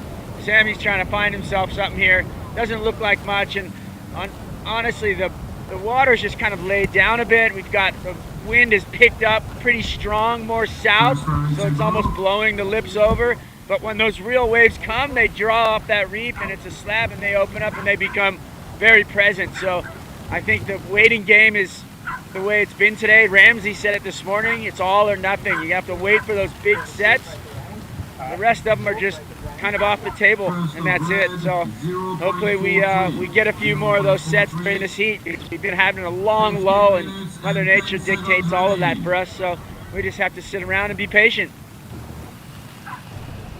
Thank you, Strider. Yeah, patience is a big part of it. We've seen that throughout the heats today, and there seems to be, it's almost more obvious, I think, on a day like today, the people that understand which waves to go on, which waves not to go on. There's been sometimes a tale of two stories, one surfer spending most of the heat underwater and one picking off the gems. You know, we saw that with Kelly and Eli at the end of round one. McGillivray and Luke Thompson both had to deal with beatings, you know, and then there's sometimes where you're like, wait, Seth and Ameo are out, it's pumping. They're just trading barrels. Every decision looks spot on. And what makes it so tricky as well, despite everything else that's happening, the rain, the strong winds, all the small side chops that are coming through the lineup, is the size that we have on offer today. There's two shelves. There's the outside ledge, which is a deeper ledge, which it needs more energy in order for the wave to break and be hollow. And then there's the inside ledge, which what we saw it on the screen a bit ago when Kali Vas got second against Miguel Pupo, which is way more predictable, way easier to read. And then on a day like today, in this middle size where like the big ones are energy enough to be super throaty and scary, but then the in-between, it's a wave like Sammy got. It looks kind of scary at the beginning, it pops up in front of you, but then it doesn't have enough energy and it goes in between, it doesn't even barrel. So it's easy for you to commit the mistake and see the wall in front of you that looks kind of stacked, but it's still big, but not big enough and energy enough for you to get very throaty and you to get a decent score out of it. So a mistake there for Sammy, but I could see that happening. It's hard to predict what's in front of you. Sammy Pupo extra motivated this year, seeing his big brother's success and winning the season opener at Bells Beach.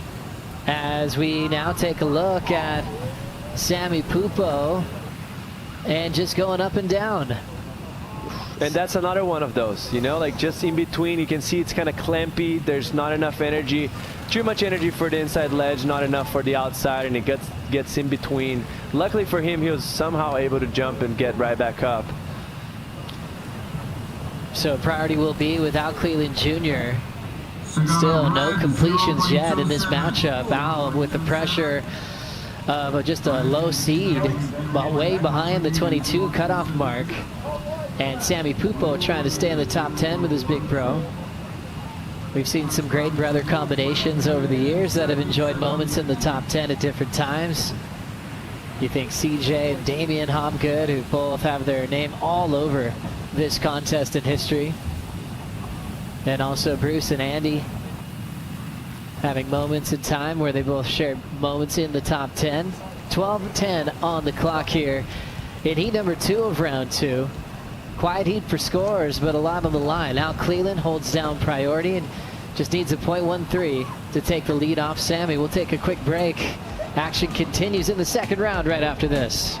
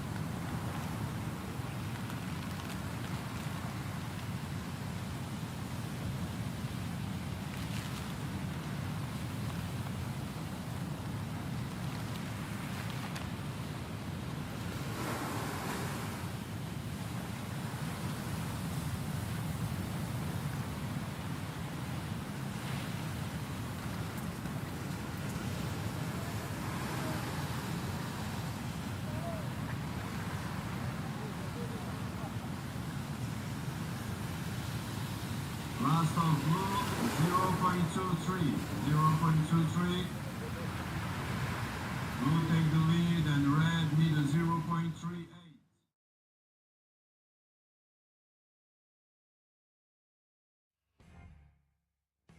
In the 80s, there's this crew of surfers. Yeah, these surfers.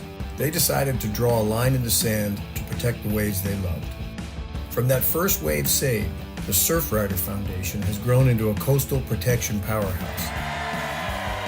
We take on the big guys, the major polluters, the powerful corporations. You name it, we've been there. Become a Surfrider member today because the ocean needs more friends.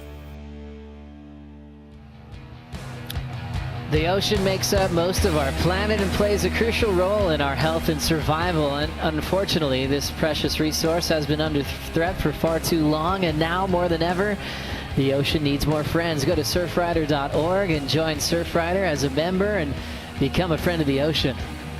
9:30 on the clock here. Al and Sammy's got a great relationship with the ocean here. Ocean lifts. Al Cleland Jr. somehow still sitting on his board and going for the tube stance, but rides away and avoids a wild wipeout. Clever way of exiting that one for Al. Let's see it again. I mean, that was as sketchy as he gets. Imagine him right there, can't see anything, and he's sitting on his board with both feet up. Somehow rode it out. Not gonna get much score out of that, but still very intense ride. Just took a seat and enjoyed it, knowing Al's personality. He's like, I'll just ride it out sitting down, but that is as critical as it gets for a takeoff. Oh my gosh, that was intense. How does he pull that off, stay over his board? Right there, he's probably thinking, I'm gonna get lift on the head and clipped, but somehow manages to make it happen. A lot of kind of steeper south swell angled waves right now, because you see it. I think Crosby had 2 of them. He had 1 right now, just like kind of those deep ones that come and don't really have the bend in front of them to provide that section that allows you to get deeper in the barrel, so you having to do the craziest takeoff. So Al Cleland getting another wave right here, Jesse. So this is a beautiful technical takeoff, just a short ride, smaller wave inside, still solid any other day, but today just probably found that, you know, paddling back out of after that ride he had previously that we just saw. A beautiful technique and a way to kind of find a backup. We're at 7 minutes and 50 seconds left. Sammy has nothing. He had nothing until this point. He's going to get a small score, but could be a backup that could save him and give him a chance to surf one more time. I think that was just really smart for Al Cleland Jr. You know, after, you know, slipping off and having to sit down on the wave before, no completions yet, on his way back out, just even a 3.83 just feels a lot better in what's been a very tough heat to find the right waves.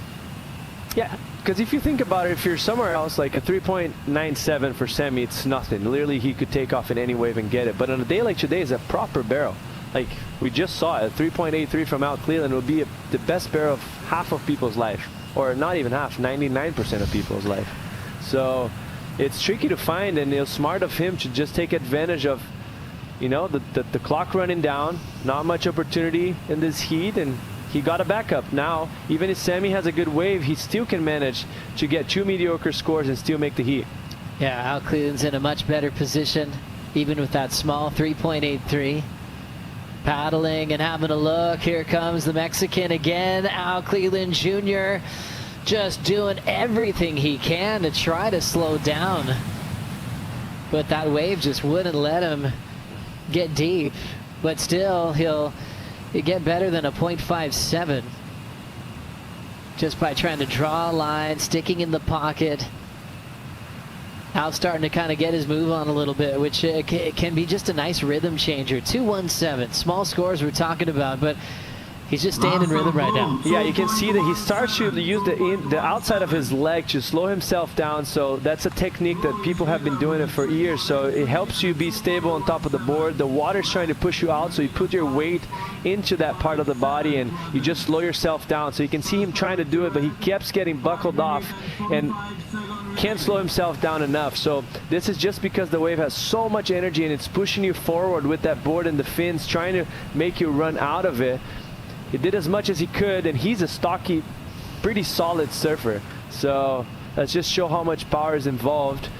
Gonna get a small score, but still, for the reality of the heat, better than nothing. Al and Sammy got a bit in common, two of the best surfers in the world, but they also have fathers that were professional surfers as well. Wagner Pupo had some fun competitive memories, a longtime surfboard builder, and as we look at another one just jumping off a 2-story building is Al Cleland Jr.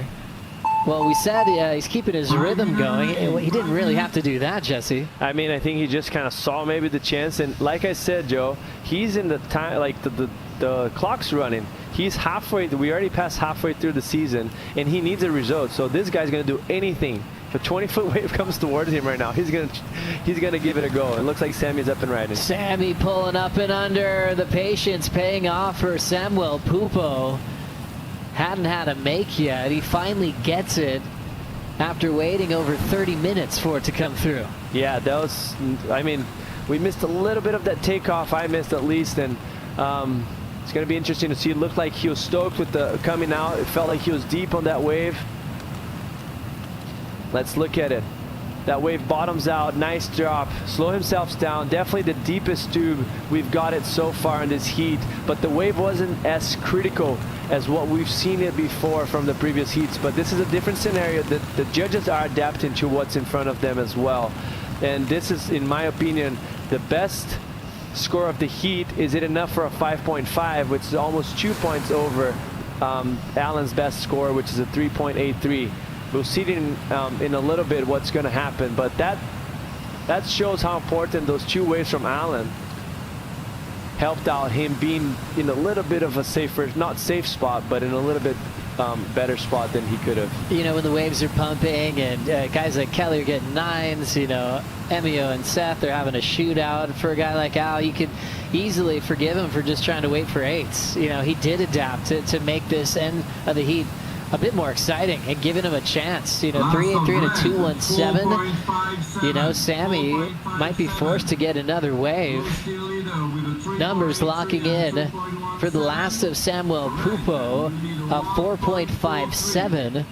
So Al does have priority with 3 minutes to go to try to keep Sammy off anything that looks decent to get barreled on. Yeah, and what's up 1.43? You know, like, are you doing turns today? Like, it's very tricky for you to do turns, so you kind of need to get barreled, and it's not that simple. So smart of all so far. Now sits with priority and is able to, you know, take one chance out of Sammy. Sammy Pupo not needing much. Winner of this heat moves on to take on Kauli Vost in round 3, heat number 1. That's that round where you get an equal 9th. The round we're in now, round 2, equal 17th. Get more prize money the further you advance, but also, more importantly, points in the world title race, and for Al at the moment, requalification to push up into the top 22. So a critical 2 minutes left in this matchup. Sammy's first completion coming on his last wave of 4.57. And Al just started moving before. 3.83, 2.17, jumped out of the sky, got a 0.10 for it. Very, very close and intense heat for both these athletes. It's the crazy situation at this point right now. If you're on shore, 1 foot waves today at Teahupo'o, and Sammy needed a 1.43 that he needs right now, he'd be laughing. 1 minute and 30 seconds. Nothing would stop him. Like, there's no way you can block the guy, because at one point it's just basically take off and do anything. But in this situation here, you can't really move in and get a 1 footer, because you're not going to get that 1.43 doing turns on a 1 footer. So when is it time for you to just pull the trigger and give that one shot of maybe paddling up the point and trying to get that wave that is not as hollow, and you do some turns on and see if the judges are going to score, because so far there hasn't been one score that came out of turns, so you don't know what the judges are expecting as well. So it's such a tough spot for Sammy with 50 seconds left on what to do. And you see those waves coming in. Yeah, there is a 1 point ride in that wave, but how do you get there? You can't really manage to do it. Great point, Jesse. That number is actually much bigger in a lot of ways that Sammy's chasing. Not as many options, where you'd often see Sammy roaming to the inside, creating some space, but he's got to sit right with Al Cleland. Running out of time, 30 seconds. 30 seconds. Yago Dora, Seth Moniz coming up next. Can Al do one for the lower seeds? And Sammy Pupo trying to keep his spot in that top 10 picture here, rolling in. 15 seconds to go. Al Cleland Jr. uses priority. Just a defensive move. No barrel to pull into on that one, and he'll leave Sammy scratching out the back. You got to do what you got to do. And we will run out of time. Sammy Pupo is eliminated here in round 2 by Al Cleland Jr. in a really tough heat. Their keepers came in the back end under 5 minutes to go, and they just had to pull into anything they could find in those last few minutes. I mean, that was smart of him to get that 2.17. In the end, it worked out. That 1.43 Sammy needed was probably the hardest 1.43 of his entire career. So, yeah, just getting short. An important heat win for Al Cleland, as he wants to move up closer to that top 22 mark so he can keep his spot on tour. He'll move on to take on the local hero, Kauli Vost, in the 3rd round. This round's getting exciting. We've got Yago Dora taking on Seth Moniz coming up next. We'll bring in Kaipo Guerrero, Felicity Palmatier, and 11-time world champion Kelly Slater comes in for the call. We'll be right back.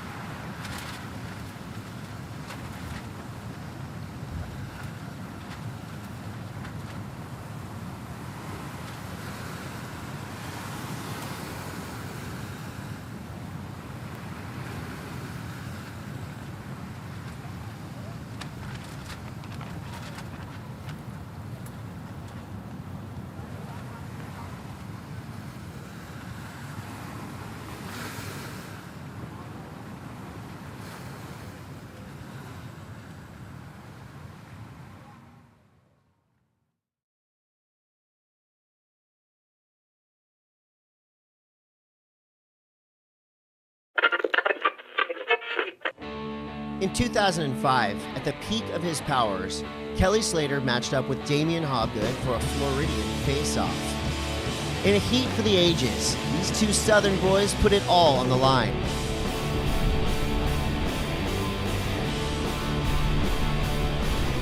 The channel was packed and absolutely raging on this windless afternoon. Teahupo'o was serving up incredible technical tube rides. Slater got busy early, dropping a 9.5. Then he kicked it up a notch with an incredible disappearing Houdini act, locking in a 10-point ride. Hobgood chose a long driving pit that had all the promise to get back in the heat, except tragedy struck in the form of a West Bowl lip. Tahitian Water Patrol sprung into action, with Damo having to get medical attention for a dislocated shoulder. Alone in a perfect Tahitian lineup, the GOAT showed up again for another incredible 10-point ride. It was a perfect heat. Slater becomes the first surfer in ASP history to score a perfect 20 heat.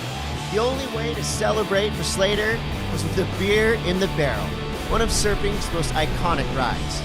2005 was yet another year for Kelly Slater. It was all champagne and high fives on his way to a 7th world title.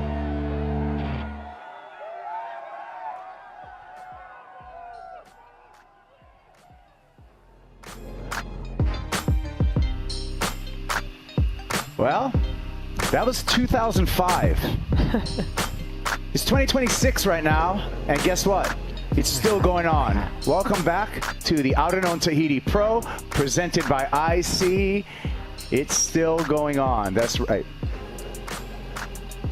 And we are going to get going with our special guest real soon, but let's just set up what we have on display for you.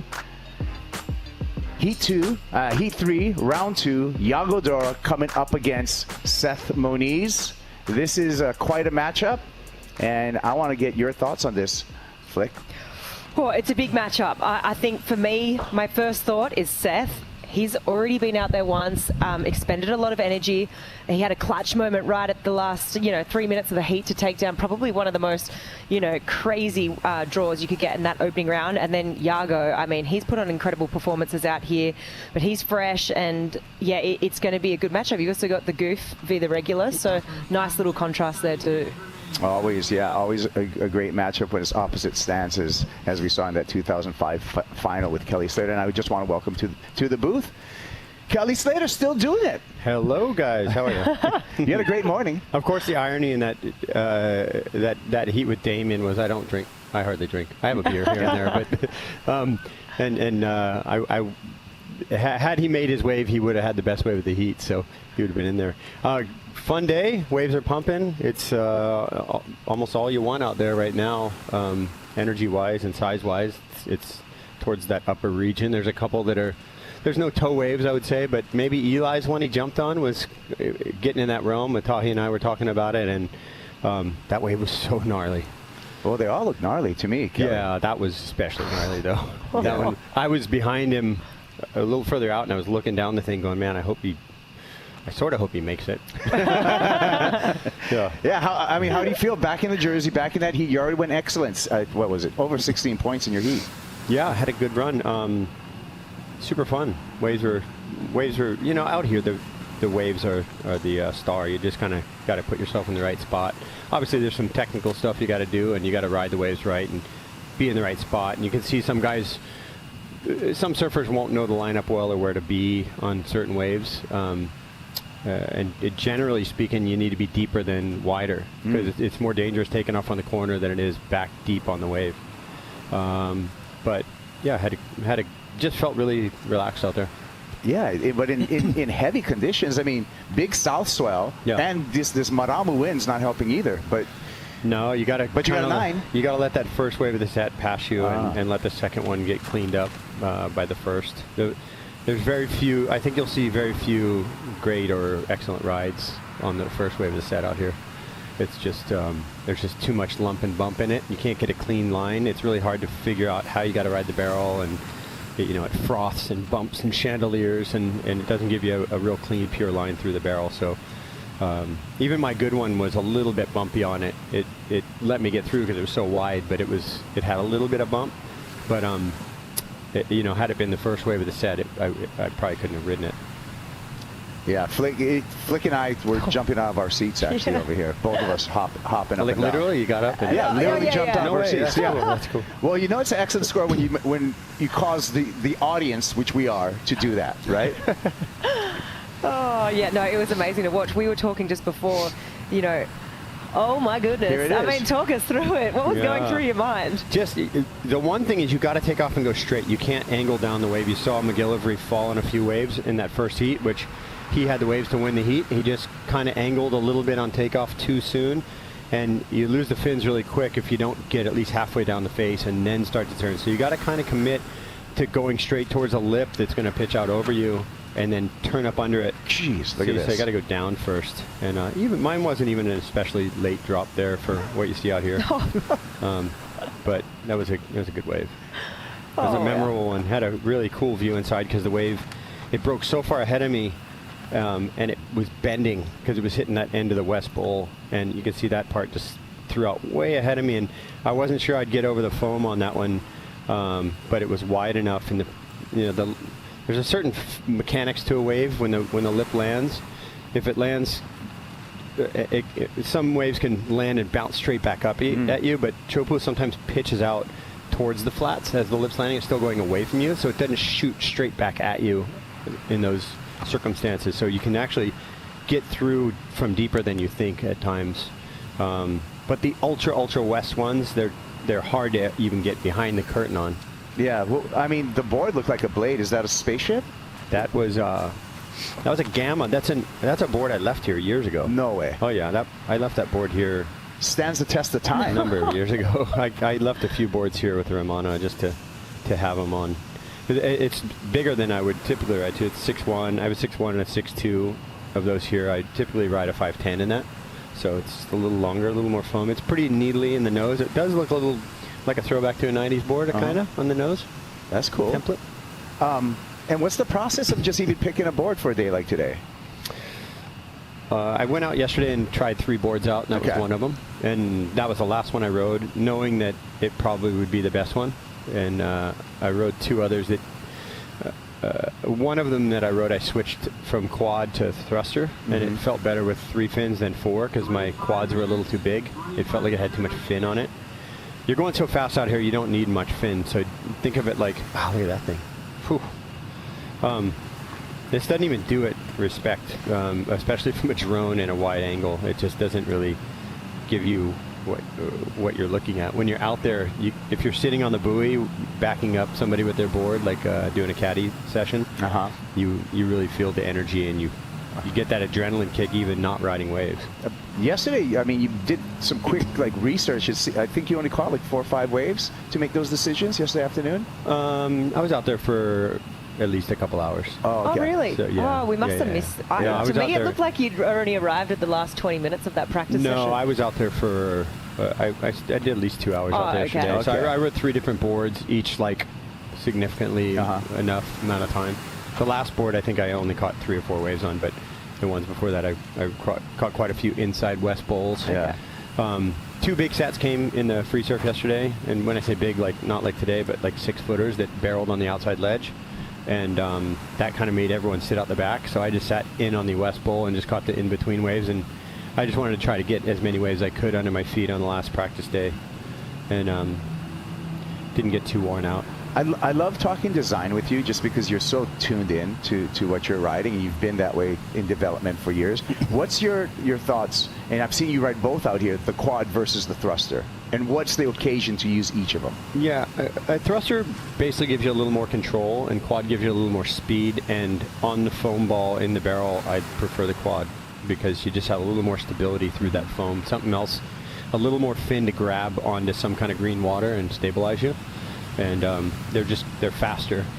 Quad is definitely faster. They just missed a good wave there. These guys might be pushing each other. They're a little bit deep. We've been everyone was sitting sort of close to that buoy today. but you can go a little bit deeper than that. But I wonder if these two are trying to push each other, see who's gonna get that first exchange. And yeah, let's talk about your thoughts on this heat. Well, it looks like we may have Seth going. No. What's your thoughts on these two guys? I mean, Seth coming through in a clutch heat right in the last couple of minutes in his heat. His strengths out here. Seth's strengths are he's patient and he knows how to pick a good wave, and he's not intimidated by anybody. You know, he's full send. I mean, the year I had him in the final, 2022, yeah, 2022, we made the final, and you know, the only person on that side of the draw that looked like they might take out John was Seth, and he just was confident, did what he had to do, and took the right amount of risk and stuff, and like he got the heat going really when he got this big backdoor wave. He set it on super late, and I knew that going into that heat, I felt like MAO was the better. You know, if you're betting man, you think he catches so many waves. He sits so deep. He knows the wave probably better than anyone ever has now. So it's you want to pick that guy if you're putting some money down with your friends. But Seth is not one to back down at all, and he really showed patience in that heat by. He didn't have the better of the first exchange, but then he got himself back in with another 7, and then at the end he just waited and the good one came, and like I was saying to somebody earlier, look, MAO is a big threat out here for sure, but all these guys on tour know how to surf heats way better than he does, and that's the difference, is pacing and the right time, striking at the right time, and whether you're surfing offense or defense, and there's a lot of tactical stuff you've got to learn in order to like master pro surfing and master heat surfing, and so that leads me to this heat where I think Seth's going to draw a lot of confidence from that heat earlier, and that might slightly intimidate Iago a little bit. Yeah, and speaking of tactics, tactics coming into play right here. We just heard from the tower, Kelly, that no heat restart right now. So there's been a couple waves they missed. You called it, yeah. So, and that's pretty rare to happen, Flick, to not get the heat restart. Yeah, there was a heat in the 2014 year where I made the final with Gabe, the good big year, 2013, 2014, whatever year that was, and there was a heat with Medina and Kalohe, and they paddled each other super deep. They were like 50 yards too deep for the good ones, and they just played this full-on tactical game. It had nothing to do with like let's pick the best waves. Yeah, it just turned, which was interesting because their side of the draw became that. And our side of the draw, we were just kind of like frothing because it was the best waves we've ever seen. Yeah. Like, let's just go on the best ones we can. And I think in that heat, it ended up like they started surfing only the last 10 minutes or so. Yeah, that heat, they didn't catch waves for a long time. I think the same thing might have happened where they didn't catch a wave for a while and they didn't get a restart. Speaking of 2014, Gabe Medina, that's your next heat. Yeah. What do you think? Get the tough one out of the way early. Let's go. I love that. Look, I mean, at that point, I'm clearly on the other end of the spectrum in my career and pro surfing, and so I'm the underdog, which I haven't been since I was a rookie, you know, and at the same time I have all that experience, so I'm sort of a favorite. I'm in this weird position because I've done well here a bunch of times. But I need to go into it as if I'm the underdog and just kind of force my hand, force the issue with Gabe a little bit. And but that being said, you end up in the sequence of waves that you end up in. Right. So and you just need to maximize that when you have the chance. How much is it playing the waves versus playing the other, knowing the strengths and weaknesses of the other surfer? If there's a lot of waves, you just go out and you say to yourself, you're going to maximize the amount of points in the water. Yeah. And it doesn't matter who you're against, you're going to win if you do that. It doesn't matter who's who. It doesn't matter if it's John, doesn't matter if it's Medina. If you maximize the points in the lineup in 30 minutes, then the heat's over. So, yeah. But this is an interesting heat because Iago is, he's, especially in beach breaks, he's such a wild card. He can throw the craziest air you've ever seen. He's a really great tube rider. He got me on the last heat after the heat ended, last wave of the heat after the heat ended a few years ago out here. And I still debate that score a little bit, you know. No. But no, he's I think Seth's going to know that Yago's a master surfer and competitor, and but I do think in these kind of waves, Seth is super deadly, and you know there could be a definite argument that Seth is the favorite, even though he's the lower seed in the heat. So I'm actually getting news, hot off the presses, that Tammy and Tony are watching. Tammy and Tony are watching. Yes. Hi, Tammy. Hi, Tony. Hi, the whole Summer Street crew. Wait, did they restart it? No, we're going on hold right now. Oh. Yes. What? Wow. Yeah. What happened? Just getting the news right now. Shark in the lineup? No. I don't know. We're gonna go on hold. It's noon. What time is it? Local time right here. It is 11:55 local time, and we are going to go on hold. The next call will be 1 p.m. Tahitian time for a possible 1:35 start. What an interesting choice. That's so strange. That's really strange. I mean, typically if the conditions are challenging, I'm all for it. Let's hold this thing off and wait, especially on day one. But I don't know if this is an unprecedented choice, I think. The sport continues to evolve. The sport continues to evolve, Kelly. Yeah. What do you think about happening the rest of the day? You spend a lot of time here. We got the Maramu winds. I believe we've been past the low tide mark. What do you suspect? Yeah, I didn't even take note of the tide. I was wondering I haven't looked at the tides, but yeah, with a higher tide, those bigger waves become quite a bit more approachable with just a foot or two more water. And because it is south, I think we all could probably sit a little bit deeper than we think we can right now, unless there's a chop and bump in the wave. I mean, I guess we'll probably be back on because this forecast is a challenging one ahead of us. Tomorrow, I don't think we surf. Sunday's doubtful in my mind. I mean, nobody's got a crystal ball, but I think tomorrow is like a tow day. Significantly more energy than today, like double the amount of energy of today, I think, something like that. And then Sunday, maybe similar, a little bit more, Monday, the third day of the waiting period, maybe slightly more energy than we see right now, but similar to today, and then a little bit down from this on Tuesday, and then the wind starts to lighten up for us, and the problem with that is as that happens, the swells are more south, which makes it like you don't get those real exciting west winds. You get those kind of deeper, longer, softer running barrels. So we get a little bit of a challenge. Yeah, with that. We're going to pick through it right now. We did have our last heat winner, Al Cleland Jr., coming through, beating Sammy Pupo. Chris Cote caught up with Al on the boat. Yeah, thanks, team. Alan, what is it like out there when you're going in one of those weird heats where just things aren't coming your way? You're still pecking scores, but you tell me, what was that heat like? Yeah, no, that heat was crazy because every heat prior to that, guys were getting 8s. Kelly, the go, he went out there and it looked like one of the best heats of the day. He just kept getting barrel after barrel. So I was like, well, maybe there's going to be some opportunity. And I was out there, bigger set, maybe a little bigger barrel, but it seemed like it just went through a weird phase, like a storm or something came in. And it was just kind of hard to manufacture scores or be in the right spot as well. And yeah, me and Sammy, we were didn't know what was really going on, but now this heat seems like there's been really good set, so it just goes through its phases. We're in the middle of the Pacific, so you never really know what could happen, but really stoked to come up on top with some really low scores, but we take those. Making a heat is crucial at this point of the year. Yeah, never mind the numbers. Let's talk about how meaningful it is to make a heat on the championship tour. This is not an easy job you ask for.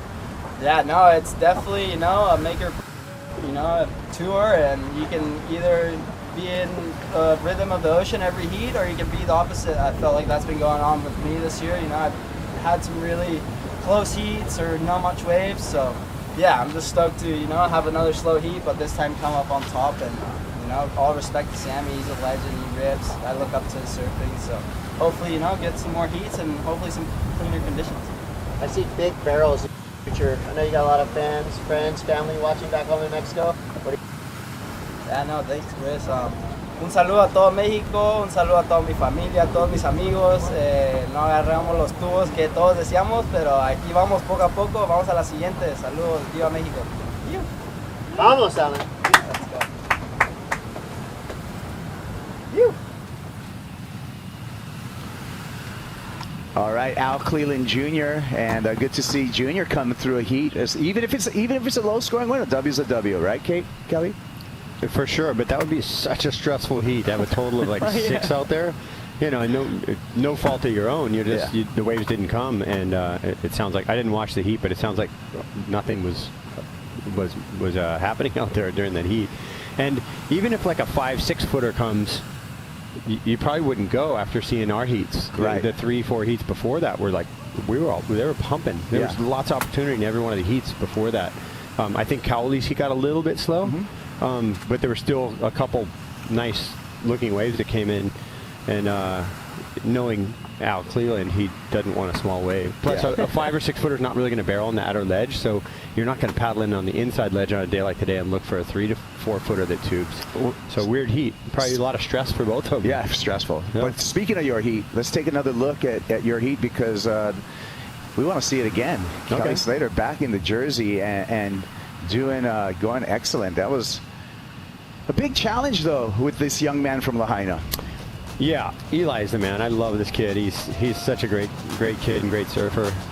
And that was my first wave, just getting started.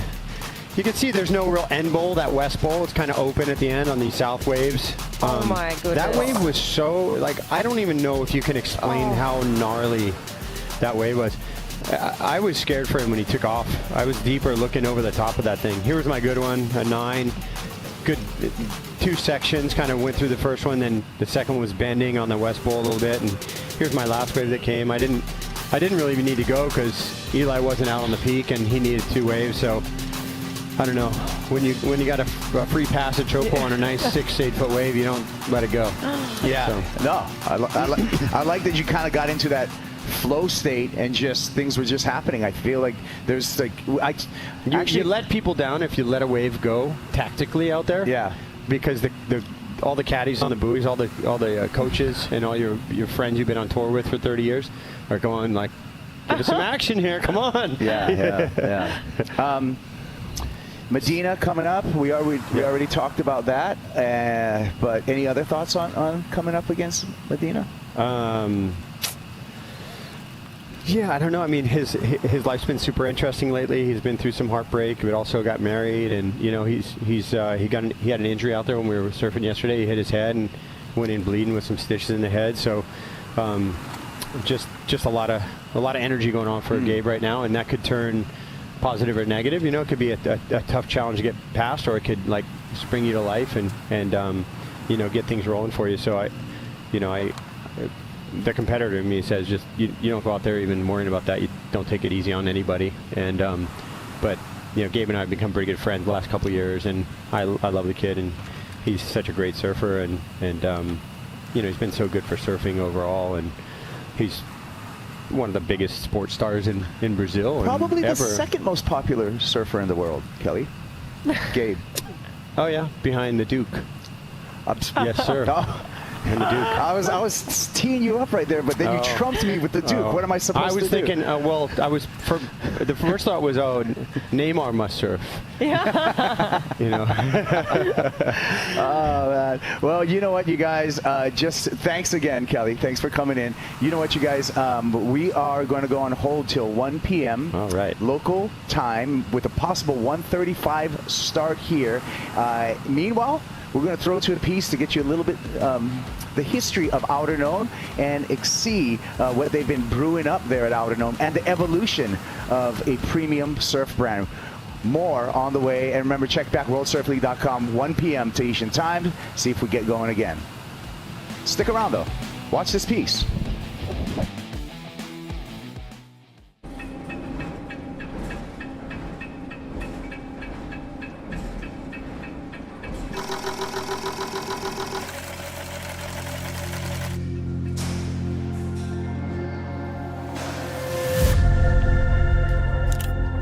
Outerknown was really born out of an idea to expand creatively with clothing. I had a lot of ideas that maybe couldn't be implemented in situations I was in before, and wanted to be free to do those. Even though starting a clothing line is not the easiest thing in the world, I had a team of people around me that was excited about it and totally supportive of the idea. You know, my first surfboard, I wanted to have the word team on my board and they wouldn't put it on there because I wasn't good enough. And so I always kind of had this, like, I was striving for something more.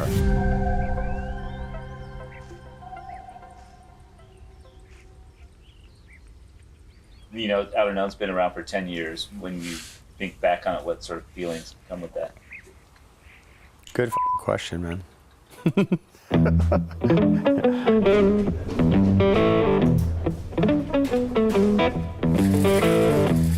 It wasn't easy out of the gates. The start was tough, but we pushed through, and it's been more and more rewarding. Each year it's getting more and more rewarding.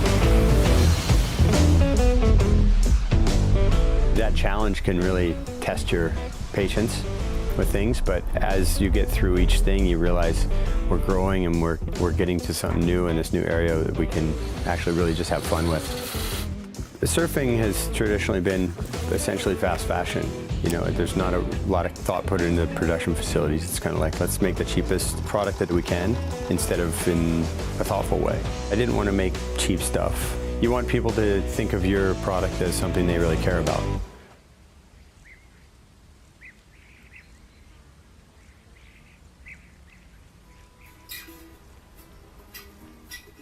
When I was a kid growing up in surfing in the 70s, there was such debauchery.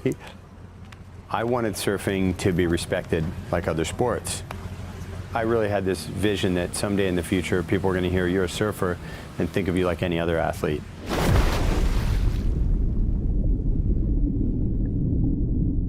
That same thing that I brought to my career as a pro surfer, trying to elevate the sport and have it looked at in a positive light, I wanted to bring that to clothing as well. You want to express the sort of mystery and dreams people have about surfing within the product. The KS line within Outerknown, it's really about performance and just the simple clothes. It's really the stuff you would throw in your bag for a surf trip, and it's all you need. This is a good when I think about what I want to surf here, I have surfed in 7 ways here, and I've had friends get some of the best ways of their lives. Yeah, it's a trip to be walking through like an airport or be at a beach somewhere in some other country and see somebody wearing my clothes, because it feels very personal. It feels very much like I should know this person, you know? It's especially a good feeling if they don't know you, if they don't recognize you, because you're like, oh, they're just buying a product they like.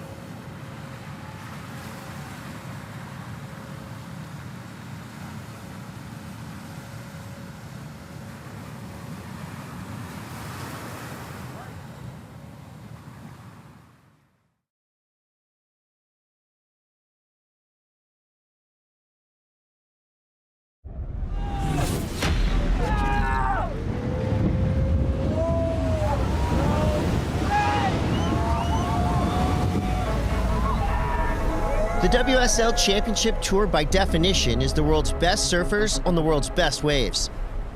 The Dream Tour has one venue that punctuates this statement more than any other.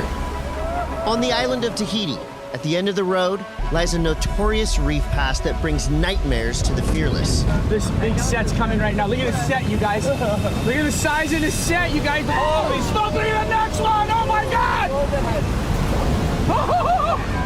Teahupo'o defines what is rideable on a surfboard. Into the tube with Italo. It is a bomb to kick off his heat. Mere centimeters can be the difference between the worst wipeout of your career or the ride of a lifetime. This one training across the reef, and he's into daylight. Well done. She settles in, and she gets blasted out. And now a bigger one, super deep. Who are you? Hey, now we're having fun, boy. To win a world title in the sport of surfing, you must survive the fight in this gladiator pit and stand tall in the gallows of the heaviest wave in the world. Grabs the wall real deep, gets blown out of the cannon.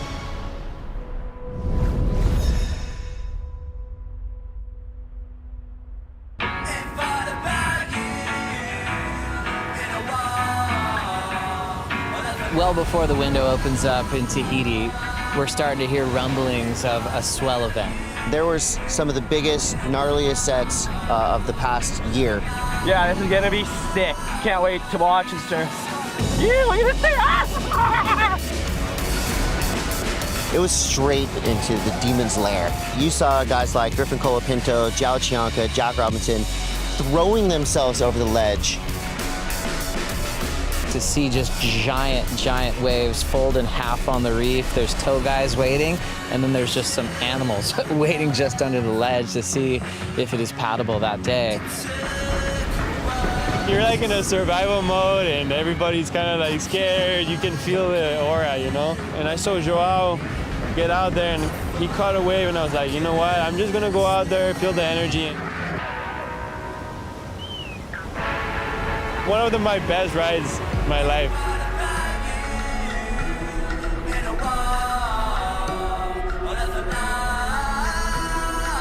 Feeling dropping my sister, let it go on that wave was probably one of the scariest moments of my life. I wanted to throw because I was like, well, what did I do?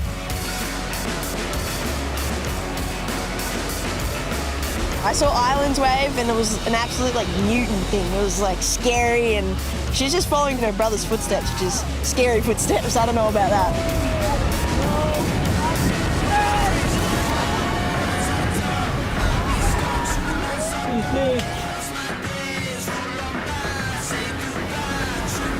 Definitely, I think the swell over-delivered, and it's why we love it down here.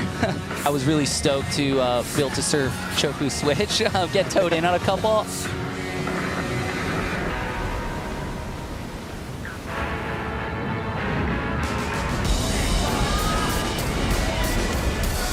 Everyone's charging, everyone's getting crazy waves, and vibe is really high right now, and energy is awesome for the event. Looks like we're gonna have great waves, so warm-up session couldn't have been better.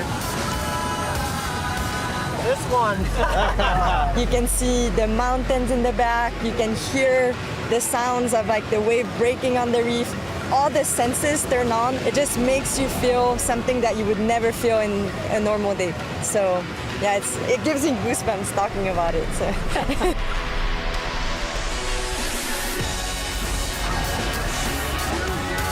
Today we had such a good day and can't wait to see for tomorrow. Forecast for the whole week looks awesome and could be one of the best comps ever.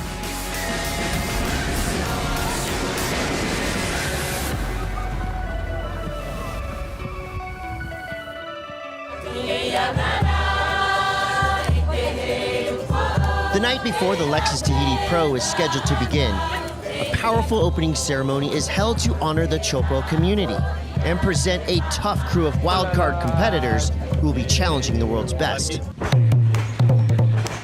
You have a beautiful culture that surrounds you here in the village of Teahupo'o, and when you can get every one of you that come from this town together to represent, that's an energy, you feel that. And that's the way the Tahitian wildcards walked up to the opening ceremony. It was like a force going, yeah, if you want to win, you're gonna have to get through us first. through the beauty of our culture, we're able to, you know, be on the big stage and show how beautiful and how powerful the Tahitians are. You're the first Tahitian to rise through as a wild card and win this event. You have made history. It was the best moment in my career so far to have won my first CT at home. It's exciting because we get to do it this year again. To have the wild card here at home, it means a lot for me, it means a lot for everybody here, all the locals, all the people living at Teahupo'o. There's literally a handful of surfers in the world that have a high comfort level at Teahupo'o. Kalle Vasta is one of them. He reads this wave and rides it perfect. You'd have to count him as a favorite, just given on what you see in the free surfs and in heats with Kalle Vasta.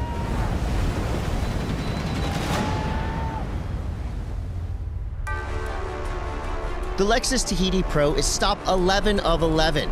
Ready for the final event of the regular season. Now all we need to find out who's going to be in the Lexus WSL Finals in Fiji. And this contest will decide the final 5 for men and women. Molly Picklum leads the ranks for the women. A big goal of mine was just try and finish the year #1. It's what we try every year. Before I was like, oh, just make the cut. But this year I was like, don't just make the final 5. Like, let's go in #1. And to be looking pretty good for that is so exciting. And hopefully it all happens again, make quarters and beyond and secure that #1 spot and see what happens in Fiji. And on the men's side, for the first time in his career, Iago Dora will be wearing the yellow jersey. Iago, how you feeling? I'm excited. Saw some speeds already. So coming into this final event of the regular season, just one surfer has actually clinched their spot on the men's side for the final 5. That surfer, Iago Dora. It's been a lot of work and dedication to this moment, and I think I just feel grateful to be in the position I am right now and to have the opportunity I have.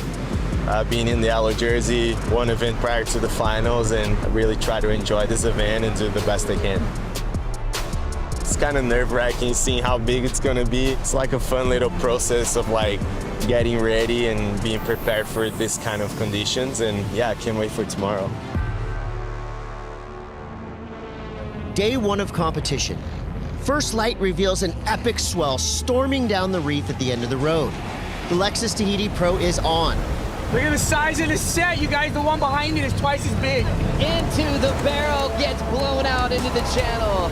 These guys are just firing at all cylinders. What are we going to see?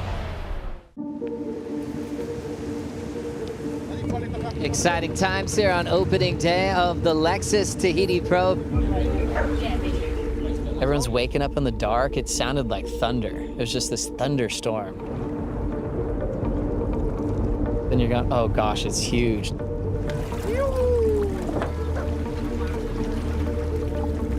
Iago, how you feeling? Excited.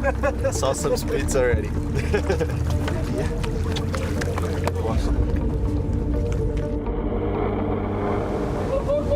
these waves, guys.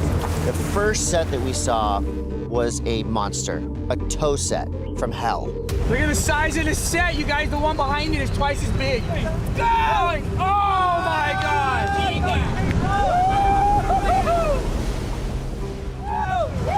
Holy smoke! Look at the next one! Oh my God! The next one's even bigger! Oh my God, Joel! He's not even thought he bailed! Oh my gosh! Oh, that was a tow wave!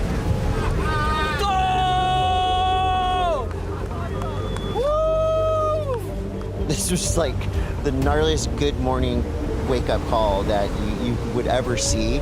And then we got the call, it's on, and then the whole place has a different energy. Oh my God! Oh my God!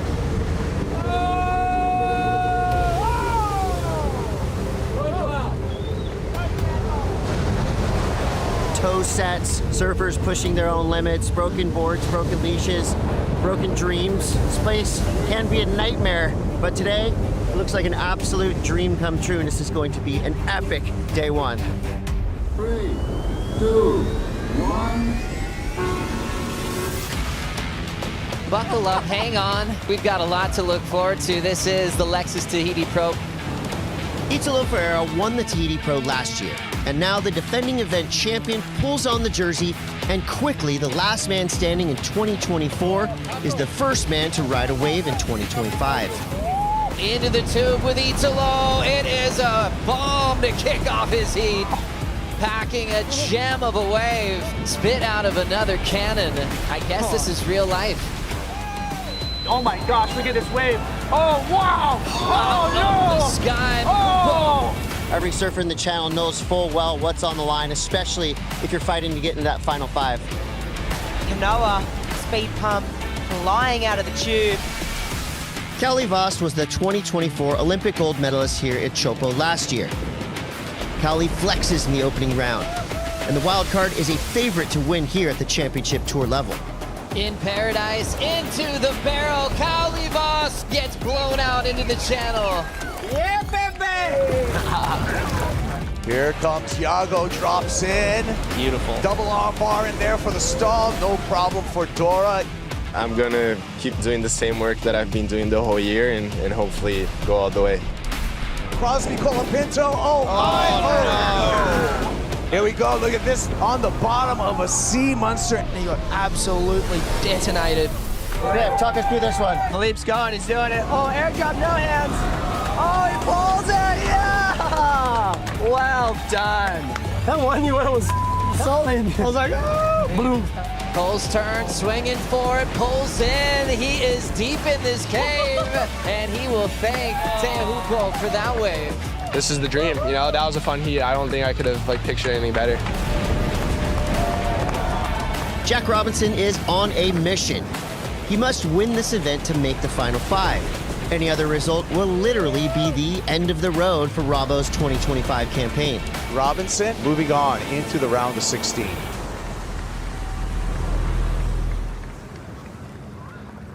Griffin Colapinto has been climbing the rankings in the back half of the year.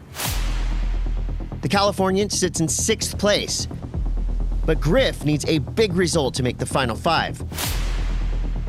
A confident Colapinto is all smiles as he prepares for an opening round clash with Connor O'Leary and Al Cleland Jr. The first wave, bottom drops out. Cleland face plants on a bomb. He absolutely ate it. That won't hold him back. Oh my goodness. Connor O'Leary loves going front side into a beautiful tube to get a quick score. 6-point ride for Connor. Nice clean entry for Al Cleland Jr. Everything looked solid there as he got the make. And now a bigger one, super deep. Griffin Colapinto, who are you? Wow, Colapinto locks in a crazy one. Look how deep he is. He came from behind the section here. I mean, this was just beautifully ridden. What a day. 8-6-7 for the last of Griffin Colapinto. He will take the lead. Here we go. O'Leary making a nice pit there, knowing he's got 2:30 left and is far from over. 7:03. So that was an important ride to keep Connor in the mix. Minutes to go. Al's put himself in position, controls the takeoff. Beautiful technique, trying to burn off some speed. Here comes Griff on the next one. That thing moved on him and extended the barrel ride. An absolute magician in this heat today. Connor's turn. Oh no. That one bottoms out. And Connor takes a vicious wipeout at the very end of the matchup.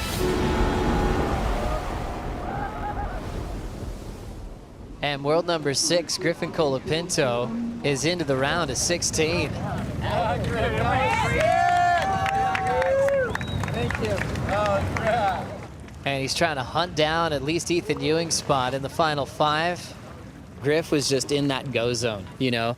It doesn't look like he's like, oh gosh, I've got a world title on the line. He's just swinging for the waves of his life, and it's working for him. Yes, sir. Right now, obviously, there's a lot of implications with the ratings and stuff, so a couple of funny ratings thoughts popped into my head, but my brother told me, he's just like, just be present, just come back to the present moment. Like, you're gonna get those thoughts, but you just have to like stay aware and tell yourself like present, present, present, you know? He's so sick. Oh, yeah, appreciate that. Teahupo'o is an equal opportunity experience on the WSL Championship Tour. Up next, the world's best women step into the ring and make headlines with a knockout performance. packing an absolute bomb. Spit out. That's what we were looking for. Real deep gets blown out of the cannon.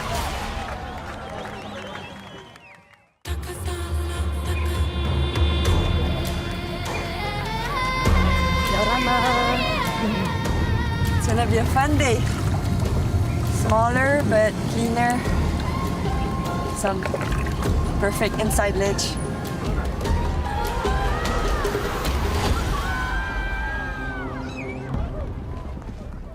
Sun comes up, first thing we see is the most perfect set come through. Still super gnarly. Pro surfing is styling today. The opening round of competition for the women in the regular season finale. Surfer's going, okay, here we go. Here's world number 9, Erin Brooks, the rookie, pulling in deeper. She gets it. The second day of the window, the women just took over at Chopes. Karen Brooks grabs the wall real deep, gets blown out of the cannon. And it was pumping. Gabriella will get this wave, a little out of control in the takeoff. She settles in and she gets blasted out. Yeah, it was incredible. Definitely the best left of my life for sure. These waves of consequence have that habit of pushing people to their limits, and that's obviously when that growth happens, and that's when those special moments are created, and we saw that with Gabriella. The reigning world champ, Katie Simmers, pretty deep on this thing. Simmers takes on Gabrielle O'Brien in semifinal number 1. Holy moly, packing an absolute bomb straight out of the gates. Are you kidding me? There was unbelievable rides.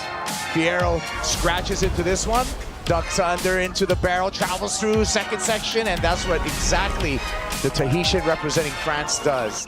Molly Picklum and Vahine Fierro are the early round standouts. Oh my word! Wait a minute. That was one of the sickest things I've ever seen. She's not playing. Molly Picklum is the best female backside tube rider on the planet.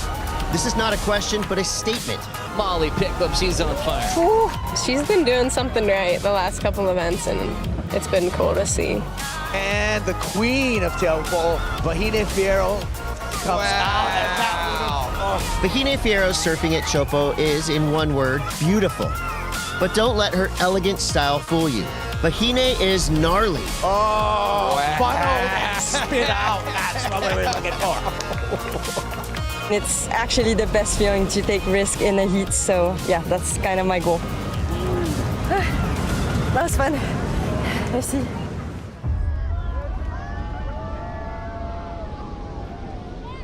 When you live with a monster in your backyard, you have to adapt to a life of danger.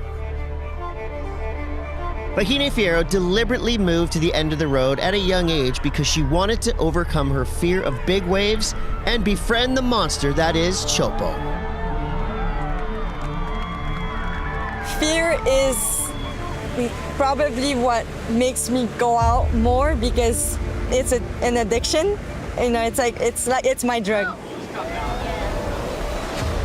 It's like there's curiosity, there's overcoming something, there's, just so much going on, and that's why I keep going out there even if I'm almost, crying because I'm so scared, but I know that the feeling after when I do make my best wave is worth all that fear.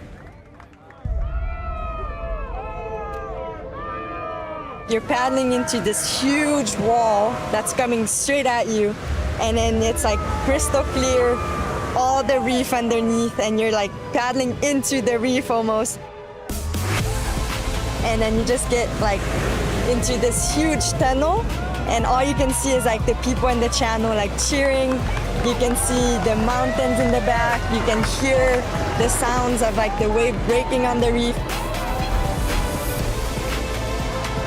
All the senses turn on, like whether it's the view, the sounds. It just makes you feel something that you would never feel in a normal day. Yeah, it gives me goosebumps talking about it. So.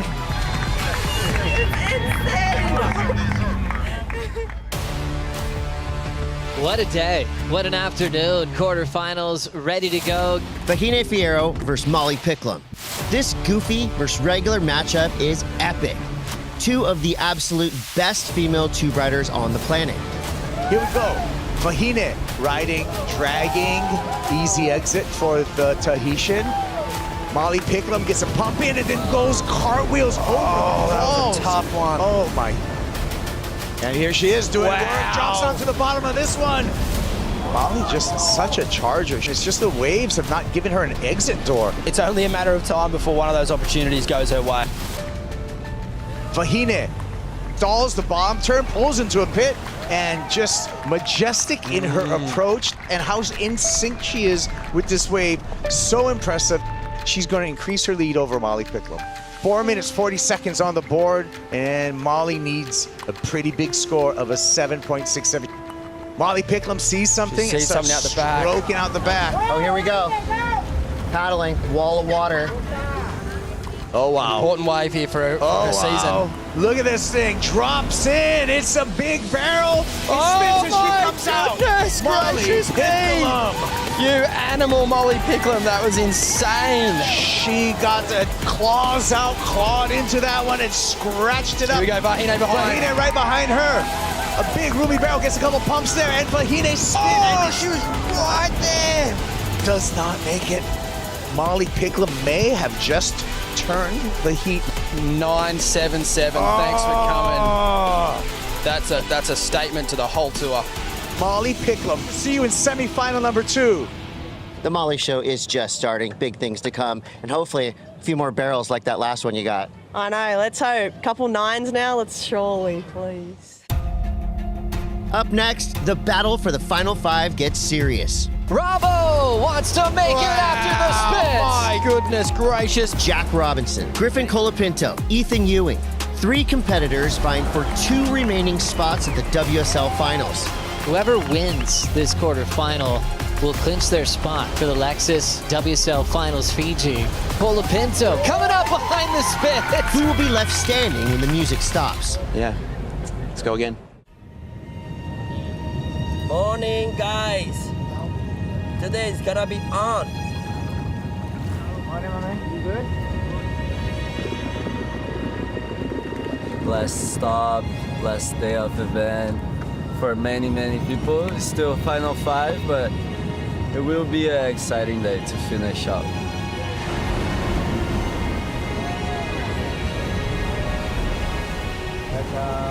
Jordy Smith checks in for the first heat of finals day. Against all odds, the 38-year-old South African has been a youthful standout this year. There is huge implications, and it is going to be a good heat because you're coming up against the local. Wildcard put a lot of time in here, so he has got a pretty hard job ahead of him. Putting the head down, Teva Tairoa is getting spit out of a cave. Jordy Smith knows he's got to be great on this one to officially get his spot into the Lexus WSL Finals.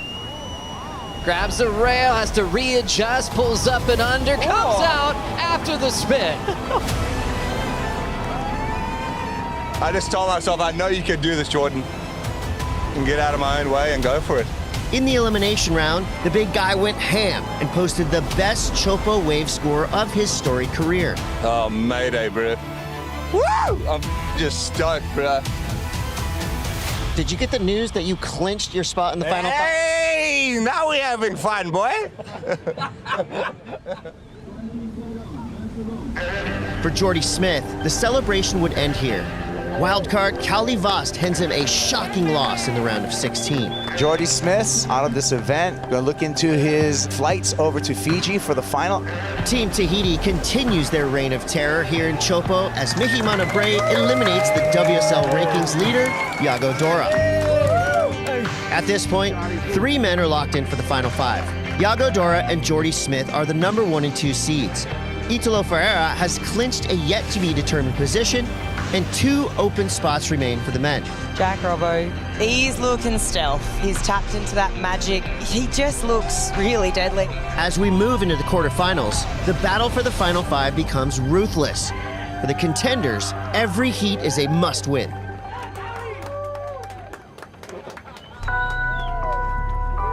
Whoever wins this quarterfinal will clinch their spot for the Lexus WSL Finals Fiji. If you lose, then it's up to Jack to take that spot off of you. Man on the screen, Jack Robbo, who still can play spoil to one of these two guys in this heat right now. That would just be a stressful rest of your day if you're waiting in the balance. Here comes quarter 4, Ethan and Griffin ready to ride his own history right now as he grabs the rail. Nice low compact stance. Can he make it? He does. Opens up with a big flyaway kick out and join the pit and chokes once again as his roll has been unbelievable. Have a paddle, Ewing with priority, but just a little bit more inside is Colapinto. Beautiful bottom turn, then grabs the rail, coming up behind the spit. This guy is on a roll. Ethan Ewing, meanwhile, hasn't got to his feet yet. Winner of this heat clinches a spot in the final 5. Locking in, let's go the rail. Ethan Ewing's opener will be a beautiful make. 7:17 start for Ewing. And still needs a 9.59. Important one here for the world title race. Griffin will use priority and ends up not even going. So that was the block. Ethan has 20 seconds now to try to clinch a spot in the WSL Final 5. Coming down to this wave. Ethan, let's go the rail. Drops into this one really deep. Ewing going for a higher line, then a low road exit. Still fighting for it. And not giving up until that horn went off. Numbers are locking in for the Australian. It's not enough. Griffin Colapinto has clinched a spot in the Lexus WSL Finals Fiji.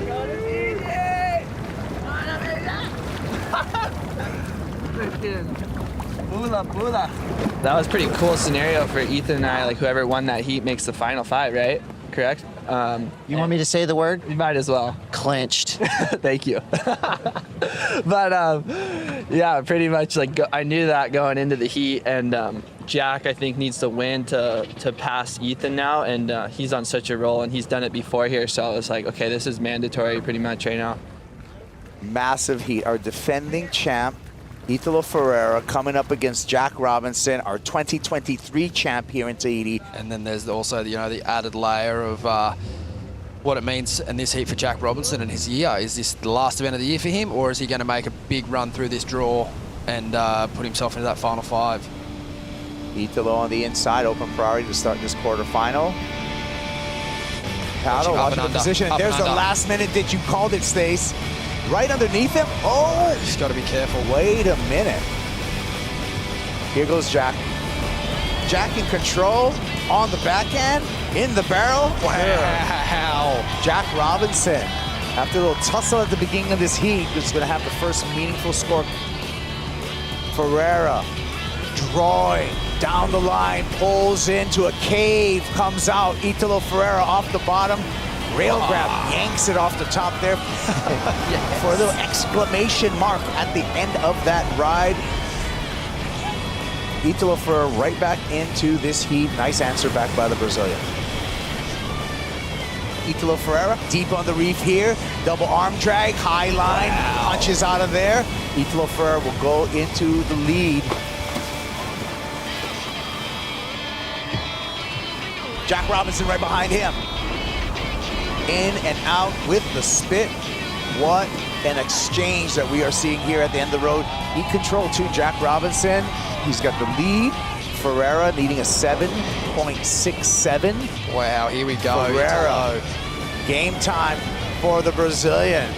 Drops in, section in front of him. Another section deep, deep and underneath, but gets eaten. Oh, and my word. It's official, and it's going to be Jack Robinson up against Crosby Colapinto in semi-final number 1. Again, scenario for Jack Robinson for a final 5 position, needs to win this event. Jack tapped into the mana out there, a couple insane tube rides, and more work to do today. How are we feeling right now? Yeah, it was a good heat. Yeah, I knew everybody's tough, but surfed this wave so much, so yeah, just happy to find some good ones, and yeah, let's go again. We all heard the famous words when Katie Simmers won Pipeline. Pipeline for the girls. The question now is Chopo for the girls. Whoa! Katie Simmers and Molly Picklum take over at Chopo for a blockbuster battle between two of the most talented female surfers in the world.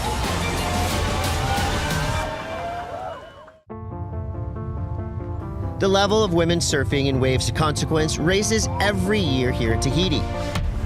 With equal events on the CT, the women are progressing the sport each time this contest is held, and literally every time they are given the opportunity to paddle out. As we move into the semifinals, the bar continues to be raised here at Chopo. And as we see Caitlin. Oh my goodness. Pulling into a solid barrel, Katie Simmers lights up the start. Love that stall to get in the barrel. Just a bit different, right? Drawing a different line. Katie once again returns to the final here at the end of the road. Now we're watching Molly Picklum doing what she does best. Wow. Making another backhand tube. Her backside tube riding, you cannot fault it at the moment. She has officially made the final. Molly will be taking on Caitlin Simmers to try to win this thing on finals day.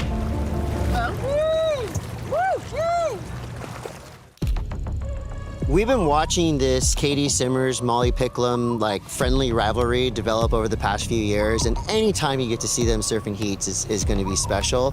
They're going to be meeting up in the finals. You couldn't script it any better. You got Molly Picklum, who's just on fire.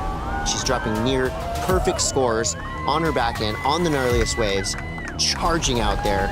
That was one of the sickest things I've ever seen. She's not playing. And then you got Katie Simmers, who is low-key one of the hardest chargers on the entire tour. She's probably the biggest threat to Molly's chances at a world title. For Molly, she knows she's had a hard time with Katie, man. It's 6-0 in a favor of Caitlin against Molly. I can't speak for Molly, but I would be pissed. But things are changing. Molly finally gets her first win off Katie Simmers. Molly Picklum victorious and moving into the final. How good does it feel to finally get one over her? Oh my gosh, that's been a long time coming for me. I'll take it. I'll take it. Thank you, guys. Thank you, Tim. Finally gets her first win of the season in Brazil. Backs it up with another final. Molly Picklum making it look easy out here. And now she's in the yellow jersey for the Lexus WSL final. So the momentum is with Molly. Molly Picklum is absolutely tapped in, and she's showing us with every ride that she gets how determined she is, how much she wants it. She's like a freight train coming at you, and good luck stopping her. Well done. Wow.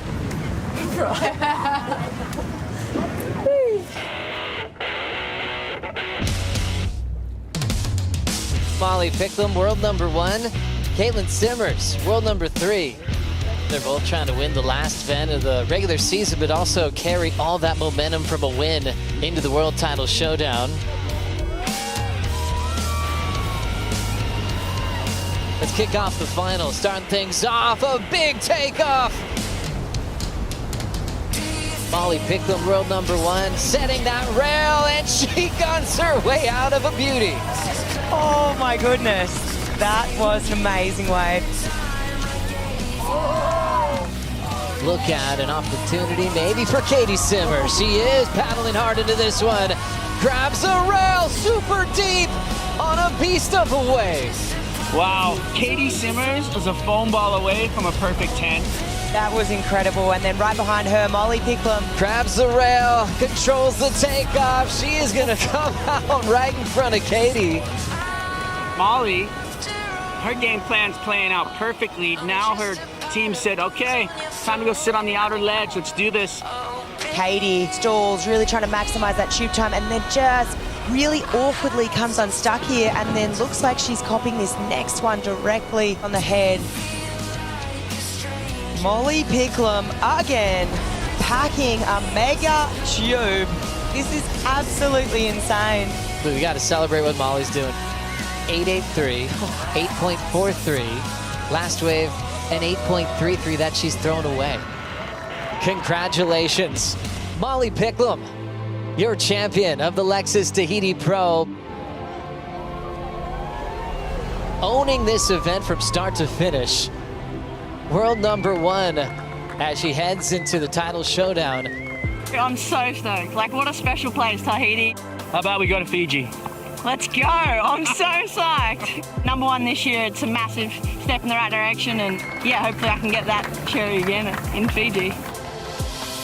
Molly will be the number 1 seed at the WSL Finals in Fiji. Gabriella Bryan is second, and Katie Simmers is in the 3rd position. Pickles is now just 1 heat away from achieving the ultimate dream, fulfilling her destiny and becoming a world champion. Molly Picklum owning Chopes this entire week. We're not done yet. The last final of the regular season in 2025 coming up next. When Jack Robinson is in the zone, he's a man of few words.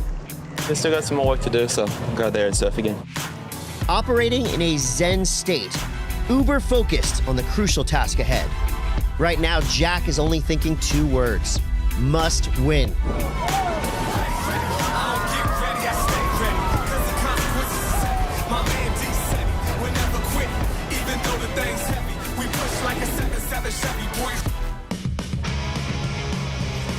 When Jack Robinson landed in Tahiti, he was in 8th place in the rankings.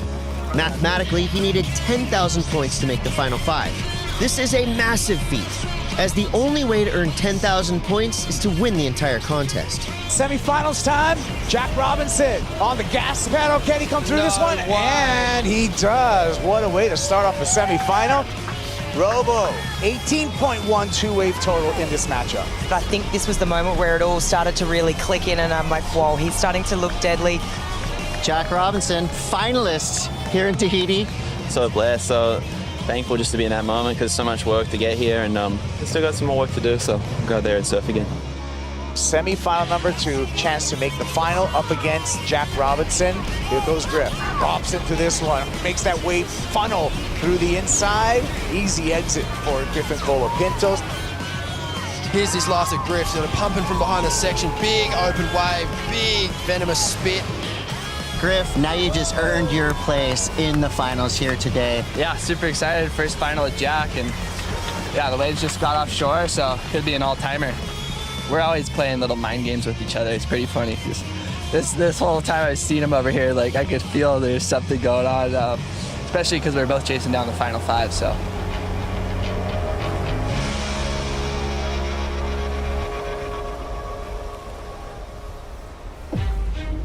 The last final of the regular season in 2025, Jack taking on Griff.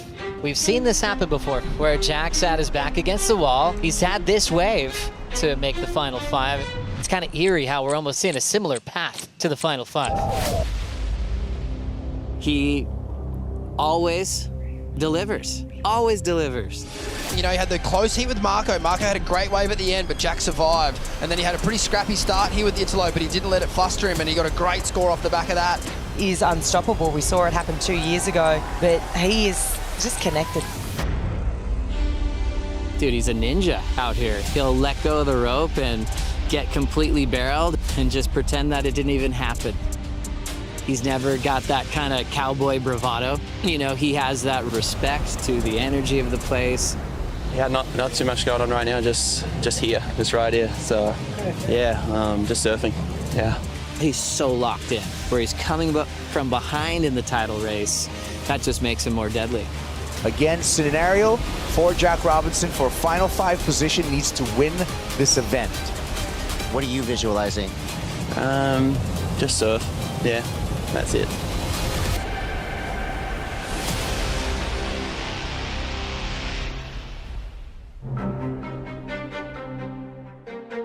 The final we have here in 2025 in Tahiti is absolutely worth hyping up. 2 of the best. Griffin Colapinto going up against Jack Robinson. Both these guys have been on fire all day long, and they both have this zen-like focus. You can tell it's like 2 meditative gurus coming head to head, and boom! I think everybody's minds are going to be collectively blown when these 2 surfers paddling out. I, along with everyone out here, I'm sure everybody watching is so excited for this upcoming final. Stakes on the line for the last heat of the season. So if Jack wins this final, not only does he clinch a spot in the final 5, he'll go all the way to the number 4 seed. Jack Robinson scrapping into this one, wide open pit. He's deep on it. Robbo wants to make it after the spin. My goodness gracious me. What an amazing act on the backhand. That was impressive. Whoa, this is one of the deepest tubes we've seen on the backhand ridden today by the man. 9.5, one of the best numbers he's had this year. It just goes to show how much he knows this wave. And here's Griff's answer backstage. Griffin Colapinto grabbing the rail. Nice drive, nice line. Another make there for Griff. Yes, just didn't have that same kind of run to it that Robbo's did. But it's a great start for Griff to get a completion. Griffin's last wave an 8. Huge score. And it's game on. Strider, how good's pro surfing? Oh, come on. They're paying us for this job. Are you kidding me? Griff. Now to this one is Griffin Colapinto. Has just a 1.51 that he was chasing, so maybe he was just hoping for a flip in the standings, but Jack's on the one behind it. Burning off some speed, disappears for a moment, puts the hand up with the spit out of the cannon. Jack, that was a football call. 2 looks and 2 completions for Jack Rombo. I mean, he's making it clear as day that he is an absolute wizard out here. Scores coming through for Griffin Colapinto, 5.67. Lasted Jack, 7.4. Griffin's having a hard paddle here. Griffin looking, using priority, pulls in, still traveling. This one stretching on him and also clamping.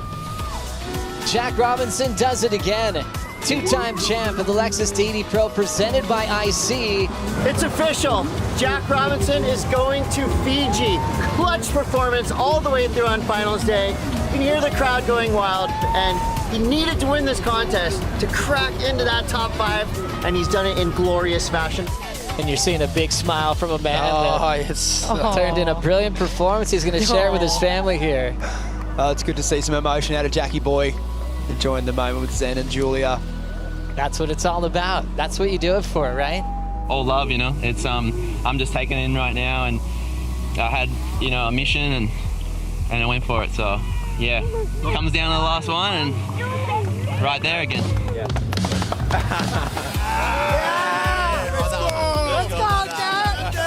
Let's hear it for your 2-time champion, Australia's Jack Robinson.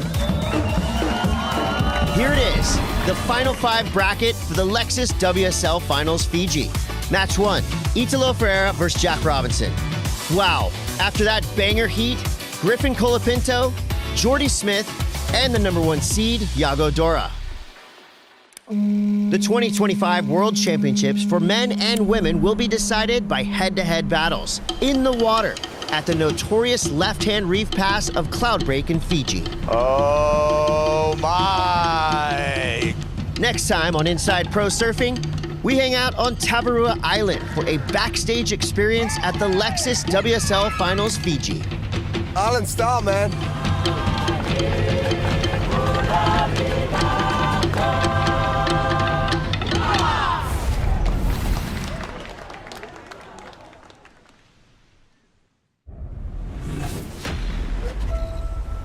Kia ora, good morning. The world's best are here to compete at Manu Bay for the first time in championship tour history. Trying to tell everyone to come here for 20 years now, and now they're all here at once. Bloody beautiful here. This place is heaven on earth. You'll see some high performance surfing on a performance left that is much needed for the championship tour. You're loading up for something big, gets the rail ground. Oh my gosh, stomping that one perfectly. What a fight back. The judges are no doubt going to reward it. If you're going to be a world champion, you got to be able to go front side and backside. Well, could be his last shot at it, so he's going to go big. You know that. He throws the air. Plenty of wall to play with here. Big hammer there. Cuts in, comes out. And he is putting the pressure on the world champ here. Italo Ferreira for your viewing pleasure, folks. It's a great time for the World Surf League and all the fans to see this iconic left on tour.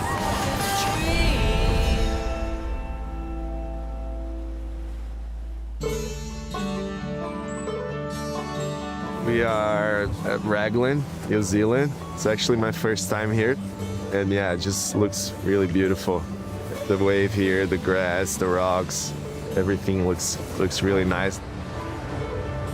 Driving through the hills to get to this break, it's something like a little fairy tale, really.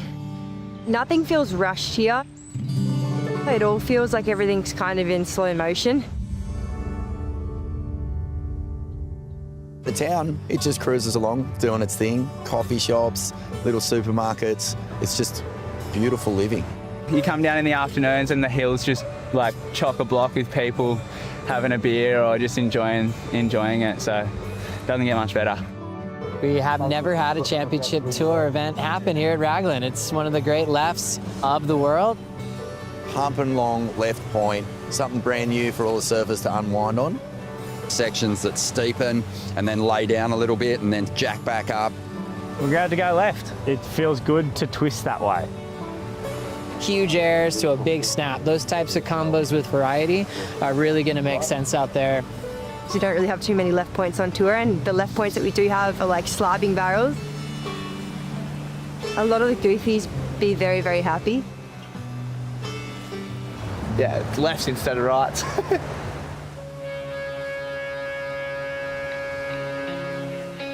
The relief to go left after 3 rides. It's been unbalanced for many years, so this brings a little bit of balance, and yeah, it should be good. Proud moment for the goofy footers on tour that finally get a wave on their front side. Just the advantage of the visual. It can go off speed, kind of slopey at times, and then throw the odd barrel. I think that'll be the clear advantage for the goofy footers. For the goofy footers, we can see a lot more variation. They're going to be able to bring a whole range of different weapons to this canvas. Yeah, I think when you surf frontside, you're more creative. Going left, it's good. You can do anything you want when you're goofy, you know? Most of the left-handers that we have on the tour, you know, they're heavy reef breaks. You know, we've got Pipeline, we've got Tahiti, we've got Fiji. The left-hander here, it's a little more stretched out. It opens up for more high-performance surfing. It's not death-defying in any way. It's not that risky. Gives the goofy footers on their forehand a real opportunity to open up. I think all of us are happy to add a left.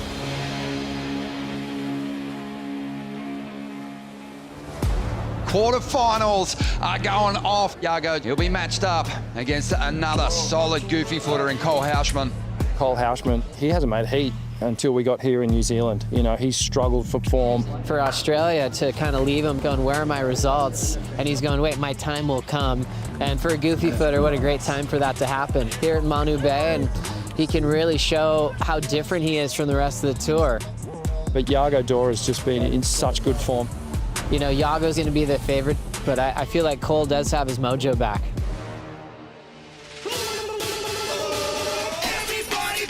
Iago Dora's been absolutely ripping here at Manu Bay, and he's going to go to the sky. Iago just so solid above the lip. He stomps one to kick things off here. Iago starts with a solid hit. That's what's been so impressive about this guy. On his road through the past couple of seasons, the airs have always been there, but the rail turns have just gotten so strong. And we really haven't seen any kink in his armour. Even if he's lost heats, he's done so with beautiful surfing. Here goes Cole Houshman now. On his first real opportunity, very strong layback jam, putting it all on the back foot. Unleashes once again, drives up into the pocket. Swings the tail, answering beautifully. Cole on the inside, drives up into the first section. Nice power hit, but keeps that down the line flow to set up this reverse. Now back into the open face and letting go of some solid rail turns. The judges are going to love that. And he is putting the pressure on the world champ here, who's now after a 9.5. Take this guy out. Well, this is it. This is likely, or could be, his last shot at it. So he's going to go big. You know that. He throws the air. Unbelievable. Sticks the landing. Return of the event. Right when he needed it. This guy has beaten the clock so many times. And he might be on his way to doing it again. Yago Dora with an unbelievable full rotation. That's nice, guys. Close, yeah. Get ready for it. It's a unanimous, perfect 10-point ride. Huge, big rotator, landed it so clean the whole way around. I think the judges took about 1.2 seconds to give it a 10. It was that clear. Yago Dora, he is on his way to the semi-finals. What a heat and what a moment, one that we'll never forget. Good job. I don't know how you do it. That was huge, the first 10 of the season. Yeah, I feel so good for a moment. Everything seemed like it was lost. Cole was surfing the perfect heat, you know, he just picked the right waves, and it's easy to kind of give up on those moments where you need such a big score, and I had to battle that inside my head and keep trusting, like, no, opportunity is gonna come and I'm gonna capitalize, and that's just what happened. Carissa Moore ready to build on her legacy of one of the all-time greats. An unbelievable performance in Manu Bay. Crushing sections. Can do no wrong and being pushed so hard by the next generation. Welcome back to the tour, Riss. I guess if I was to pick one word to describe the future of professional surfing, it would be evolution, because yeah, I feel like it's going to keep evolving. As we see, some more, she surprised herself. The women that we have on tour, we know that they're going to go. We know that they're hungry to keep raising that bar. Molly Picklum, absolutely charging. It's a new era on the championship tour. For the women's tour, I think you could say without any hesitation that it's the most loaded tour we've ever had in the history of the sport. From the experienced surfers, all the world titles, and then a youthful generation that's completely changing the shape of professional surfing, and them all just jammed into one spot fighting for the same thing. These younger girls, they do big tail blows, they do airs, they get barreled backside, frontside. They're a little more versatile, so that's going to be the thing to pay attention to in 2026 for both Stephanie and Carissa. I've taken such big inspiration from this next generation coming up and who are really ruling right now. I got to be a fan for 2 years and just watch their surfing and be in awe, and I'm just so stoked that I'm somewhat keeping up. It's really cool and I'm just really enjoying it all. I love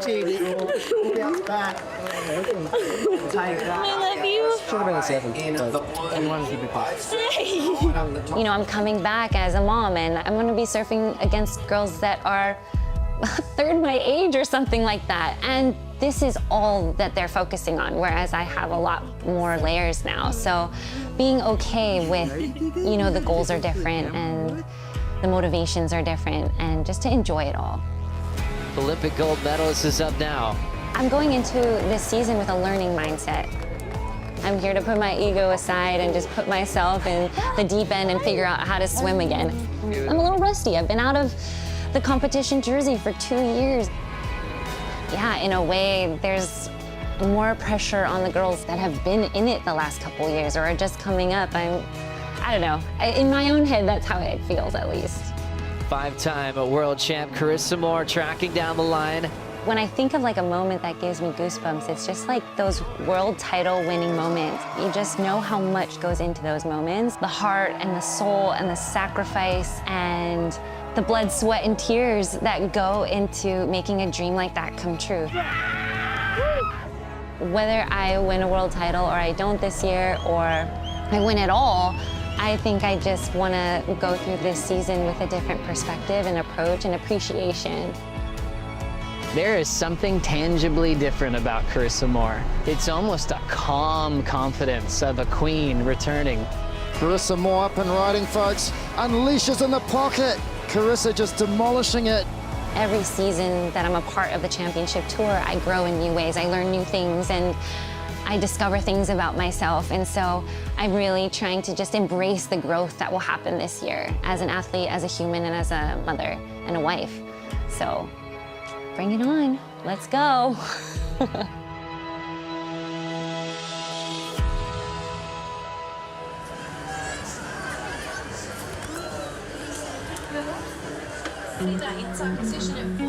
Carissa Moore taking on Betty Lou Sakura-Johnson. Now this is a really interesting one when you look at this semi-final. Betty Lou had a big statement at the start of the year in regards to the veterans coming back to tour. I honestly think that our younger generation will smoke them. Betty Lou has a point to prove in this heat, but so does Carissa Moore. So this is going to be a pretty heated battle between those two. Betty Lou would be craving her first win against Carissa Moore right now. Damaging first turn here. Drives hard through that second carve. Multiple turns down the stretch. Betty Lou, last wave, a 7.93. Carissa Moore ready to build on her legacy of one of the all-time greats. Now hauling off the bottom into this one. Ladies and gentlemen, Carissa Moore. Wow, Carissa just teeing off on that wave. Blue Surfer Carissa, a 9.0. And we got another wave now. Riss up and riding, squaring up. Big backside snap, plenty of wall to play with here. Big hammer there, tagging every target beautifully. But you could just tell Carissa's so inspired right now. She is so locked in, just playing with this inside now. She even has time to wave to her daughter. Carissa Moore, your last wave, a 9.20. Welcome back to the tour, Riss. My goodness, 2 9s in this heat. Betty Lou is starting to fall behind, so she needs to really get going right here. She's got to give everything she's got. She's basically got to vision 10-point rides if she wants a shot at the final. Shocker. Really good looking waves rolling through here. So let's see if Riss can eclipse the 9.2. Unbelievable performance in Manu Bay. What? Crushing sections. Can do no wrong and being pushed so hard by the next generation. Carissa Moore in her happy place, coming to Manu Bay and just reminding everybody in the world how much she's given to the sport. I would love to have her to keep bettering her scoreline right now. How cool would that be? Look at the score. Carissa Moore, a 9.80. What she turned in that semifinal was not just her best heat on her comeback, it's one of her best performances of her entire career. I have chills. She is a mum. She's coming back. She's dropping the highest heat total of the entire year so far. Carissa Moore is well and truly back. One of the most incredible moments in surfing history on Carissa Moore's comeback to the championship tour. I think it's going to be one of those heats that I look back and I cherish for the rest of my life. I'm literally living my dream. I've always wanted to have my family and have my daughter on the beach and like waving at me and clapping, and learning how to clap for me is the coolest thing, and really that is the win.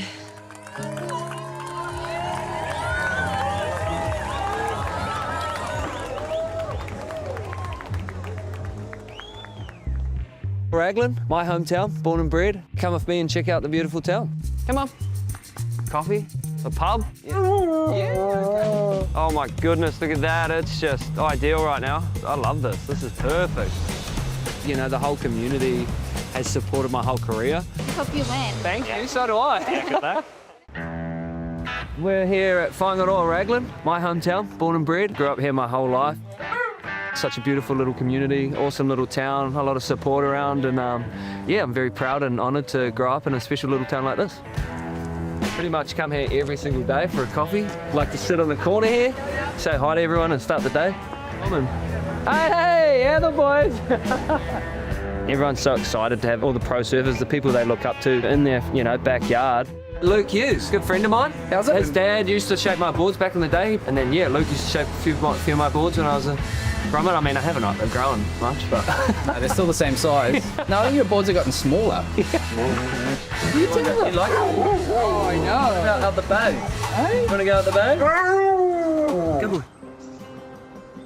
Billy Stearman, probably one of New Zealand's most legendary surfers. It's so fun. It's like perfect, eh? He's a wonderful ambassador for the sport, and he's a great role model for the Groms too. So to have Billy in the event, there was no qualms about that. It's pretty crazy to think that it's come full circle. I won my first event here at Manu Bay when I was 13, and now to do the biggest event of my whole career at home, in front of my friends and family. Yeah, it's pretty special. Morning. Billy Stearman's one of the true locals here at Raglan. There's some good surfers out there, but we're here for Billy. He's going to know this wave intimately. Morgan Siblick taking on Billy Stearman. Billy Stearman, he's basically got this entire point right behind him.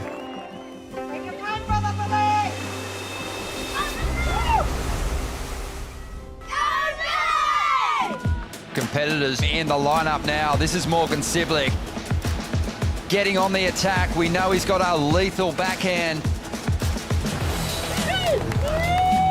Here goes Stearman now, and already we can hear the local crowd. That's a trademark turn for Billy Stearman. Can't make it stick on this occasion, and Morgan Siblick's going to win the opening exchange. Morgan Siblick, your first wave, a 7.5. Billy Stearman, the Kiwi wildcard with a 4.5. Billy Stearman, there is a nice sparky hit out of the top from Billy, who just smashes this one, so does well. This is his local knowledge coming to the fore. That's better for sure.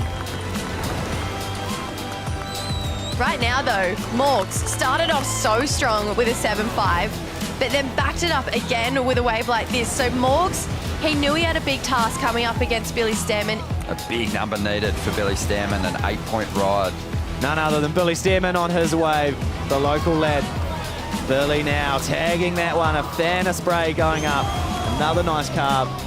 And a finish there up through the lip, so Billy feeling that one. It was a 6.47, so that one not really factoring in for him. Billy, he felt like he had a lot more in the tank than what he had, but he's got such a beautiful crowd waiting for him. That's you, man. Now, obviously, I really wanted to do well in this event, and I believed I could, but there's a lot of love and support around it. Now I can kind of sit back and enjoy the show and give back to the kids in a way, and yeah, and just have fun with it.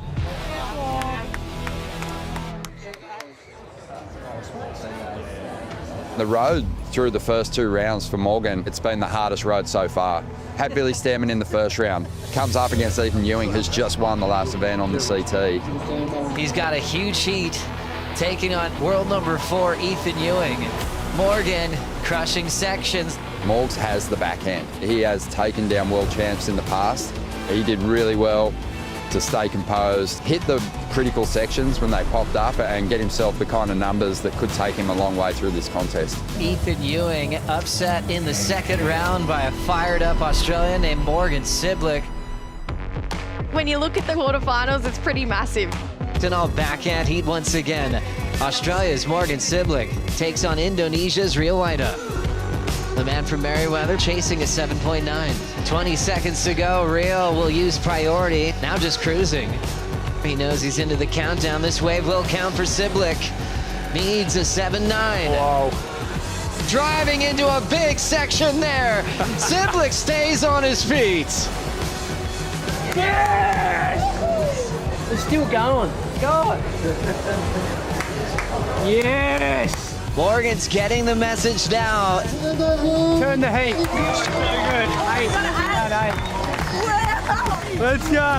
Upsets Rio Waida on the final wave. Thank you. Good heat. Rio surfed amazing too.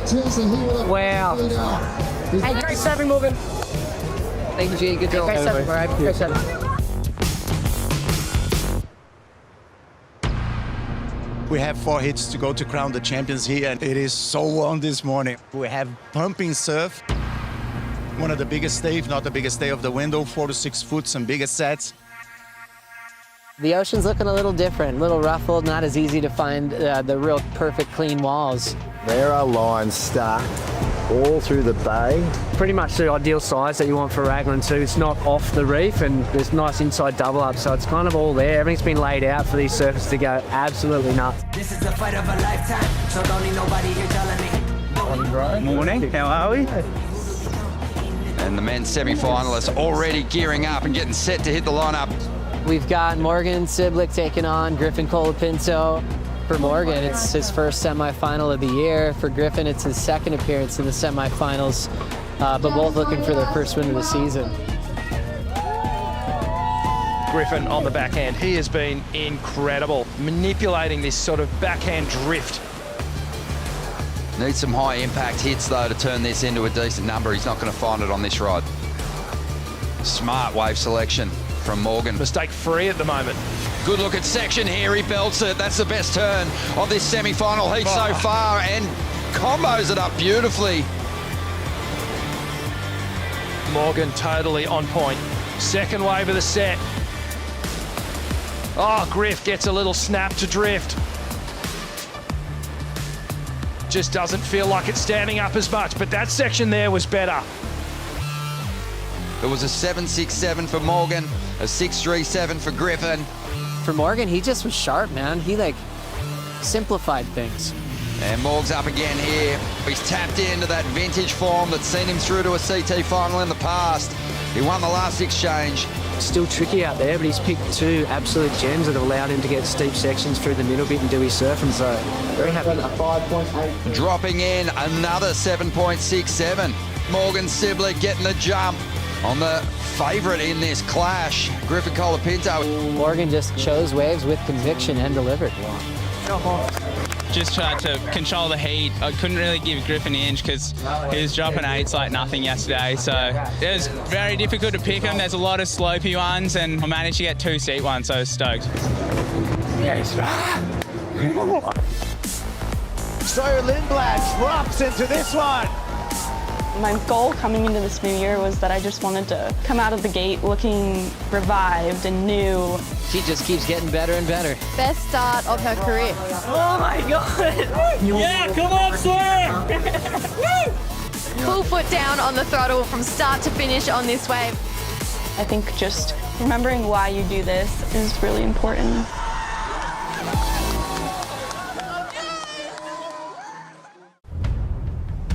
It's finals day and we are ready to go.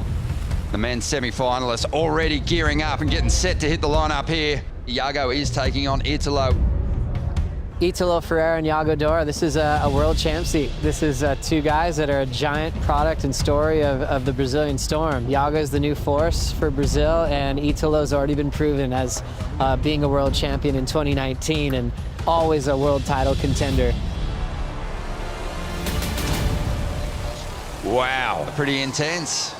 The fight for that inside position, and both surfers really locked in on the battle.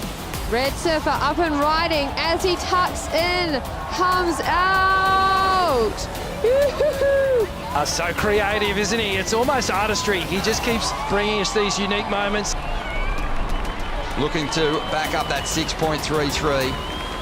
You have to appreciate the rail work and the power in those turns. So Red Surfer, you are now in the lead with a 6.33 and a 6.0. Chasing a 7. Italo.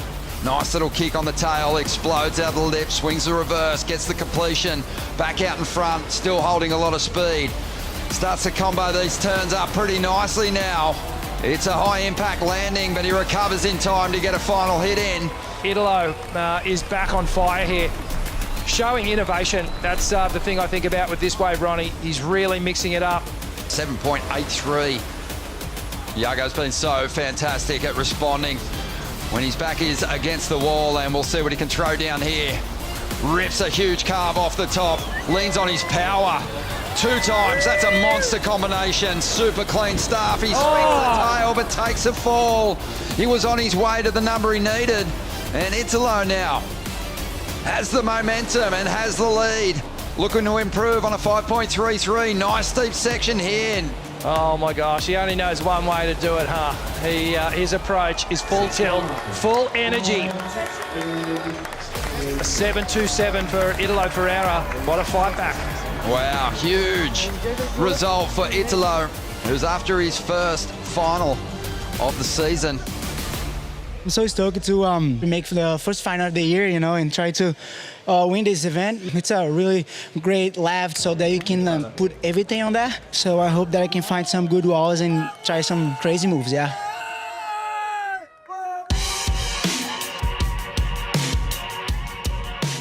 My goal coming into this new year was that I just wanted to come out of the gate looking revived and new, and I want the judges to see that I've improved and worked really hard on my surfing during this past 8 months.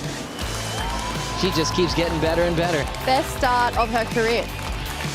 Sawyer Lindblad competing like she is ready to claim that maiden event title. Confidence continues to build, taking down the world champ. Yeah, come on, Sawyer! When I get in a heat, I just am like in a different mode. She's got spark, she's got weapons. She's definitely like a very fierce competitor. I was like scared of her. I just turned into mean Sawyer. That was massive. The highest wave score for the women's event so far. She just like had the most serious face, like she's gonna kill you. I'll do whatever it takes to win. Sawyer Lindblad drops into this one. Gets in the barrel, spin out. I was like, oh, I gotta stay away, like she's gonna attack me. That's so funny that she called me that. I love that actually. Sawyer dropping in, it's a good looking wall, drives off the bottom, straight up into the lip. It's definitely mentally and physically challenging doing this sport and surfing at the highest level. You could see the disappointment on Sawyer's face after that. She's going to bounce back. She's way too good a surfer and so solid that she'll be back. It's a sport where you really like just go up and down, up and down, up and down. Tough start to the year, but bounce back incredibly well. It's hard when you lose in multiple contests in a row, but I think just remembering why you do this and why that goal is so important to you is really important. So yeah, having that in the back of my mind this year, I'm doing that for sure.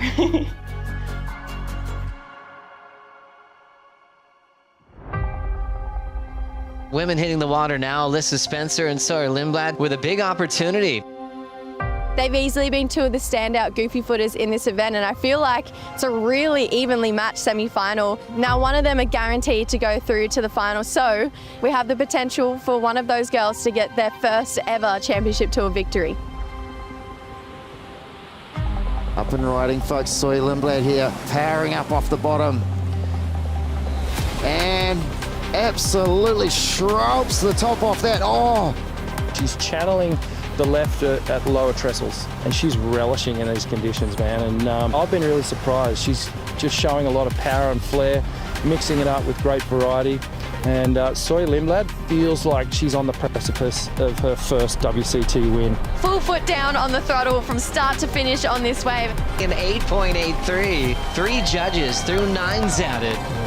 And behind her, Alyssa Spencer. Yeah, Alyssa tagging that one in the pocket.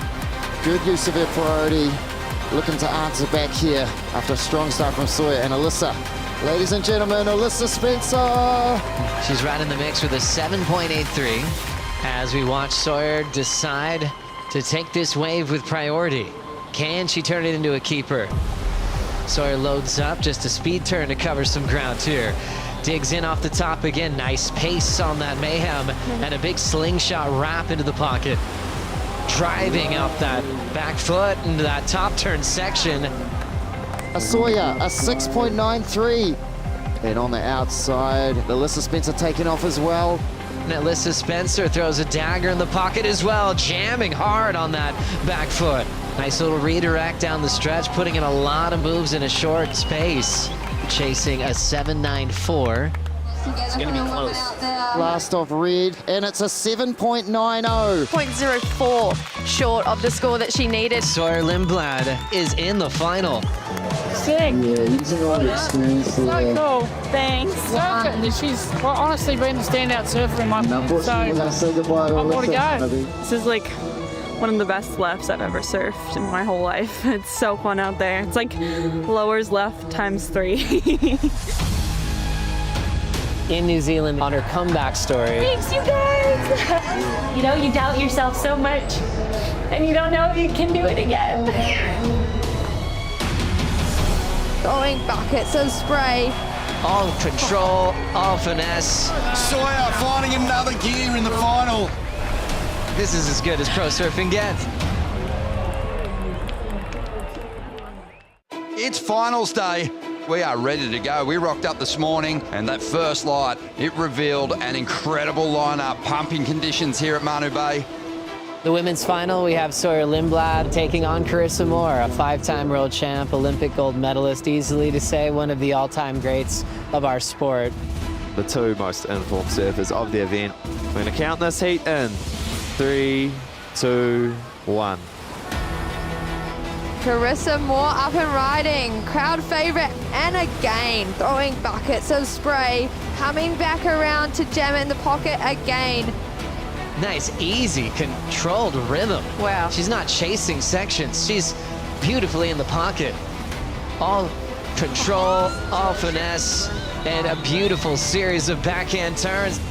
Here comes Sawyer Lindblad. Belts it off the lip line. Nice control off the bottom. Gets the snap off the top. There's that quick open face cut back. Sawyer with priority, chasing a 6.84. This is Sawyer on the inside, and she's picked off a jam. She jams it through the lip. Wow, oh, hacks back, and this is exactly what she needed after Chris got the best of the first exchange. Sawyer finding another gear in the final. Sawyer turns in a 9. So Lindblad now has the best number of the matchup so far. Here we go, live action, Carissa Moore. She tags that one beautifully. This is a good section here too, cracking it right in the pocket. The 5-time world champ goes for another. And oh my gosh, a beautiful final climb up and over that third section. So 3 in a row. As she works her way down, the crowd's already going nuts. The Hawaiian's just been delivering heat after heat, owning the top scores of the event, chasing down an 8.18 for elite change. There we go, Carissa Moore, a 9.40. You've jumped into the lead. We've got a lead change in the final. This is as good as pro surfing gets. This is everything you want in a final. Time changes the tour, but greatness keeps showing up. Carissa Moore, your champion of the Corona Cerro New Zealand Pro. The champion, Carissa Moore. Her 29th career championship tour win. Wow. Reminding herself and the world that she's still one of the all-time greats.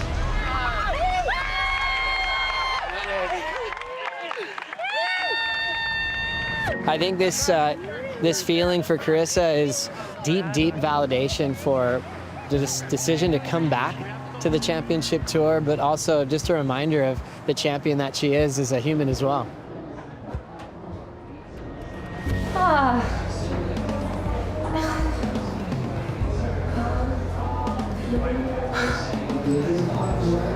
It's honestly just like a lot.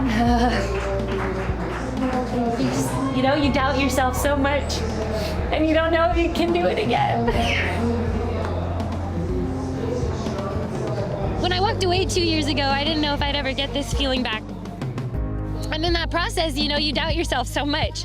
And so I think the win is just, it means so much to me. And for me, this feels like a really full circle moment.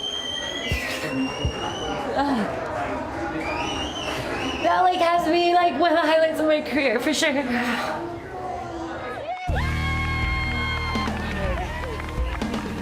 I doubted that I could do this again, that I would ever get this feeling to stand in front of a crowd and score 9s and be able to surf at a high level is like,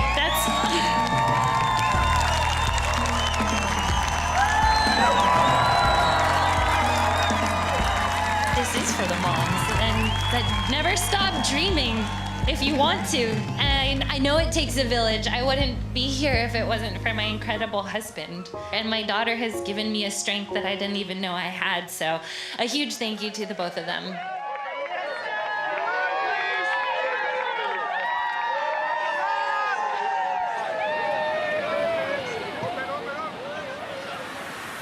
Check it out, folks. Men's final in the water. Italo Ferreira just moves on a different type of rhythm. His approach, just attack, attack, attack. That baby give me a lot of power. I'm gonna try to go big for my wife, for my family, my new history, you know? Italo Ferreira and Morgan Siblick getting ready for a start. Let's go. Right here, right now, ladies and gentlemen, finals time. Long period groundswell just waiting for us. Italo, congratulations, you are into the final. This is the result that you've been driving towards, mate. I'm so stoked to make that happen, make for the first final of the year, you know, and try to win this event. And you guys are part of history right here. Trying to enjoy every moment here, catching like every single wave, and I hope on the final we can find some good walls and try to do some crazy combinations, yeah. Italo Ferreira jams it up high. Oh my goodness. Don't you dare. Italo on a glassy bomb. Italo Ferreira just moves on a different type of rhythm. My God! He's trying to stay in the zone, and he's got Red Bulls everywhere. His approach is just attack, attack, attack. He's going to catch a ton of waves. He's going to throw airs, lefts, rights, it doesn't matter. Ramping up. Wowee! Italo Ferreira, and he is feeling it. The persona that you guys see, you know, the rock star that's necessary for this world is somebody that's different from the human that he is. Deep individual, you know, operates on a lot of feeling, and the best do that. You can see how much it means to him. Let him celebrate, you guys. It's so unique. It's so fun to watch. When the Italo show's on, it's something you don't want to miss.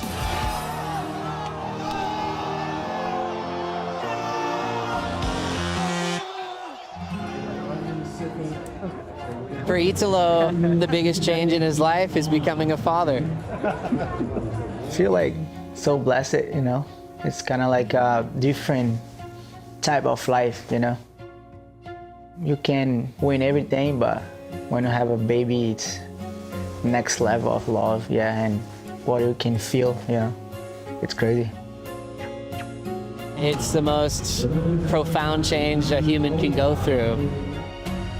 It's not about you anymore, you know, it's about the kid, it's about his futures, and then for the family. This is the most thing that in my mind. When an athlete has new purpose, a new reason to do what they do, new reason to train harder, new reason to go all out in heats, because it has more meaning. Someone say it's gonna change your life, and it's really happening right now.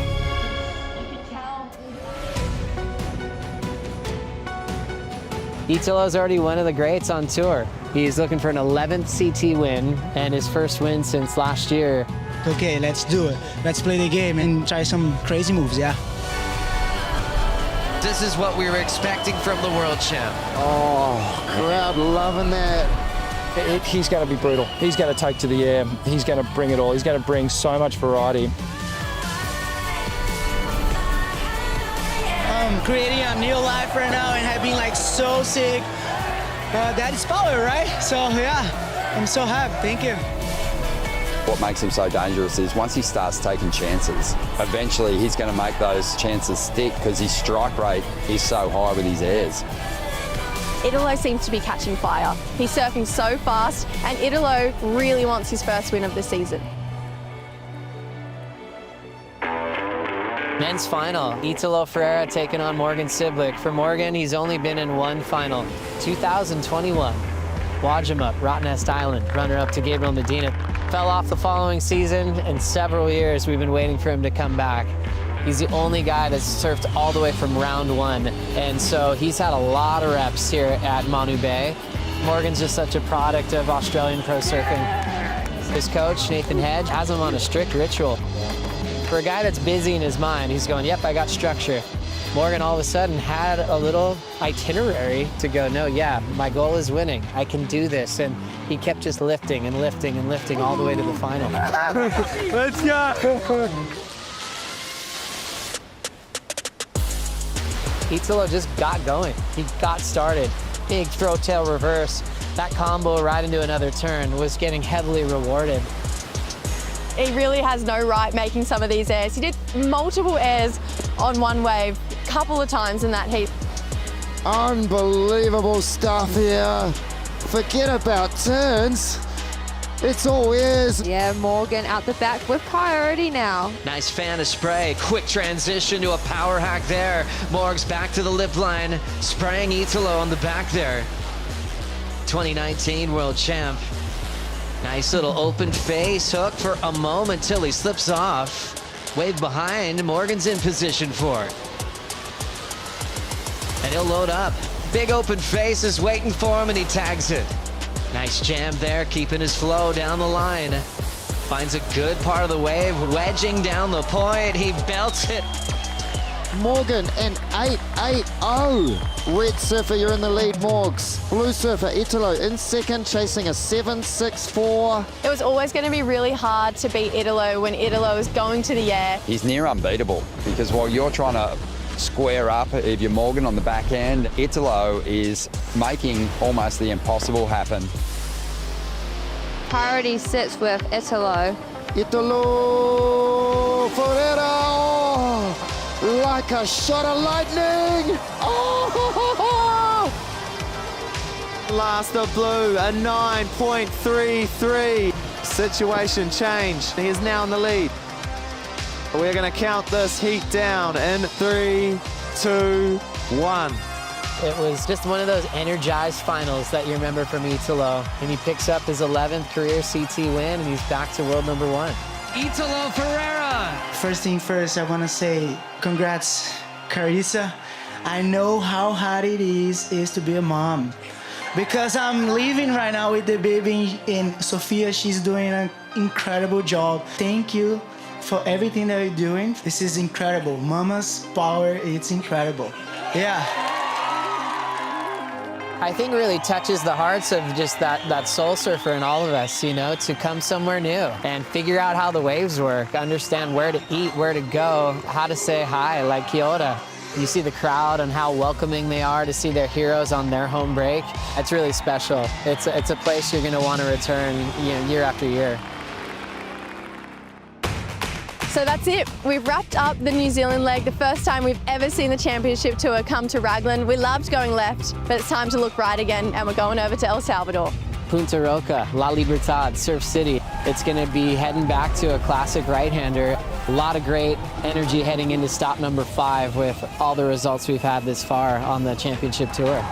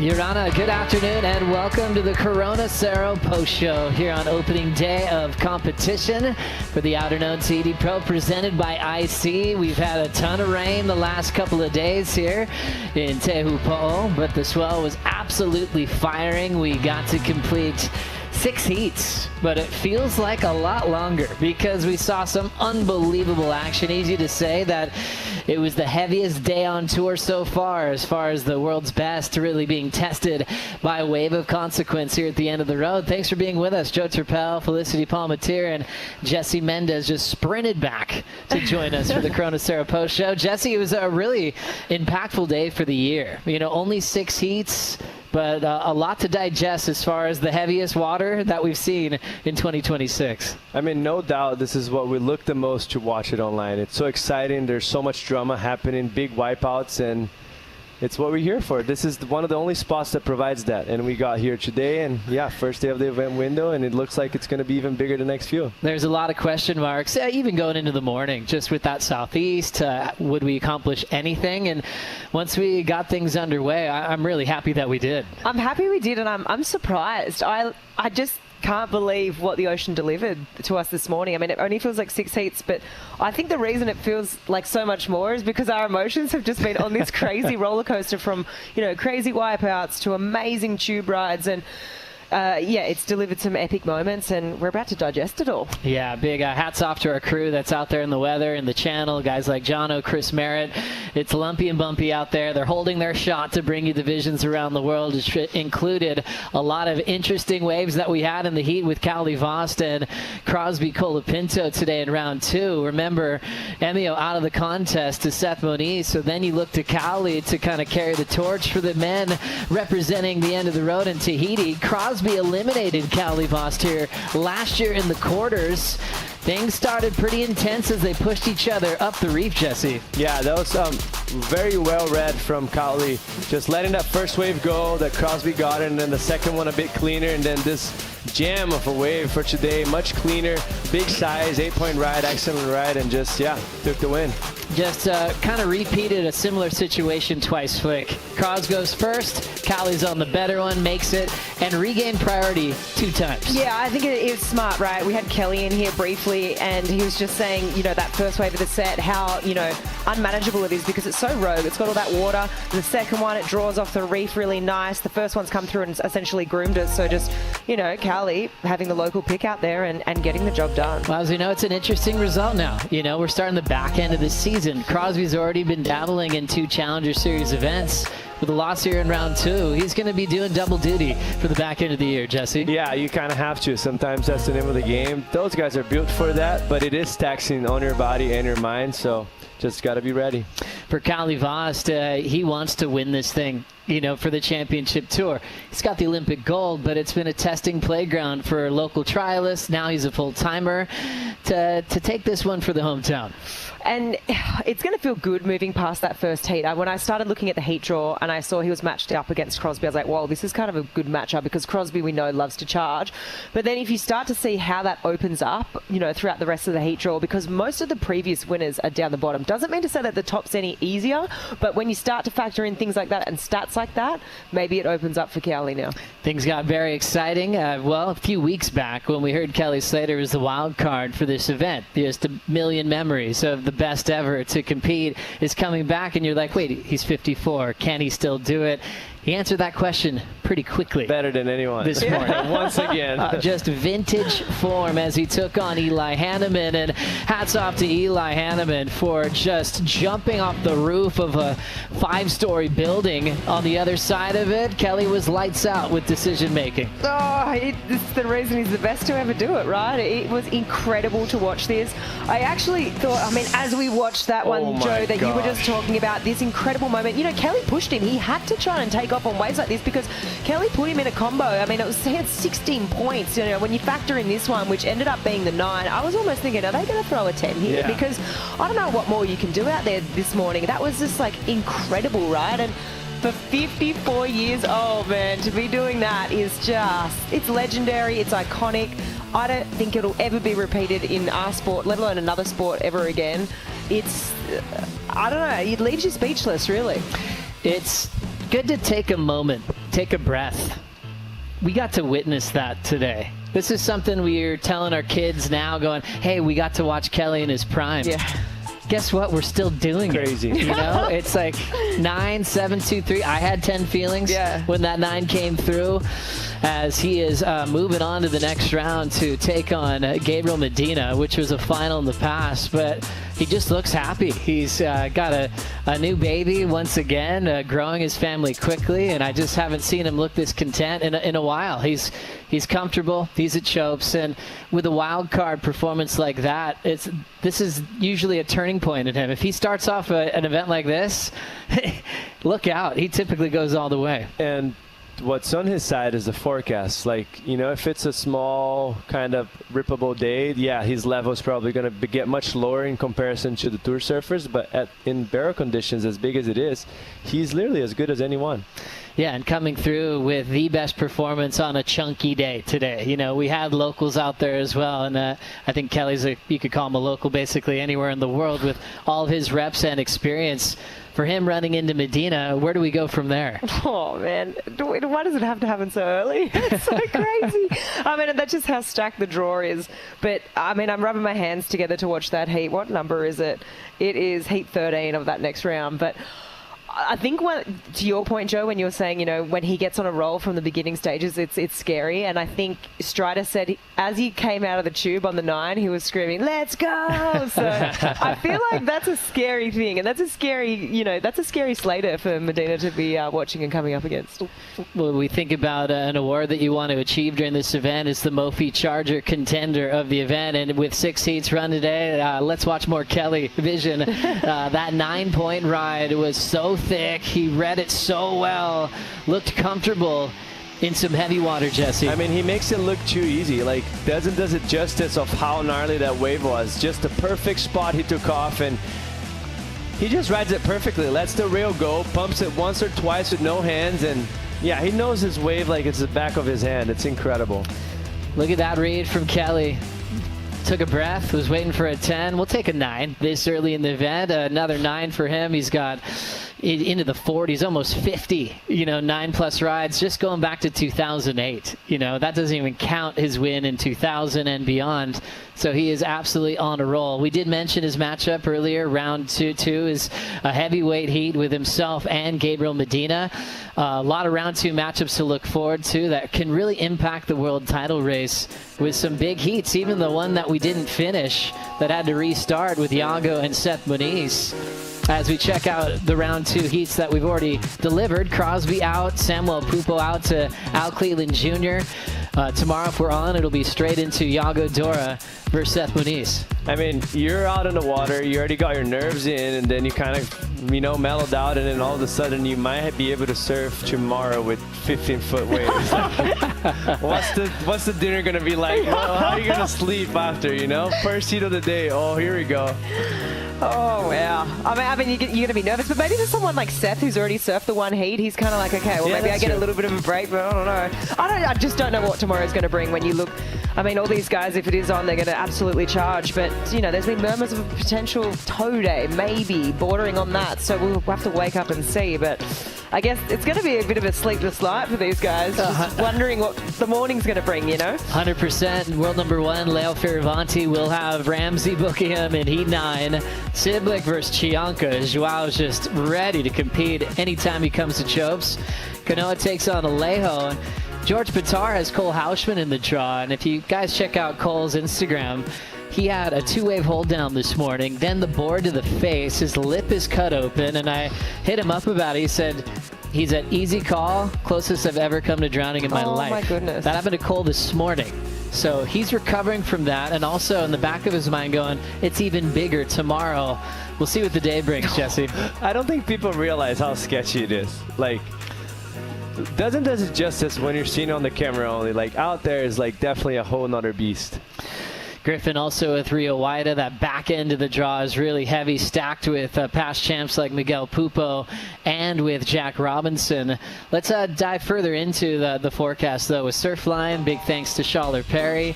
Called it really well today with that southeast wind. Got 6 heats accomplished, and he told us early that tomorrow will be the biggest, scariest day of the waiting period. Oh, man. I mean, there's no shortage of purple blobs getting around on this map, is there? And when you really look at the whole Surfline forecast for the next week, we've got no shortage of swell. You can see that next big blob moving up there. But tomorrow, I am so intrigued. I mean, we had Kelly in here before, and he was talking about maybe thinking it's going to be a bit bigger than what everyone thinks. So, yeah, I'm going to be interested to see. We're also going to have the same sort of window, right? So we're going to have that to deal with as well as you move through into the week. Next week, we're going to have plenty of swell. It drops off a little bit, but maybe a little bit more favourable winds as we move through that waiting period. So something to keep an eye on. But Jesse, I mean, look at tomorrow morning. Holy moly, there's 20 foot on the board right there. I mean, with the wind factor too, creating, you know, all that wind swell coming from the southeast, just jacks everything up, makes it even tougher. Oh, what a scary scenario with that cross onshore breeze, that really strong southeast anticipated for tomorrow. So we'll see if we do get round 2 completed. We'll wake up and check. It's not called off, so I think they want to take a look to see how scary that it might be. Earlier today, we got to really check in with the Coral Gardner crew and also WSL One Ocean to look at the great work that's been happening for several years now. Check this out. The improvements of reef restoration goes beyond the ecological impact. Planting corals is planting hope. Coral Gardeners started in 2017 in here, Moorea, French Polynesia. We started that project to help and restore coral reefs around our islands, French Polynesia, and across the globe. We've been collaborating with the World Surf League since 2019. At first, some surfers came to Moorea. Then we started to go in Teahupo'o and put some corals in nurseries with local kids from Teahupo'o and as well some of the surfers of the WSL. We need to reserve and keep the coral healthy for us to be able to breathe beautiful, clean air. People don't realize how much of a big role they play in our ecosystem. Since our collaboration with the WSL, we've created full restoration cycles in Teahupo'o. We've grown corals to maturity in the nurseries, outplanted them onto the reef and reseeded the nurseries with new corals, bringing new life to the lagoon. Our work in Teahupo'o, in collaboration with the WSL and the local community, has brought more marine life back into the lagoon. It's creating a healthier ecosystem for the fish and species that depend on the reef. They shape the waves across the islands, so it's a living playground for many people. Underwater, when you plant more corals, you see more fish coming back. Reefs are so important, and if we lose it, we can lose a huge part of the ocean.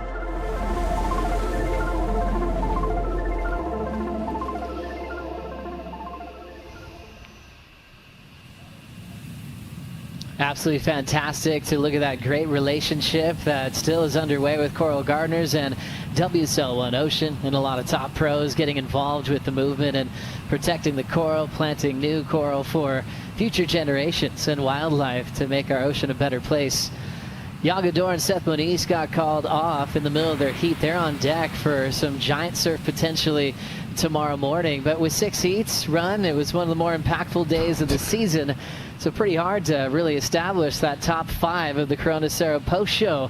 But always, you know, the glory of the ride and the make is incredible. But sometimes the wipeout sometimes provides great entertainment when you know they're okay. Yes. Coming in at number 5, making the top 5 of the list is, yeah, the beauty, the power, and maybe the nightmare of Teahupo'o. We saw some crazy power. Man. Jake Marshall this morning went upside down. I feel like as far as injury, that was the worst one, potentially. Like, it's so sketchy when you fall that way. Oh, my goodness. I mean, that was just in the free surf, right? And, Yeah. and then we had the heat itself. That was Ramsey there that just got clipped. And then, well, who's this? Matty McGilvray just going over too. I mean, he spent a lot of time underwater in this heat. A couple of reef tours, I believe. He had to do the whole trip of the lagoon a couple of times. And then he went to get picked up at the ski, but there's not enough time. Oh my gosh, that was hero helmet right there for him. Just give him all the props you can. Like, just for him to swing under that thing, that was incredible. Eli Hanneman, what a madman. I feel like that was almost tolerable that way. They've got a huge bit of coral head stuck in his board. That was crazy. No wonder we felt we did more than 6 heats, because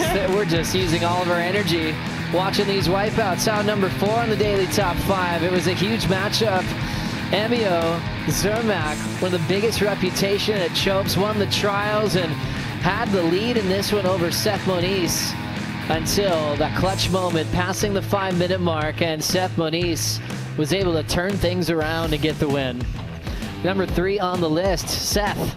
Oh, Seth, I mean, this was really clutch. He waited a long time with priority, and while Emio was, catching waves underneath him to thread this one under pressure, a couple of minutes, maybe not even left on the clock, such a long technical tube, and just the mental strength to sit there that long with priority and really wait for the perfect wave that you're looking for.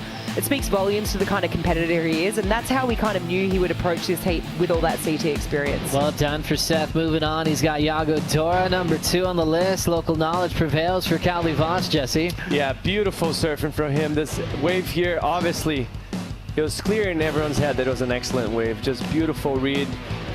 Kicks off right in front of Crosby, has a backup of a 5-point something. Crosby kind of fought back on his heat, made it very exciting, got one wave under priority, and he was still in search for another one.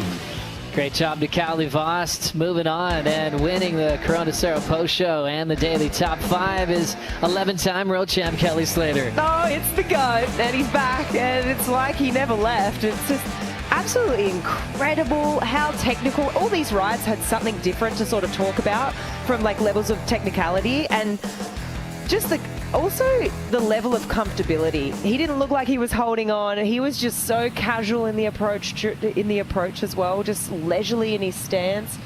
It was cool to watch. I'm really, really looking forward to his next matchup against Gabe too. Kelly That's the heat of the Gabe. event. Yeah. Final in 2014. Gabriel Medina won. That was a long time ago. 2026.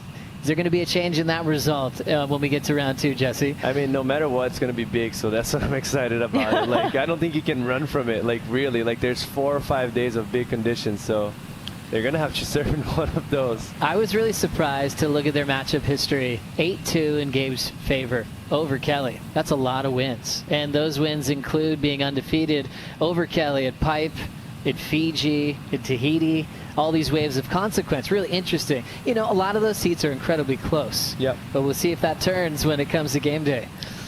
I just feel with the kind of energy we saw from Kelly and how fired up, I feel like, he isn't competing every day now. And just to see the excitement and how much he was talking about just going to keep the adrenaline down and how fired up he was, I think we could see some fireworks. I don't know what way it's going to go. I can't pick it really, but when we had him in the booth, he seemed pretty fired up. He seemed like he was like, yeah, all right, cool. Let's get it done early then. That was his words. Absolutely love it. Love it. Thanks so much, team. Jesse, Flick.